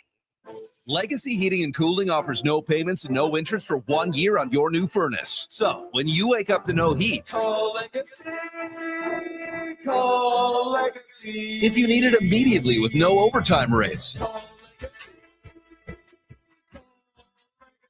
If you need it immediately and want to combo it with AC. Call Legacy. No payments and no interest for 1 year on your new furnace. It could only be Legacy Heating and Cooling. Craving your favorite mouth-watering pizzas? Papa John's has large specialty pizzas for only $19.99 for a limited time. Get a flavorful all the meats, the works, ultimate pepperoni, Hawaiian, barbecue chicken, and more on original thin or New York style crust. Use the code LSPEC at papajohns.ca or on the Papa John's app. Get yours today. Better ingredients, better pizza. Papa John's. At On the Rocks, the party never stops. Check it out. Mondays, bingo tunes. Tuesdays, tacos and tequila. Wednesdays, it's wings and karaoke. Shake what your mama gave ya with salsa lessons on Thursdays and the best Latin DJs. Plus, live music every Friday, Saturday, and Sunday, along with DJ Kenny K. Hold on, let's not forget $5 happy hour, 7 days a week. Your bar, your party. You're On the Rocks. On the Rocks. Jeff Brav and 118th. Don't miss a moment of Blue Jays baseball this season. Join play-by-play announcer Ben Shulman for the games live on Sports 1440. The Toronto Blue Jays are on Edmonton's home for all things sports. Sports 1440. At Hughes, it's all about getting in and out quick and clean. No cash, no problem. With Hughes' new tap and wash system, all you need is your debit or credit card to get your vehicle sparkling clean. Find us at HughesCarWash.com. When life unexpectedly changes, it can leave us feeling unbalanced, uncertain, and unsure of how to move forward. But you don't have to go through it alone. I'm Corey Anderson with Fairway Divorce Solutions. Our team helps reestablish balance, guiding you through your divorce with compassion, clarity, and support. Fairway has helped more than 6,500 families across Canada find a path towards a peaceful, fair resolution. With 2 offices in Edmonton, we're here to make your journey easier. Discover your options at Fairway Divorce. This is your moment to come on down and play for your chance to win over $300,000 in prizes. That's not all. Buy more, save more on select major appliances, up to $1,000 off. Save up to 40% on select mattresses and up to 25% on furniture. Plus, this Saturday, play for up to $1,000 off your purchase. Everyone who plays is a winner. See in-store for details. The Brick, saving you more. Budget 2026 is focused on what matters to Central Alberta, like 10 new school projects for a total of 27 underway, redeveloping Red Deer Regional Hospital and investing in more rural family physicians, expanding trades education at Olds College and upgrading facilities at Lakeland College, twinning Highway 11 and expanding Red Deer Regional Airport, all while keeping taxes low and growing the economy. For more details, visit alberta.ca/budget. A message from the Government of Alberta. You've enjoyed a long winter with your Ego snowblower, but now it's the time to get ready for spring. Bring your summer Ego equipment in for service. Or if you're looking to add to your lawn care fleet with new mowers or trimmers, Ego has a wide selection of products to fit every season. Ego also has the powerful wet-dry vacuum and pressure washer to make your cleaning and lawn care a breeze. We're more than repairs. We're more than mowers. The Lawnmower Hospital.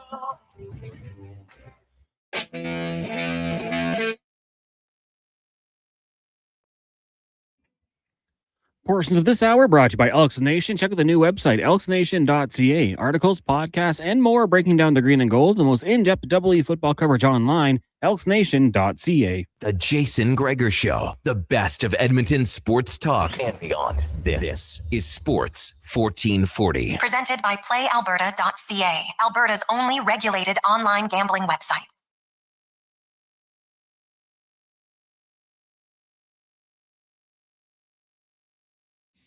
This is amazing. Paul from Portland just sent me an awesome link to, so tonight, of course, Utah Mammoth. Welcome back, everyone. Gregor Show, presented by PlayAlberta.ca. But Bill Armstrong, of course, is the GM for the Utah Mammoth.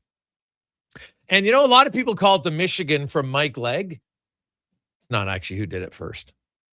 Detroit Vipers, Bill Armstrong, scored what they called his signature move, the high wrap.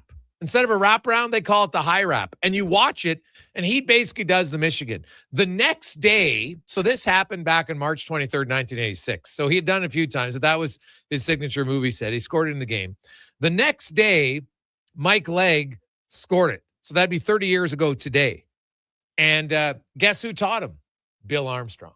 So while we call it the Michigan, it probably should be called the Armstrong or the high wrap because he actually did it first. So I kind of like that. So Paul from Portland, thank you very much. Sick pull. I love it. It's outstanding. Now, let's get to our stats of the day, brought to you by All Star Construction. What do? Well, they specialize in underground utilities, power, gas, telecommunications, street lighting, and more. Founded in 2009, it is All Star Construction. And oh, baby, are there a lot of stats to get to tonight in the National Hockey League. We'll start with the Edmonton Oilers. And Connor McDavid could be a milestone McDavid night, as Connor McDavid needs 1 goal for 400. He needs 1 assist for 800 and 2 points for 1,200. So he could get the 4, 8, and 12 tonight. Now, the highest totals that the NHL has ever had, and courtesy my buddy at the NHL Stats, Greg, for sending me this. Sidney Crosby in 2008, Franz Nielsen in 2015. The highest we've ever had milestones on the same night, 100 goals, 200 assists, 300 points. Crosby and Franz Nielsen did it together.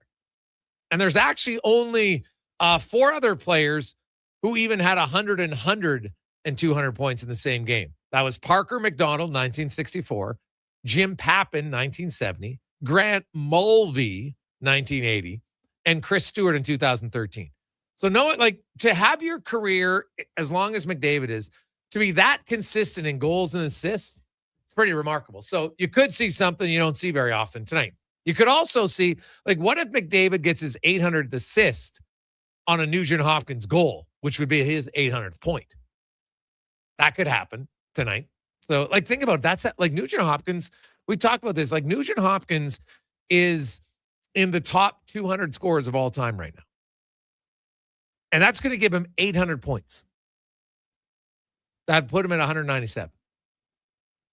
Connor McDavid has 800 assists.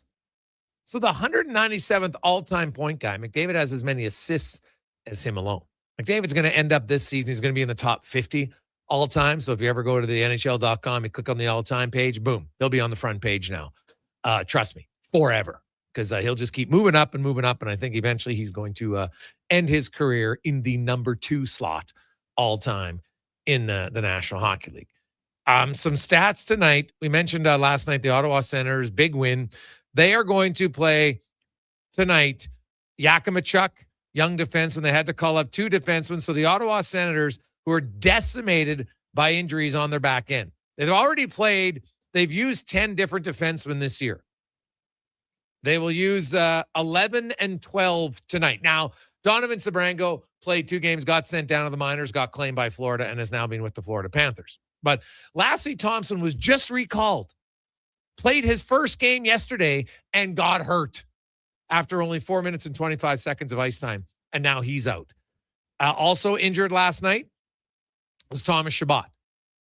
Already on the injured list, Jake Sanderson. So that's their 2 top defensemen.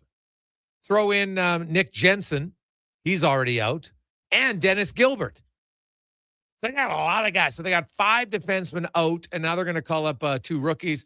Yakimichuk made his debut. I saw the warm-up tonight for Ottawa, but he wasn't the only one out there making the helmetless skate. Matthew Andonovsky will also make his NHL debut tonight for the Senators. So I was looking around the league, and 12 defensemen by one team already this season. Consider the Edmonton Oilers. How many D-men have they used this year? 11. In case you're wondering, Riley Stillman played 4 games. Troy Stetcher has played 6. And then they got 8 other guys. Brett Kulak, of course, was 31 games. Alec Regula has played 29 games. So there's been a lot of D-men used. I think the Oilers' record, if I'm not mistaken, was 14. I can't remember the year. I want to say it was in the 90s when they were terrible, but I'm pretty sure it was 14 defensemen for the Edmonton Oilers. Other stats to look for, we're talking about Nikita Kucherov. The guy's on fire, 100 points in his last 47 games. He had 19 points prior to that in his first 18 games. And since then, 100 points in 47 games. He now leads the NHL. He's 3 points up on Connor McDavid and 5 points up on Nathan McKinnon. So quite the comeback for Nikita Kucherov. Just like at the top of the standings, the Buffalo Sabres not playing tonight, but they will try to go from worst to first. And I think I got to double check, but I was 99% certain that if the Sabres finish it off, they're 1 point behind Carolina, but Carolina does have a game in hand. If the Sabres can finish the season in first place, they would be the latest worst to first. Like some teams might be worst after 5 games in a season and end up first. No. They were after 25 games. They were dead last in the Eastern Conference. And now they are 1 point back of Carolina. So that could be one of the greatest worst to first latest regular season turnarounds. Colorado, Dallas have clinched playoff spots already. If you look at the Eastern Conference, no one's really close because Detroit has 84 points.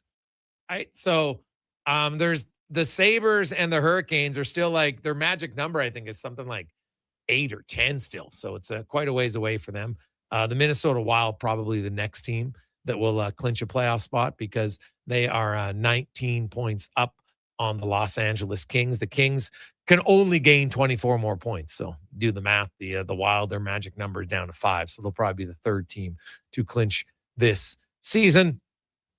Tristan Jarry, speaking of stats, not great.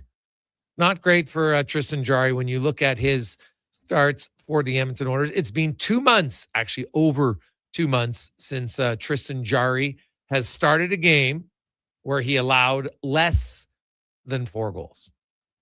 Yowza. Here's a list of his last starts since then. So he back on the 20th of January, he allowed 2 goals against the New Jersey Devils.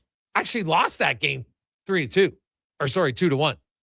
But since then, allowed 6 against Pittsburgh, 4 against Anaheim, 5 against Minnie, 4 against Calgary, 5 against Anaheim, 5 against Carolina, 7 against Dallas. Ouch.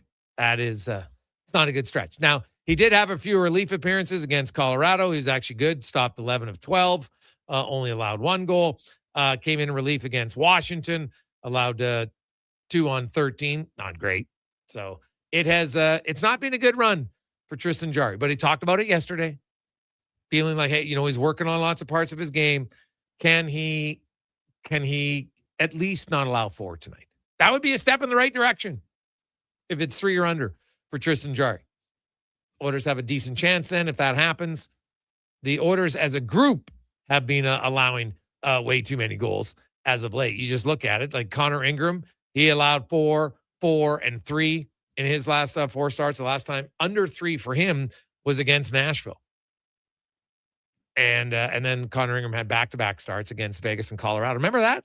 Not that long ago, March 10th and 8th on the road. They were really good in those 2 games. So we'll see if Edmonton can find a way to limit goals against tonight. That's the stats of the day, brought to you by All Star Construction. Quick break. We got Spec joining us from Utah. We'll get to DVD, Camp Tate, the 2-minute warning, and more. It's a Gregor Show presented by PlayAlberta.ca. Let's get to the Command Sports 1440 update brought to you by Northgate Buick GMC. March Madness. Hey, it's happening on the court. It's happening down at Northgate and also in their brand new Autoplex. So stop in, check it out. You're going to get some great deals on fantastic cars in the new Autoplex at NorthgateGM.com.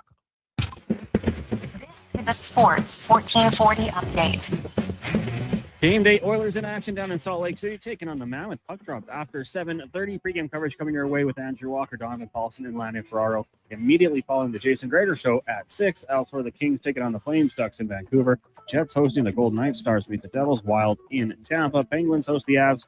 Islanders taking on the Blackhawks and the Kraken in Florida. In the association, just 4 games. Hornets, Kings, Pelicans, Knicks, Cavs and Magic, and the Nuggets head to Phoenix to take on the Suns. In the AJ playoffs, rolling on Game 3 of all these games. Whitecourt in Fort Mac, Calgary hosting Canmore.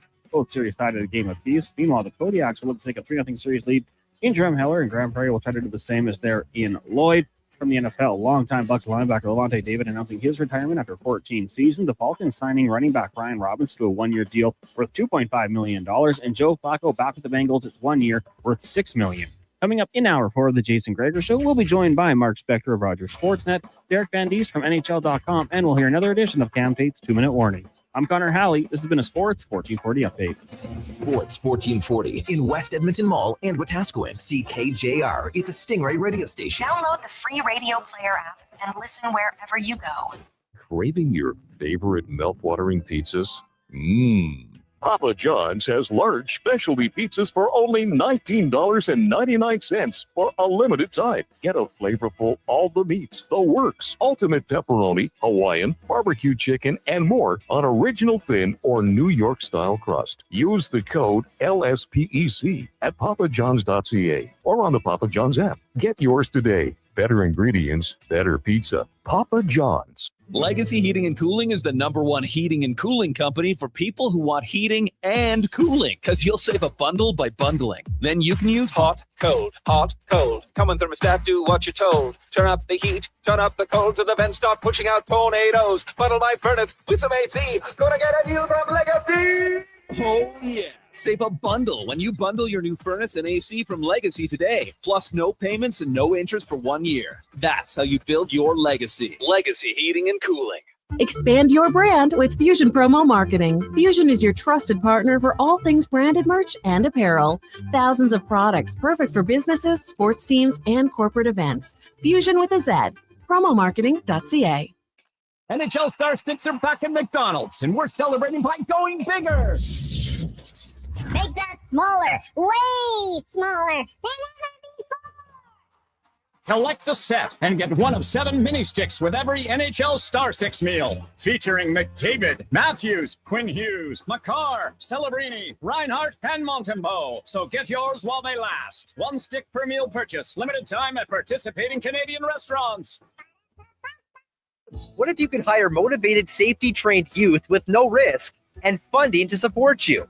At Careers the Next Generation, we make hiring easy with funded internships across Alberta in trades, IT, forestry, and more. Interns are WCB covered, complete high school accredited safety trained, and arrive ready to contribute from day one. With 42% of RAP students completing their apprenticeship by age 22, you get skilled workers faster. Spots are filling up. Visit careersnextgen.ca today. This summer, it's coming. An unstoppable force that will turn your home into the sweat box. Don't live in a summer blockbuster. Pro Solutions is your one-call solves-it-all expert for AC repairs, tune-ups, and new installations. With fast appointments and flexible financing, we'll make sure your home story has a comfortable ending. AC season Paul is from coming Portland. soon, so book today. Lock in free. Just sent me an awesome Visit link. ProSolutionsInc.ca to schedule your service today. Camping on a long weekend without a Toyota Tacoma can feel GMC. solid.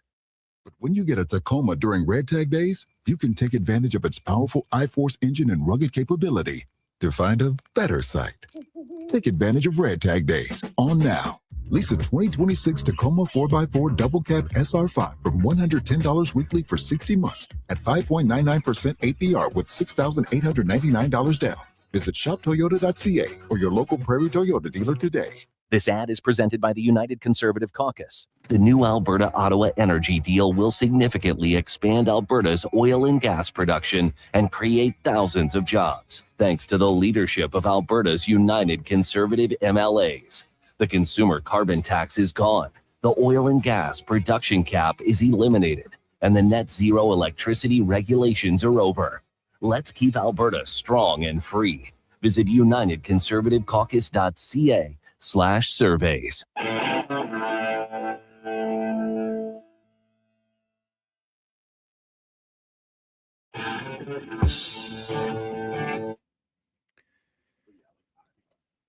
Portions of this hour brought to you by CanTorque. We offer sale, rental, repair, and calibration of hydraulic, pneumatic, and battery-powered torque wrenches, stud tensioners, and flange maintenance equipment. Order today at CanTorque.com.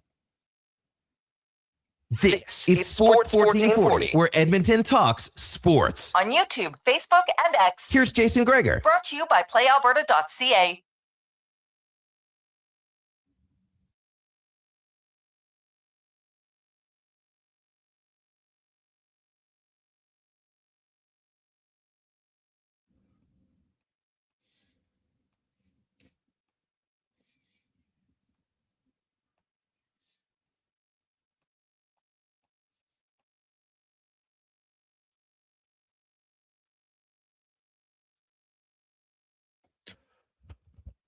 About an hour, 40 minutes, well, 35 till puck drop tonight. Oh, 2 hours, 45 minutes. What am I saying? 7:40 puck drop tonight. Oilers in Utah to take on the Mammoth.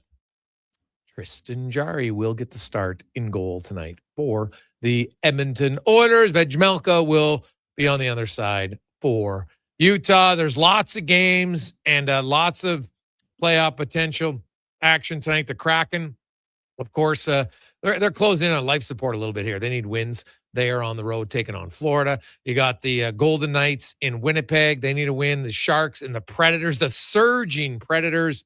The Ducks, and they got the late game. They're taking on the Vancouver Canucks. Should be a win, you would think, for the Ducks tonight as they try to lock down first place in the Pacific Division. The LA Kings trying to get back in the playoffs. They take on the Calgary Flames, and there's a boatload of early games in the Eastern Conference, including milestone night in Florida.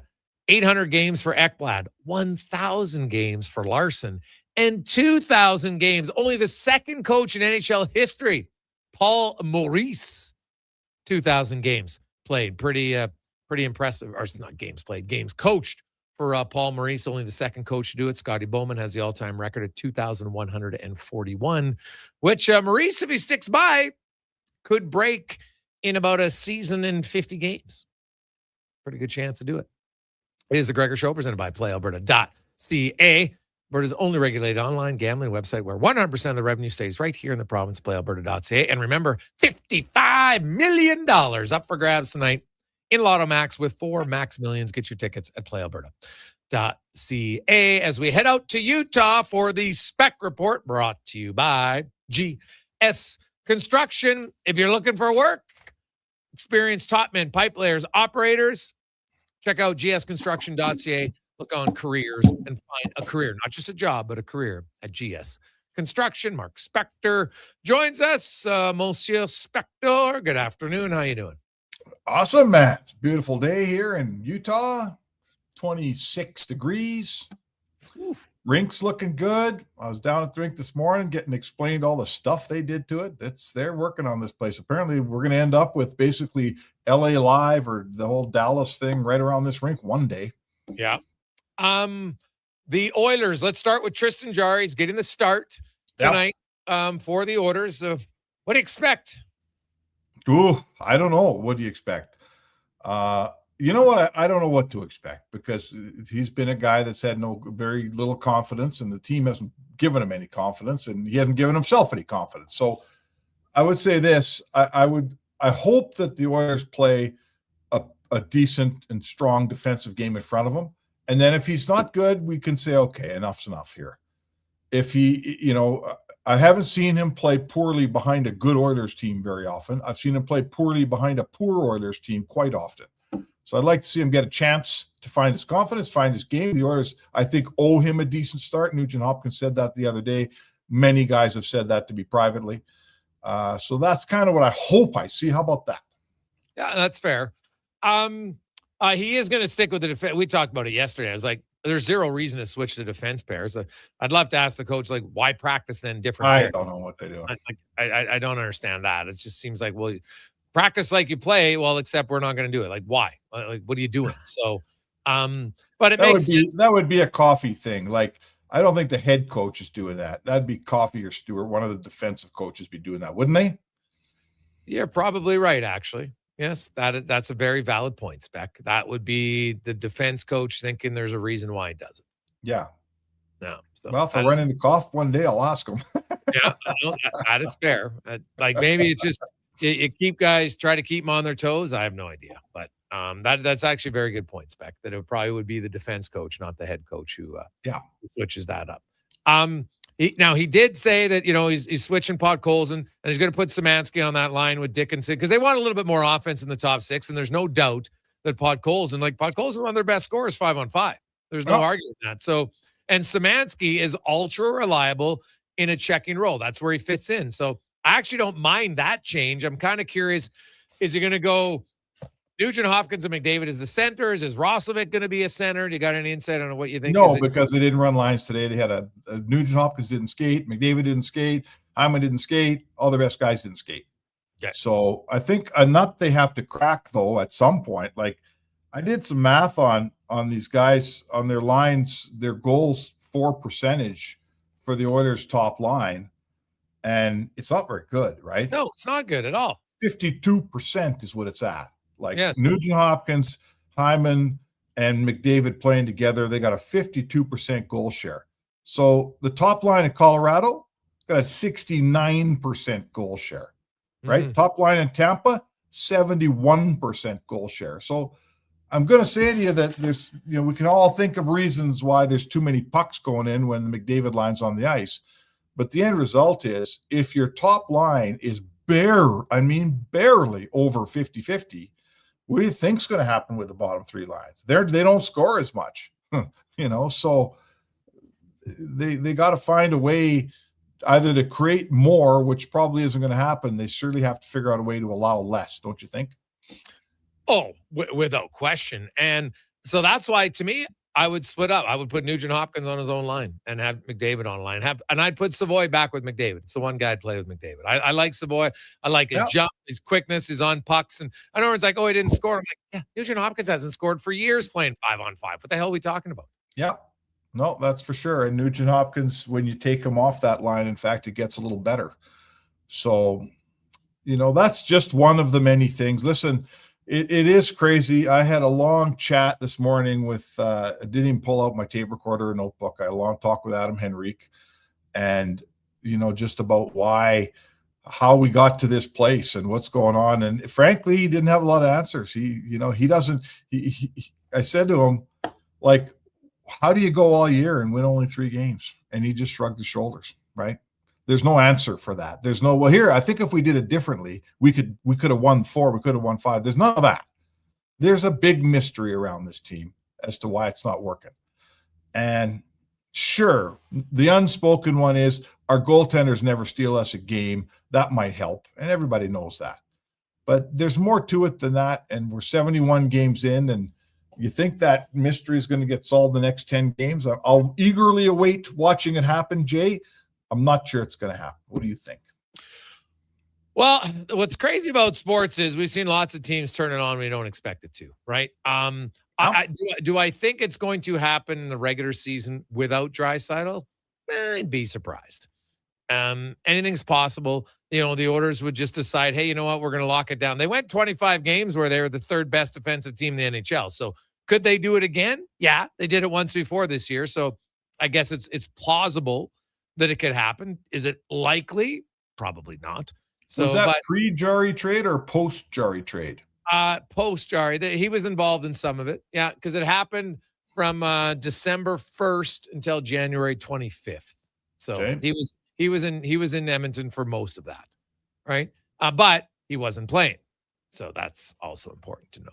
So he was hurt for a bunch of that. Yeah. He was hurt for some of it, yes. Not all of it, but was hurt for some of it, no question. So the team has shown that they do have an awareness of how to play defense. They just don't seem to have the commitment to want to do it regularly enough. Well, I don't know about that. Like, I mean, all we've heard about and all they've talked about, and everyone's so aware that you can't just expect to score 5 every night.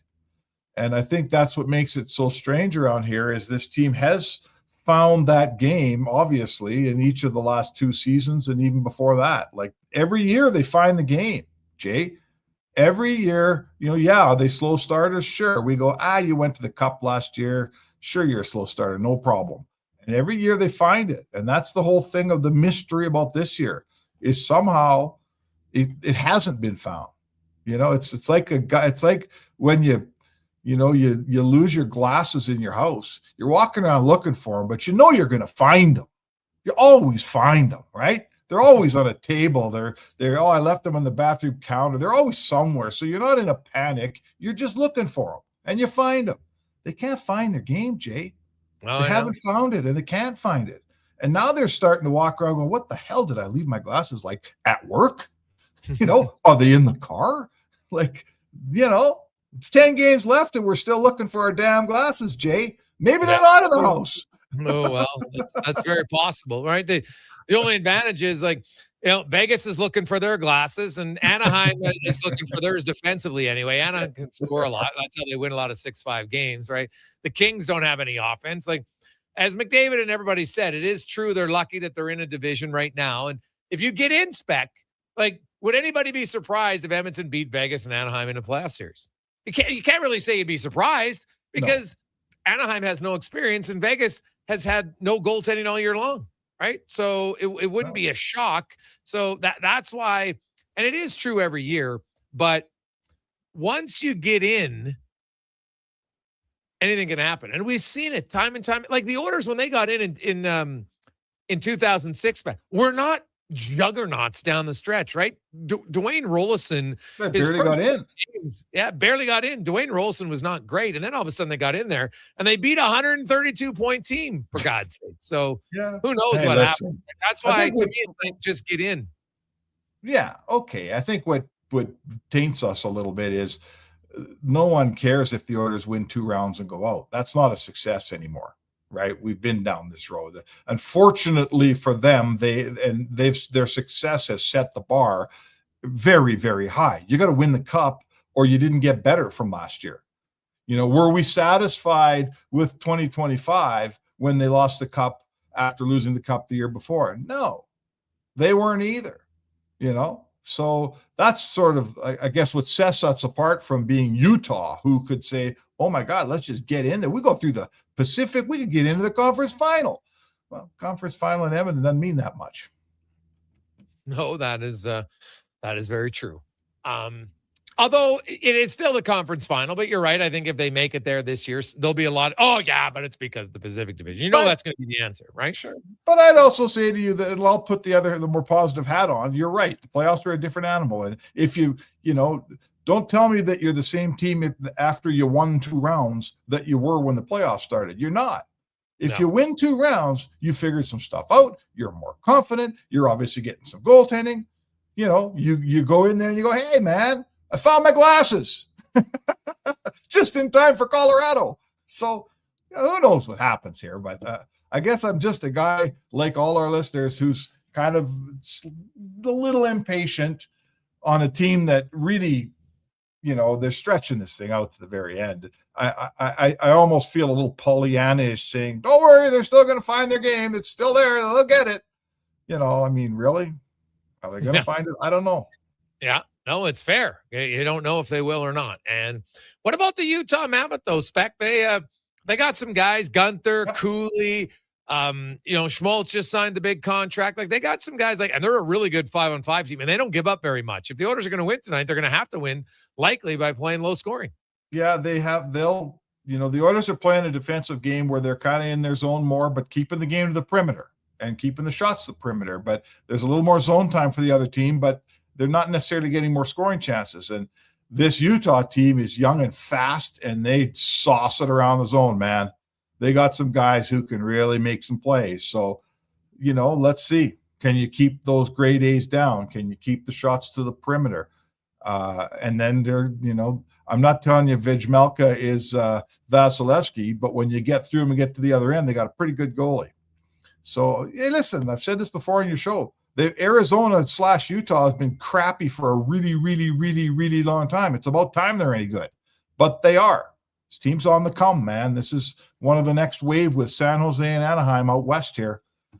They're to be heard from over the next few years, this Utah team for sure. They look pretty good. Spec, enjoy the heat, enjoy the game, and we'll get your thoughts on the Utah arena when we were. All right, I'll talk to you from Vegas tomorrow, buddy. All right, buddy. Pace yourself, Spec. Pace yourself. Hey, also, here's late news, Spec. James Hamlin has been recalled from Bakersfield on an emergency basis. So is he going to be in the lineup tonight? Keep that in your pocket. So there you go. Could have James Hamlin in the lineup tonight for the Edmonton Oilers. So this just coming down from the Condors. Interesting. So there you have it. Take a quick break. We'll return on the Gregor Show, presented by PlayAlberta.ca. Inland Ice Center, the region's newest hockey and event center in Nisku. Featuring 2 NHL-size ice surfaces, premium seating, private suites, and an electric atmosphere. From elite hockey to major tournaments, concerts, and special events, this is where the action lives. And with Summit Restaurant overlooking the rink, every event is a full experience. Silent Ice Center, built for champions, built for the community. Book your ice, your event, or your next big night at Silent Ice Center. Email booking at silenticecenter.com. Hey, Edmonton, did you know a local Play Alberta winner scored over $500,000 on Mega Jackpots Ocean Bells? Think about the season tickets you could lock down with that kind of cash. From major casino winners every hour to jackpots worth millions and hundreds of popular games to money that stays in the province, there's never been a better time to sign up for Play Alberta. Download the app today to get started with casino, sports, and lottery all in one app. Must be 18 plus to play. When you gamble, use your game sense. Legacy Heating and Cooling offers no payments and no interest for 1 year on your new furnace. So, when you wake up to no heat, Call Legacy. Call Legacy. if you need it immediately with no overtime rates, Call Legacy. if you need it immediately and want to combo it with AC, Call Legacy. Call Legacy. no payments and no interest for 1 year on your new furnace. It could only be Legacy Heating and Cooling. Get the lowdown with Low Tide. Weekdays from noon to 2 on Sports 1440. He's seen it all and then some. From stats to stories, he breaks it down like no one else. Proud to be Edmonton sports leader. Sports 1440. This is your moment to come on down and play for your chance to win over $300,000 in prizes. But that's not all. Buy more, save more on select major appliances. Up to $1,000 off. Save up to 40% on select mattresses and up to 25% on furniture. Plus, this Saturday, play for up to $1,000 off your purchase. Everyone who plays is a winner. See in store for details. The Brick, saving you more. A relaxing day at the lake without a Toyota Tundra can be noisy. But when you get a Tundra at your local Toyota dealer, you can take advantage of up to 11,000 pounds of towing capacity to find a quieter spot. Ah, that's better.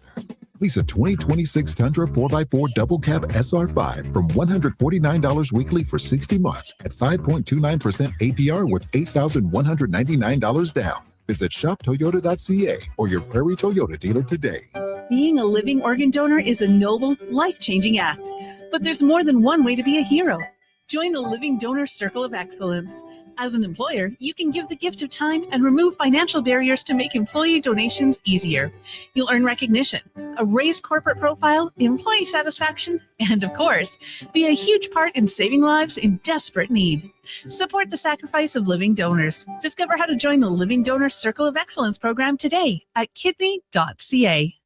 Wow, get ready for a silly hockey fans. Your partner in power just skated onto the ice. EWEL.ca, the new e-commerce website for electrical wholesalers Edmonton, is ready for the power play 24/7, 365. UL skates to where the puck will be in 5 years. Now that's forward thinking. Killer selection, slamming products from the best brands, and legendary service. Don't sit on the bench. Get your account today at ewell.ca and win that project. Plug into your partner in power. Get an EWEL.ca account today. At Fountain Tire, the savings come in threes. Up to 25% off select tires, a mail-in rebate of up to $100 off a set of 4 select tires, and $50 off $150 service. We're basically the BLT of savings. Until April 25th. Restrictions apply. Book today.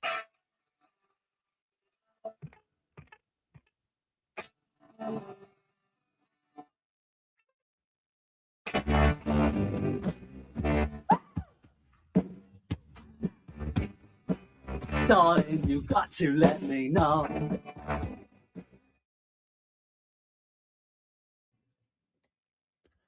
Portions of this hour brought to you by Sherbrooke Liquor, the best place for wine, cocktails, and beers from all over the world. Also a variety of excellent and non-alcoholic options. See more at SherbrookeLiquor.com. The Jason Gregor Show, the best of Edmonton sports talk and beyond. This is Sports 1440. Presented by PlayAlberta.ca, Alberta's only regulated online gambling website.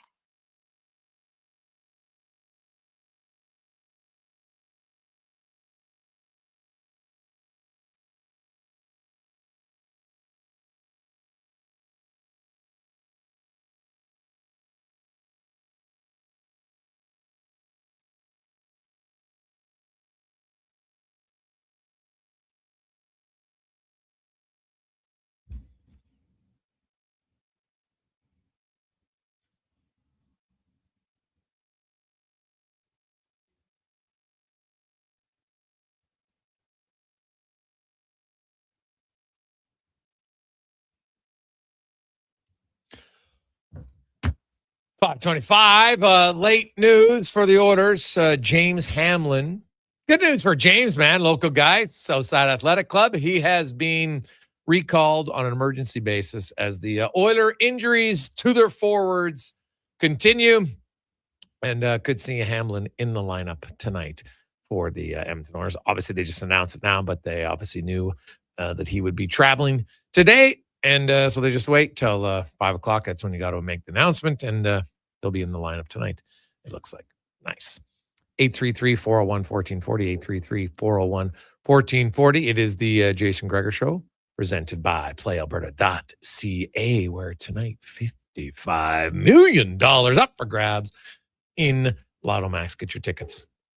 PlayAlberta.ca. The Islanders, Anders Lee, his 16th goal this season, 305th goal all-time, puts him fourth on the Islanders' all-time scoring list. The Carolina Hurricanes, early on, already up 2-0 over the Montreal Canadiens. Meanwhile, the Bruins, Elias Lindholm has his 14th. They lead the Maple Leafs 1-0. No score, Ottawa and the Red Wings. And I'll say this about the Senators. They don't have a lot of offense, but they're going to play a shutdown defensive game. They've only allowed 3 shots early on. No score, Blue Jackets and Flyers, Kraken and Panthers. The Avalanche, Nathan McKinnon has his league-leading 46th goal of the season. But those pesky Pens, they come back. Chinakhov keeps scoring. He's got his 17th from Girard and Letang. And then, of course, a lot of West teams in action later on tonight. As talk some hockey now, Derek Van Diest joins us from NHL.com. DVD, how you doing, my man? Good. How are you doing today? I'm really good. I asked Spec the question. I'm curious because we got a lot of different responses and from everybody. What's your expectations for Tristan Jarry tonight?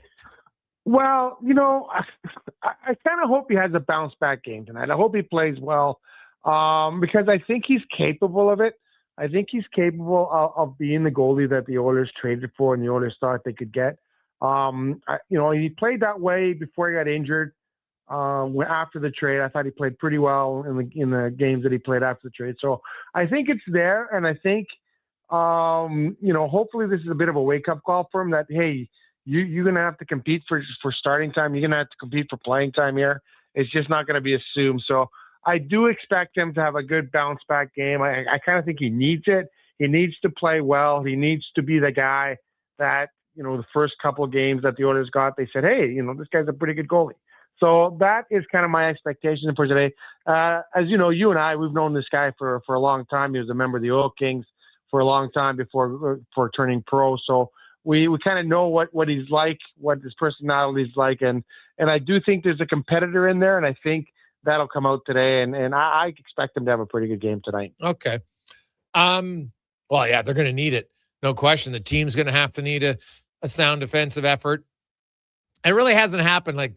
They've won 3 games in a row once, which basically tells me that they can't find consistency, DVD. Do you think they can, or is this season, even if they make the playoffs, not going to last long?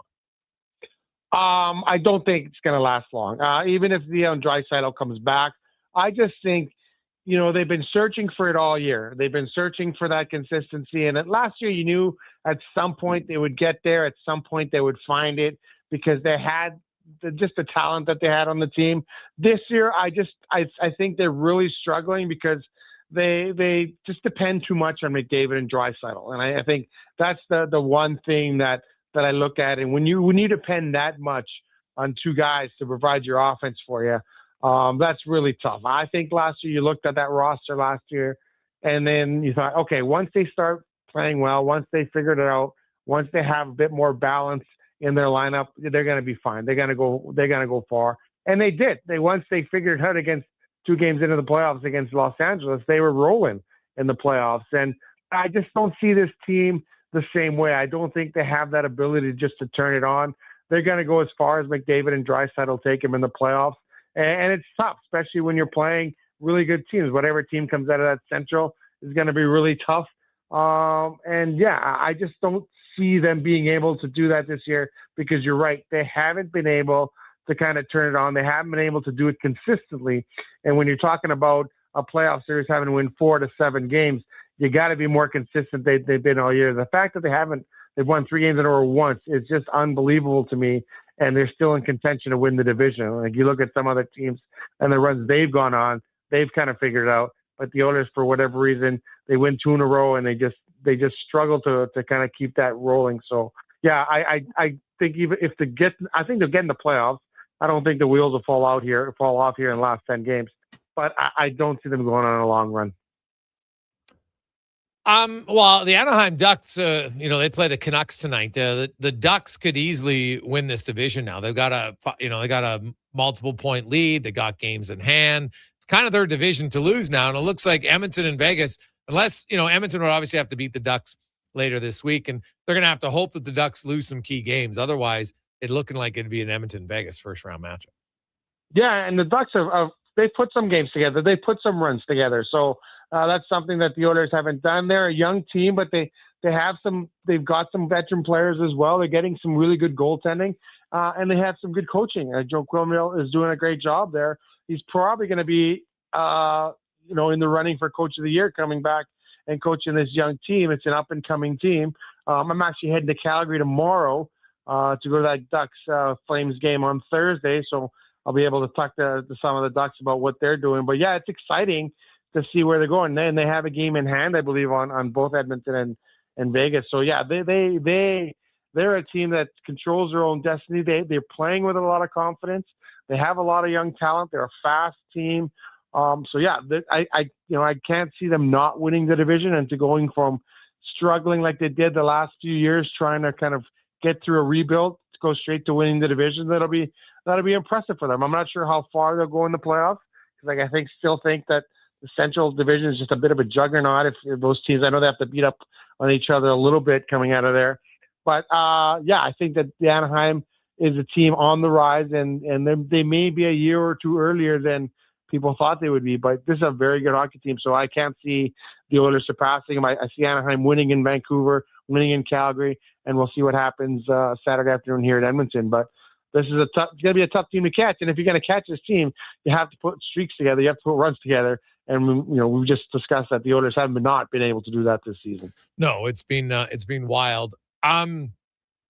We know that Dickinson's going to play with Szymanski and Kapanen. At least that's what the coach had said earlier this morning. Podkolzin's going to move up and play in another line. So Podkolzin, we assume, is playing. James Hamlin gets recalled on an emergency basis. DVD, we don't know who's coming out, but it's a center iceman. So I don't know. Maybe it's Adam Henrique. It's somebody, or just James Hamlin's being the best guy available. So he's next man up down in the minors. But like, depending on who that is, like the Oilers injuries are really starting to mount here up front. Like you're getting down to your, 15, 16, 17 forwards.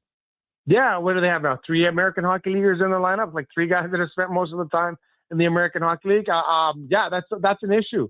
When you got injuries piling up, especially at this time of the year, you obviously lost your second best player in Draisaitl for the rest of the year. It'll be interesting to see what happens with that, what the situation is with his knee. And when you want your lineup healthy at this time of the season, you want your guys starting to roll, and that's a serious issue when you have to put. You're right. 2, 3 guys that have played in the minors most of the season. So they're going to have to come up and fill some big roles and play some important minutes. So I think that's the big thing for them. And you go into Utah tonight, that's not an easy team. That's a pretty good team. They're a pretty balanced lineup. They got some pretty good goaltending. So they look good, and they're starting to kind of put things together. They're starting to roll. So it's going to be not an easy game for them. So the Oilers are going to be expecting a lot from some of these guys that they've called up in the minors. And to be honest, Jason, they're not that deep in the minors. Like they don't have a lot of guys that can come up and you expect them to play full-time NHLers next year or the year after that. So they got some guys that have to come in and fill some big shoes. So that's going to be interesting what happens tonight. But it's a tough time anytime it's tough to have injuries, but you don't want them at this time of the season when you're in a playoff crunch and you're trying to get geared up for the playoffs. Yeah, like I really like Szymanski. Szymanski, to me, looks like he can be an everyday bottom 6 NHL player. And you know what? There's nothing wrong with that. You can bring guys up from your organization that can really be a plug and play. Like on a team that struggles defensively, he's one of their best defensive forwards. No, I agree. When he was here for that little stint before the Olympics, I remember talking to to some people saying, hey, there's a player there. I think that this is a guy that can play in the NHL. He's got the size. He skates well. He moves up and down the ice. But he's a really smart player. I just was really impressed with how well he thought the game, and he was always kind of in the right position. And once he fills out, I think he's going to be a really, really strong forward. And then he went to the Olympics, and he had a great Olympics with Draisaitl, came back, and I think he's going to use that momentum of the really good Olympics to kind of be that everyday guy. And I think the Oilers are liking what he's showing. I think Chris Knoblock likes what he does. And I think if you're a young guy and you're responsible defensively and you find yourself on the right side of the puck more often than not, and you gain the coach's trust, you're going to play. And I think that's the situation with Szymanski right now, is that he's got the coach's trust because they know when they throw him out there, he's not going to be a liability in his own end. He's probably going to make the right play with the puck. And then on the other side, he has some offensive skills, so he can help you out in that regard. So I think the Oilers should be excited about Szymanski. They've obviously have to play him now because of the situation they're in with the bodies that are out of the lineup. But I agree with you, Jason. This is a kid that can play, and I think the Oilers should be excited about him going forward because I think he has all the tools to become a really, really solid NHL player. DVD, it's going to busy night tonight. 15 games in the National Hockey League. Half of them are already underway. Only one Western team, the Kraken, on the road in Florida. So the games that impact the Oilers will all get going a little bit later. And by the way, the Kraken and the Panthers, kind of a snooze fest. 8 total shots in that first period in Florida, no goals. But we got some games later on tonight that could have big impact. And obviously none bigger than in Edmonton than the Oilers in Utah, where they've never lost. The Oilers in their brief history against the Utah Mammoth, 4-0. They'll try to stretch that to 5-0 tonight. DVD, good talking to you. Enjoy the game, buddy. Sounds good. Thanks for having me on. There you go. That's Derek Van Diest from NHL.com. We'll return Cam Tate, the 2-minute warning, update you on the latest on the Oilers and more. It's a Gregor Show presented by PlayAlberta.ca. NHL Star Sticks are back at McDonald's, and we're celebrating by going bigger. Make that smaller, way smaller than ever before. Select the set and get one of 7 mini sticks with every NHL Star Sticks meal. Featuring McDavid, Matthews, Quinn Hughes, Makar, Celebrini, Reinhardt, and Montembeau. So get yours while they last. 1 stick per meal purchase. Limited time at participating Canadian restaurants. Big guests, bigger takes. Jason Gregor brings the names you know and the stories you don't. Weekdays, 2 to 6 on Sports 1440. Don't miss a minute of the action on Edmonton's sports leader, Sports 1440. The WHL playoffs return to Rogers Place. Family fun that's second to none, starting at just $20 a seat. This Friday, your Edmonton Oil Kings square off with the Saskatoon Blades in Game 1 of their first-round series. Then, on Family Fun Sunday, your Oil Kings turn up the heat for Game 2 versus Saskatoon. Plus, at every home game score, count on kids' food combos for $10 or less. Edmonton Oil Kings, Saskatoon Blades. Game 1, Friday night at 7. Game 2, Family Fun Sunday afternoon at 2. Great seats at Rogers Place start at only $20. Save on day-of-game pricing now at oilkings.ca. That's 2 minutes for teeth chattering. Freezing on the sidelines again? The Kuma heated chair is a must-have for sports parents who want to cheer June in 2000 comfort. From chilly 1440 spring mornings to frosty fall evenings, you can finally be warm and comfortable for every game of the season. Shop Kuma Outdoor Gear online and choose from 4 unique models, including one you both can curl up in. Get yours today at KumaOutdoorGear.com. Bashaw Concrete Products. From concrete and septic tanks to blocks, precast water pads, Jersey barriers and aggregates. Farmers, contractors, homeowners. Plan your next project at BashawConcrete.com. Family owned. Over 60 years pouring. Bashaw Concrete Products. Once again, start here. BashawConcrete.com.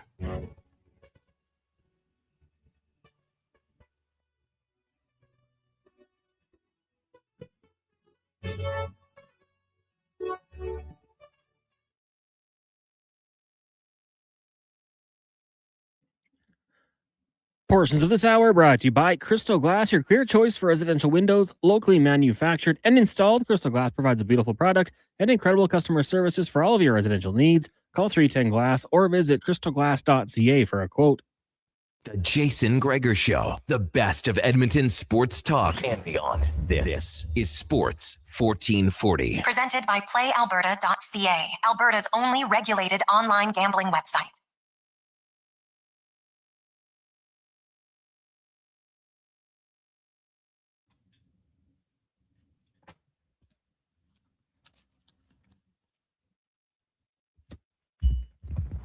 It is the final countdown on a Tuesday afternoon. Welcome back, Gregor, Allie, Kruger, Sports 1440, sports1440.ca, YouTube, Facebook, X, Instagram. Thanks for listening. Thanks for watching the show. We got the pregame show coming up with Paulson and Walker as the Oilers are in Utah to take on the Mammoth tonight. James Hamlin is a late recall. It came out around 5 o'clock today on emergency basis. So looks like the Oilers aren't escaping the injury bug some more. So it's been bouncing around for quite some time. Not good. That could be, you could look at it. So tonight, depending on who's injured, but you look at Szymanski, he's played 45 games in the American League this year. Max Jones has played 39. Robbie Yarventi has played 52, and Hamlin's played 54. They've had a lot of guys nicked up in the NHL to make this many recalls. You know, Curtis Lazar's out, Janmark's out, Frederick's out, Draisaitl's out. And now, good news on the injury front, Curtis Lazar, his last game he'll sit out is Thursday. Barring an injury in practice, he'll be ready to go. And he just had a minor shoulder issue, but I talked to him on last weekend, and he is ready to go. So he should be good to play against the Anaheim Ducks on Saturday. But the Oilers got to get through tonight and Thursday before that. Now, let's get to a 2-minute warning brought to you by Legacy Heating and Cooling. Home of the no payments, no interest for 1 year on your furnace or your AC, or even better, bundle them together. LegacyHeating.ca. Cam Tate, longtime journalist in town. Cam, of course, born with cerebral palsy. Never let him slow him down. He's in a wheelchair. Doesn't matter. 45 years in the industry. Cam's always wanted to be on radio, and he gets his wish as we bring Cam's words to life in the 2-minute warning. June 2006, Game 6, Rexall Place. The Oilers just won a big game, convincingly, forcing Game 7 in Carolina. Craig McTavish sits in a press conference room that looks like someone's storage locker exploded. Forklifts, plywood, maybe a broken vending machine in the corner. A reporter asks, "Do you tell your players to envision being Stanley Cup champions?" McTavish doesn't flinch. One word. Absolutely. Fast forward to tonight. Oilers versus Utah Mammoth. And let's talk about envisioning success, shall we? Tristan Jarry, starting goalie. A guy who needs a win like White Avenue needs fewer potholes. His game? Bumpier than Grote Road in February. But let's play the what-if game. What if, don't laugh, the Oilers make the playoffs? Jarry's playoff experience? 8 games. That's like riding the LRT twice and calling yourself a world traveler. His backup, Connor Ingram? 4 playoff games. That's barely enough time to find your seat at Rogers Place. And Calvin Pickard? Remember him? 13 playoff games. But he's in the minors now, probably envisioning success while eating stale pretzels on a bus somewhere in Stockton.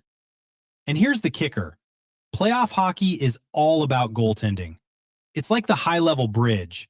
If the foundation's shaky, the whole thing's going down. So, are the Oilers goalies envisioning success? Or are they just hoping the puck doesn't go 5-hole? 2-minute warning. Haley, Gregor, Kruger. I bet Kruger envisions success every time I stop roasting him. Me? I'm Cam Tate. Sports 1440.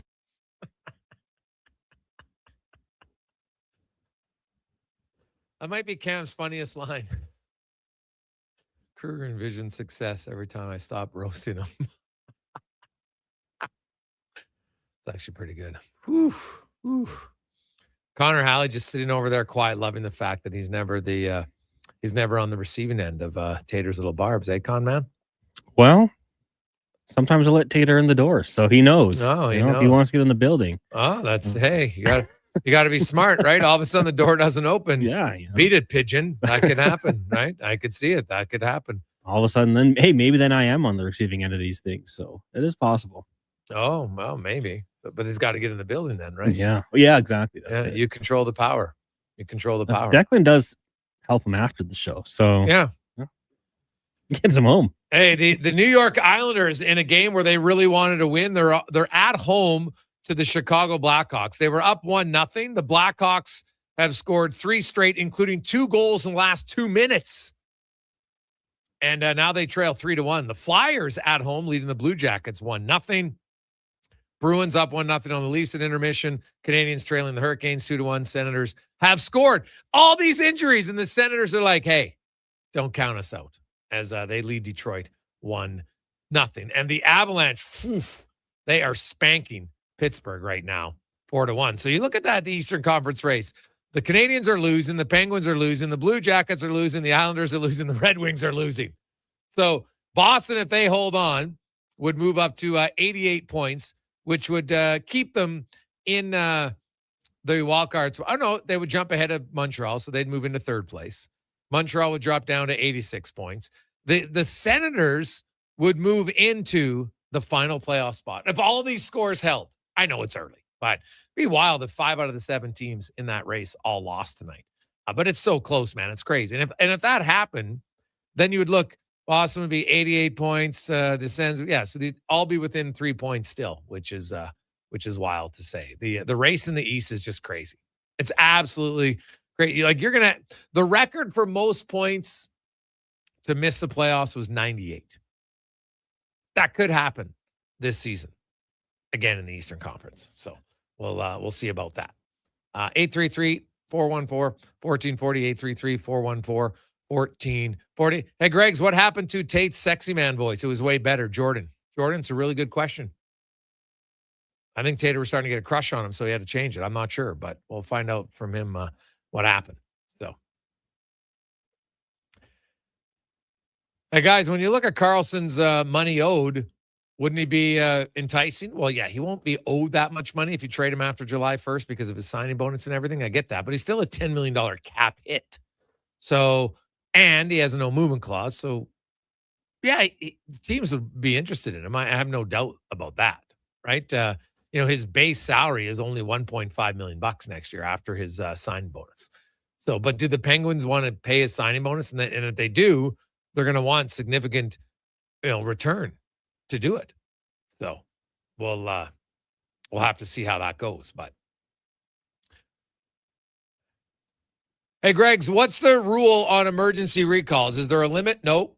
As long as you have guys hurt. Now, how it would work is the minute, if guys are on now this is where I have to double check. If you have 4 players on emergency recall, what has to happen is I think it has to go back down in order. So let's say Curtis Lazar is the first guy back. James Hamblin has to be the first guy sent back. If not, if you send, let's say, Robbie Arventi back down, then Hamblin would automatically count. Then he's not on emergency anymore. He's just a normal recall, which is fine. You could do it. But if you send one down, then somebody has to automatically be the guy. But if you sent James Hamblin down as emergency recall and Lazar's in the lineup and you still have somebody else hurt, then all the other guys are still on emergency recall. So that's kind of how it works for the Oilers.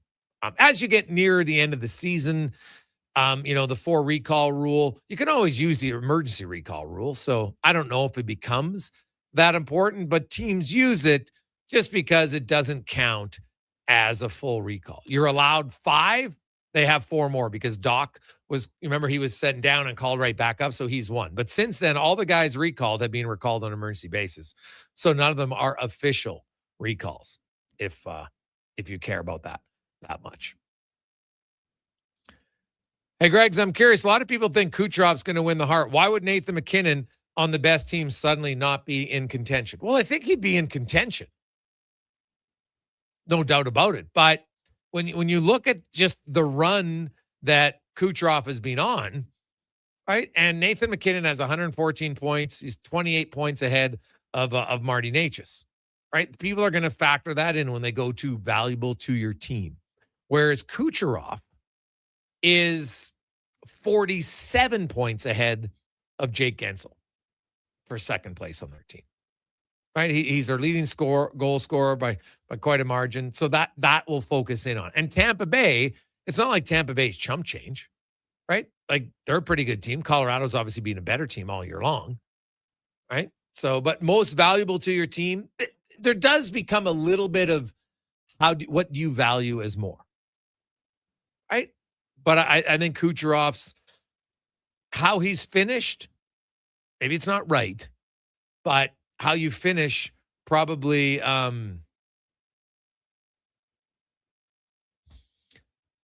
will carry more weight for voters, right? Should October matter equal to March? It should, but it doesn't necessarily always do. Is that fair? Right? What have you done for me lately? It's just, it's natural human instincts, right? I would see. So there we go. Lots more text, 833-401-1440, 833-401-1440. Hey, guys, I've really liked Szymanski. You think he can add some offense down the road, or is he only ever going to be a bottom six player? Well, if all he ever is a really good third-line player, there's nothing wrong with that. Like, it's hard to be a top six player. Not everybody's going to be a top six player. So if Josh Szymanski can say, this guy is going to be our third-line center. Now, if you're a third-line center, you would like a little bit of offense, ideally. But if he's an elite defensive player, you'll take that on a team that lacks elite defensive players. They don't lack elite offensive players. The Oilers don't need more scoring. They need more defending. Scoring goals isn't their problem. The Oilers can score, right? Even they slump, they do all this stuff. At the end of the day, when you look at their stats, where are the Oilers? They're a top 5 team in offense, right? They're a top team in power play. Scoring goals isn't this team's problem. Hasn't been this team's problem. It's limiting goal. Now, I'm not talking one game. Gregor, game 7, they lost 2-1. Yes, I understand that. Okay, but overall, the bigger picture, limiting goals is priority 1. It should be priority 2, and it should be priority 3 for the Edmonton Oilers. And we'll see if maybe they can get on track tonight against Utah. It would help a goalie who's probably a little bit lacking in confidence. Just give him some easy saves early to let himself get into it. That has to be the plan for the Oilers. Coming up, we got Walker and Paulson with the pregame show on behalf of Connor, Declan, and Mac. I'm Jason Gregor. Have yourselves a great Tuesday afternoon. Let's get to the comment and a Sports 1440 update brought to you by PlayAlberta.ca. $55 million up for grabs tonight at Lotto Max and 4 Max Millions. Get your tickets at PlayAlberta.ca. Good night.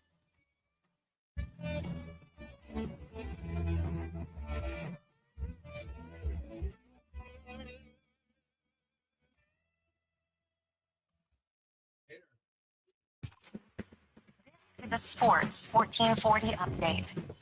It's game day. Oilers and Mammoth down in Salt Lake City. Puck drop at 7:30. Pregame coverage coming up next with Andrew Walker. Elsewhere around the NHL, it is a busy night after 20 minutes. You've got the Bruins up on the Leafs 1-0. Hurricanes lead the Canadians 2-1. Red Wings at home trail the Sens 1-0. Panthers and Kraken scoreless.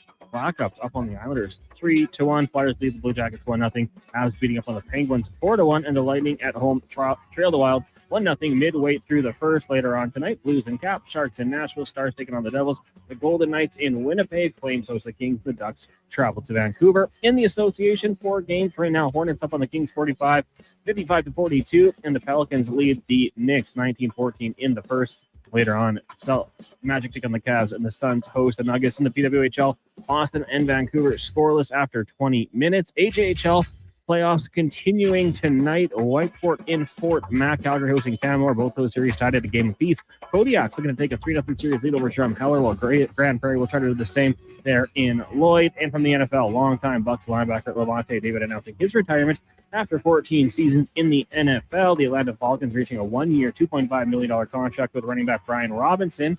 And Joe Flacco joins the Bengals once again, 1 year, $6 million. That's going to do it for us here on the Jason Gregor Show. Coming up next, pregame coverage with Andrew Walker, Donovan Paulson, and Landon Ferraro. I'm Connor Halley. This has been a Sports 1440 update. It's Sports 1440.